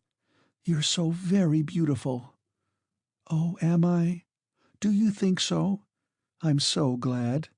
I'm so sorry." Her tears gushed forth inexplicably even to Arthur, who thought he understood so much that was difficult to understand. He had let loose his feelings without any real knowledge of its depth or that which it aroused in Rose. "I can't bear you not to have me," she sobbed. "It's cruel. It ought to be arranged. People ought to understand." Arthur was startled back to common sense. "They don't," he whispered, as they held one another in trembling arms. "If they did, they would be like us." And then he remembered a possible sequel to the search for beauty. "Besides," he added in a formal whisper, "there's the children." 3. Along the path that led from Bapchurch to Great Weimring there walked two persons, slowly and with an air of having talked themselves into embarrassed silence. Their steps were gradually bringing them to the stile upon which Arthur and Rose sat. "That last remark of yours cut me to the quick," said the doctor at last. "I meant it to," said Lillian firmly. "I want you to be cut to the quick. It's our only chance." "Of what?" inquired the doctor, conscious of masculine stupidity. "Of loving somehow. Oh, don't you understand? I want to care for you, but you're making it impossible. You will jest about the things sacred to me. Your flippant tongue destroys everything. It's as I said just now. I like my friends to be humorous, but my lover must be serious." "But I can't help it," pleaded the doctor. "Take away my humor, and I'm frightened at what's left of myself. There's nothing but an appalling chaos." "Because you are afraid of life," said Lillian. "Men have laughed their way through the ages. Women have wept and lived. I can't share your world of assumptions and rule-of-thumb laws. To me, love is a chaos, a dear confusion, a divine muddle. It's creation itself, an indefinite proceeding beginning with God." The doctor harked back in his mind to the beginning of their talk. "But you objected to my house," he mused. "That was how the discussion arose. And now we've got somewhere up in the stars." Lillian glanced up at them. "If only we could keep there. By their habitations are men known. A house ought to be a sort of resting place. No more. Once you elaborate it, it becomes a prison, with hard labor attached."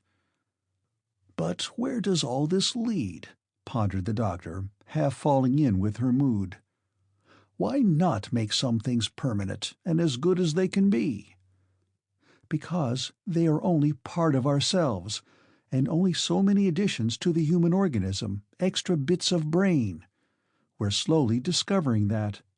Humanity daren't be permanent, except in its fundamentals, and all the fundamentals have to do with living and being. Just think what would happen if the blood in your veins became permanent." "Death," said the doctor, speaking from knowledge rather than from symbolical conviction.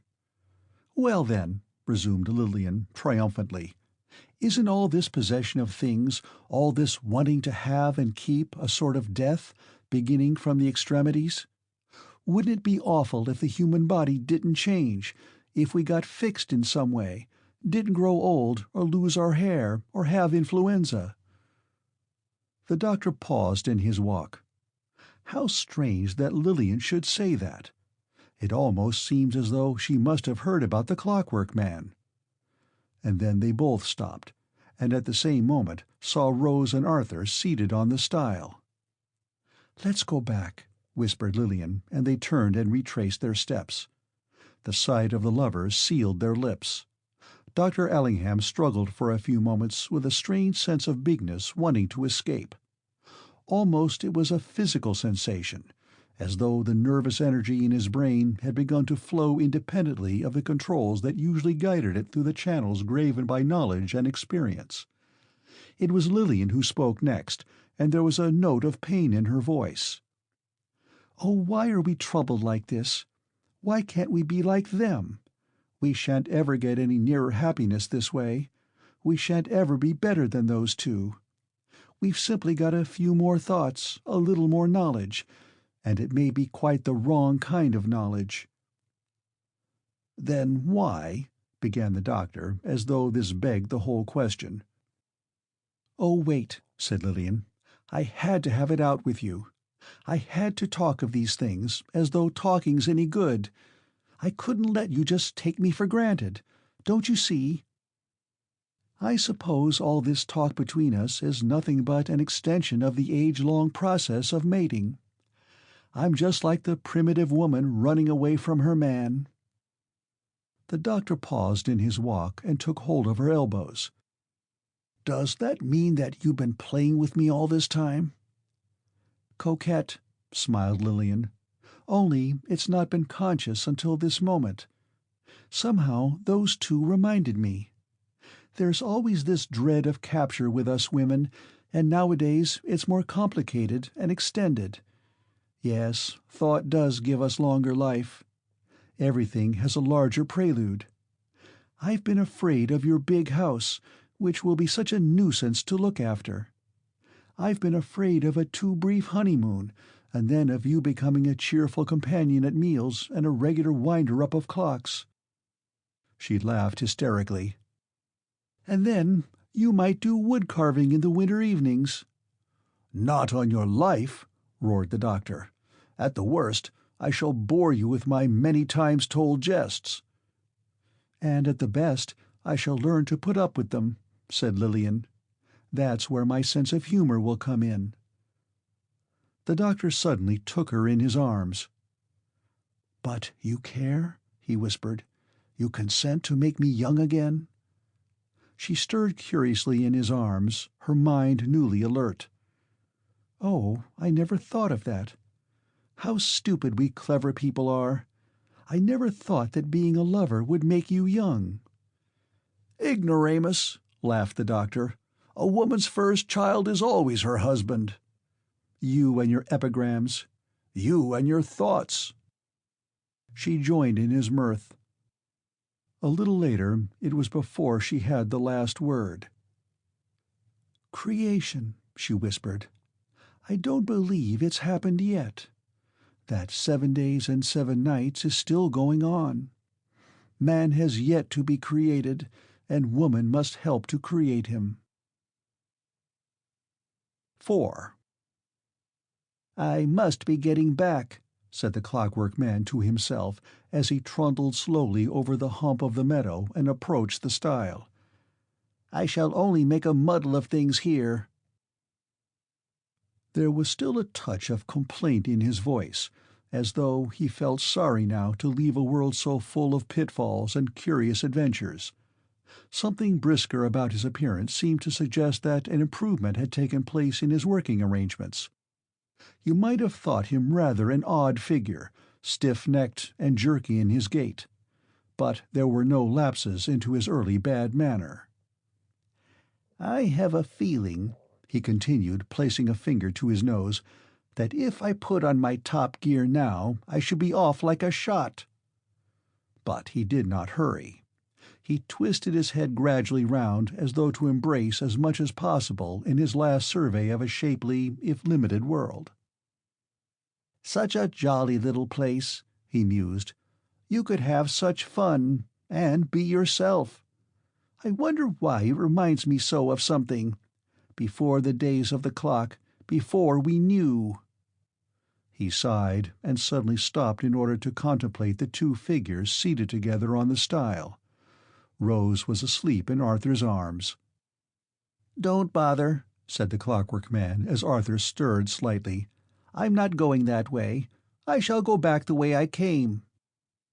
"Oh," said Arthur, smitten with embarrassment. "Then I shan't see you again?" "Not for 1,000 years," replied the Clockwork Man, with a slight twisting of his lip. "Perhaps never." "Are you better now?" Arthur inquired. "I'm working all right, if that's what you mean," said the other, averting his eyes. Then he looked very hard at Rose, and the expression on his features altered to mild astonishment. "Why are you holding that other person like that?" he asked. "She's my sweetheart," Arthur replied. "You must explain that to me. I've forgotten the formula." Arthur considered. "I'm afraid it can't be explained," he murmured. "It just is."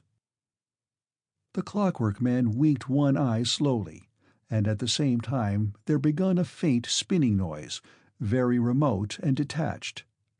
As Arthur looked at him, he noticed another singularity. Down the smooth surface of the Clockwork Man's face there rolled two enormous tears. They descended each cheek simultaneously, keeping exact pace. "I remember now," the mechanical voice resumed, with something like a throb in it. "All that old business. Before we became fixed, you know. But they had to leave it out. It would have made the clock too complicated. Besides, it wasn't necessary, you see. The clock kept you going forever. The splitting-up process went out of fashion. The splitting up of yourself into little bits that grew up like you. Offspring, they used to call them." Arthur dimly comprehended this. "No children," he hazarded. The Clockwork Man shook his head slowly from side to side. "No children. No love. Nothing but going on forever, spinning in infinite space and knowledge." He looked directly at Arthur. "And dreaming," he added. "We dream, you know." "Yes," Arthur murmured, interested. "The dream states," explained the Clockwork Man, "are the highest point in clock evolution. They are very expensive, because it is a costly process to manufacture a dream. It's all rolled up in a spool, you see, and then you fit it into the clock and unroll it. The dreams are like life, only, of course, they aren't real. And then there are the records, you know, the music records. They fit into the clock as well." "But do you all have clocks?" Arthur ventured. "Are you born with them?" "We're not born," said the Clockwork Man, looking vaguely annoyed. "We just are. We've remained the same since the first days of the clock." He ruminated, his forehead corrugated into regular lines. "Of course, there are the others, the makers, you know." "The makers?" echoed Arthur. "Yes, you wouldn't know about them, although you're not unlike a maker yourself. Only you wear clothes like us, and the makers don't wear clothes. That was what puzzled me about you. The look in your eyes reminded me of a maker. They came after the last wars. It's all written in history. There was a great deal of fighting and killing and blowing up and poisoning, and then the makers came and they didn't fight. It was they who invented the clock for us, and after that every man had to have a clock fitted into him, and then he didn't have to fight any more, because he could move about in a multiform world where there was plenty of room for everybody." "But didn't the other people object?" said Arthur. "Object to what?" "To having the clock fitted into them." "Would you object," said the Clockwork Man, "to having all your difficulties solved for you?" "I suppose not," Arthur admitted humbly. "That was what the makers did for man," resumed the other. "Life had become impossible, and it was the only practical way out of the difficulty. You see, the makers were very clever, and very mild and gentle. They were quite different to ordinary human beings. To begin with, they were real." "But aren't you real?" Arthur could not refrain from asking. "Of course not," rapped out the Clockwork Man. "I'm only an invention." "But you look real," objected Arthur. The Clockwork Man emitted a faint, cacophonous cackle. "We feel real when the dream states unroll within us, or the music records. But the makers are real, and they live in the real world. No Clockwork Man is allowed to get back into the real world. The clock prevents us from doing that. It was because we were such a nuisance and got in the way of the makers that they invented the clock." "But what is the real world like?" questioned Arthur. "How can I know?" said the Clockwork Man, flapping his ears in despair. "I'm fixed. I can't be anything beyond what the clock permits me to be. Only, since I've been in your world, I've had a suspicion. It's such a jolly little place. And you have women." Arthur caught his breath. "No women?" "No. You see, the makers kept all the women because they were more real, and they didn't want the fighting to go on, or the world that the men wanted. So the makers took the women away from us and shut us up in the clocks and gave us the world we wanted. But they left us no loophole of escape into the real world, and we can neither laugh nor cry properly." "But you try," suggested Arthur. "It's only breakdown," said the Clockwork Man sadly. "With us, laughing or crying are symptoms of breakdown. When we laugh or cry, that means that we have to go and get oiled or adjusted. Something has got out of gear. Because in our life there's no necessity for these things." His voice trailed away and ended in a soft, tinkling sound, like sheep bells heard in the distance. During the long pause that followed, Arthur had time to recall that sense of pity for this grotesque being which had accompanied his first impression of him. But now his feeling swelled into an infinite compassion, and with it there came to him a fierce, questioning fever. "But must you always be like this?" he began, with a suppressed crying note in his voice. "Is there no hope for you?" "None," said the Clockwork Man, and the word was boomed out on a hollow, brassy note. "We are made, you see.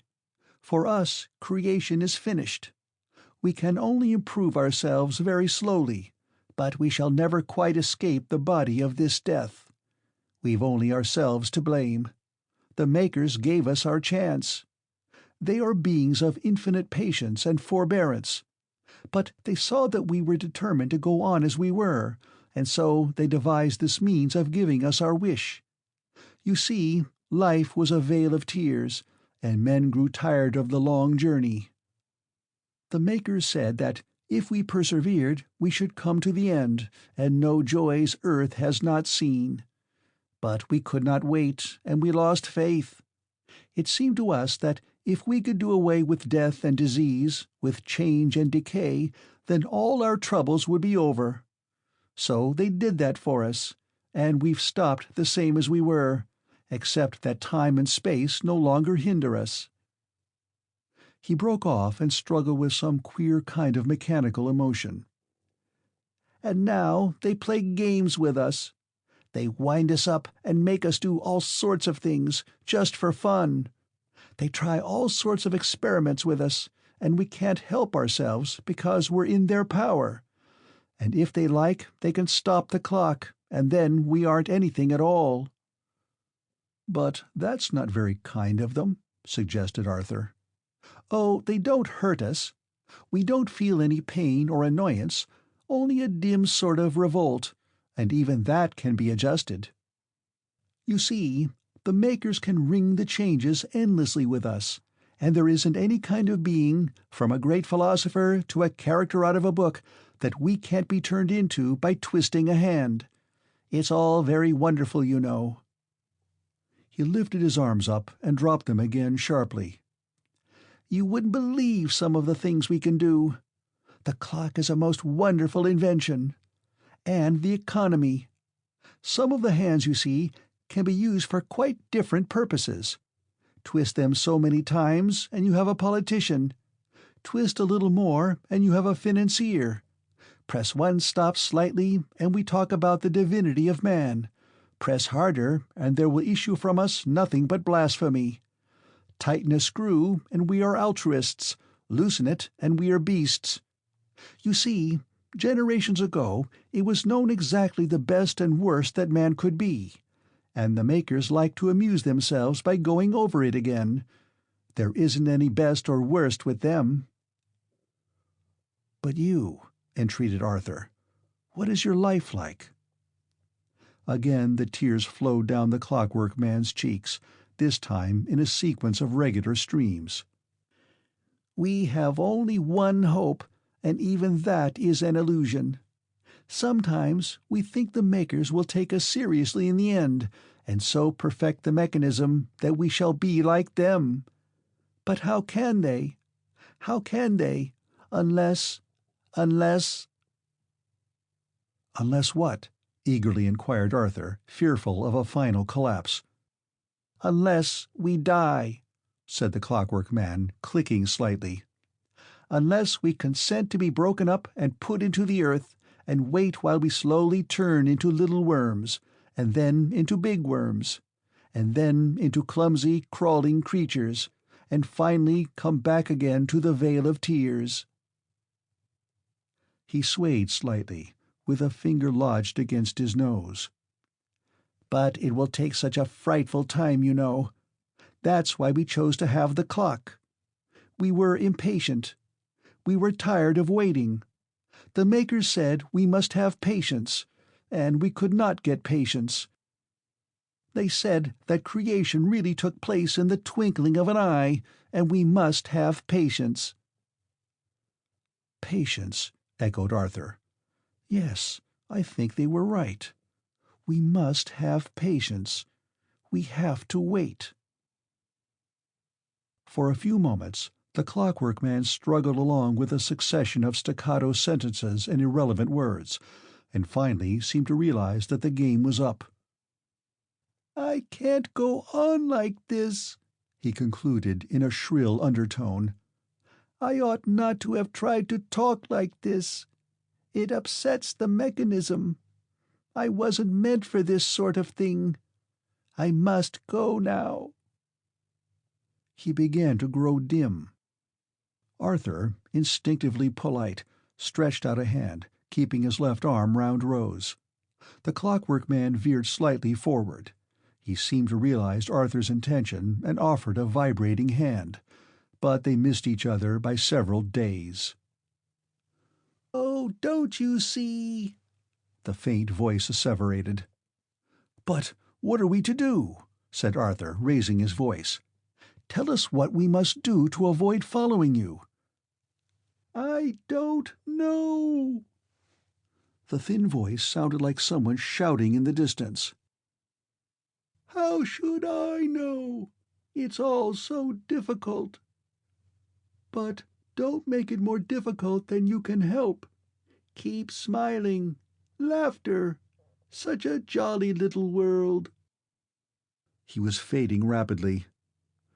"Come back!" shouted Arthur, scarcely knowing why he was so in earnest. "You must come back and tell us." "Wallabaloo," echoed through the months. "Wum, wum." "What's that?" Rose exclaimed, suddenly awakened. "Hark," said Arthur, clutching her tightly. "Be quiet. I want to listen for something." "9 and 9 pence," he heard at last, very thin and distinct, and then there was stillness.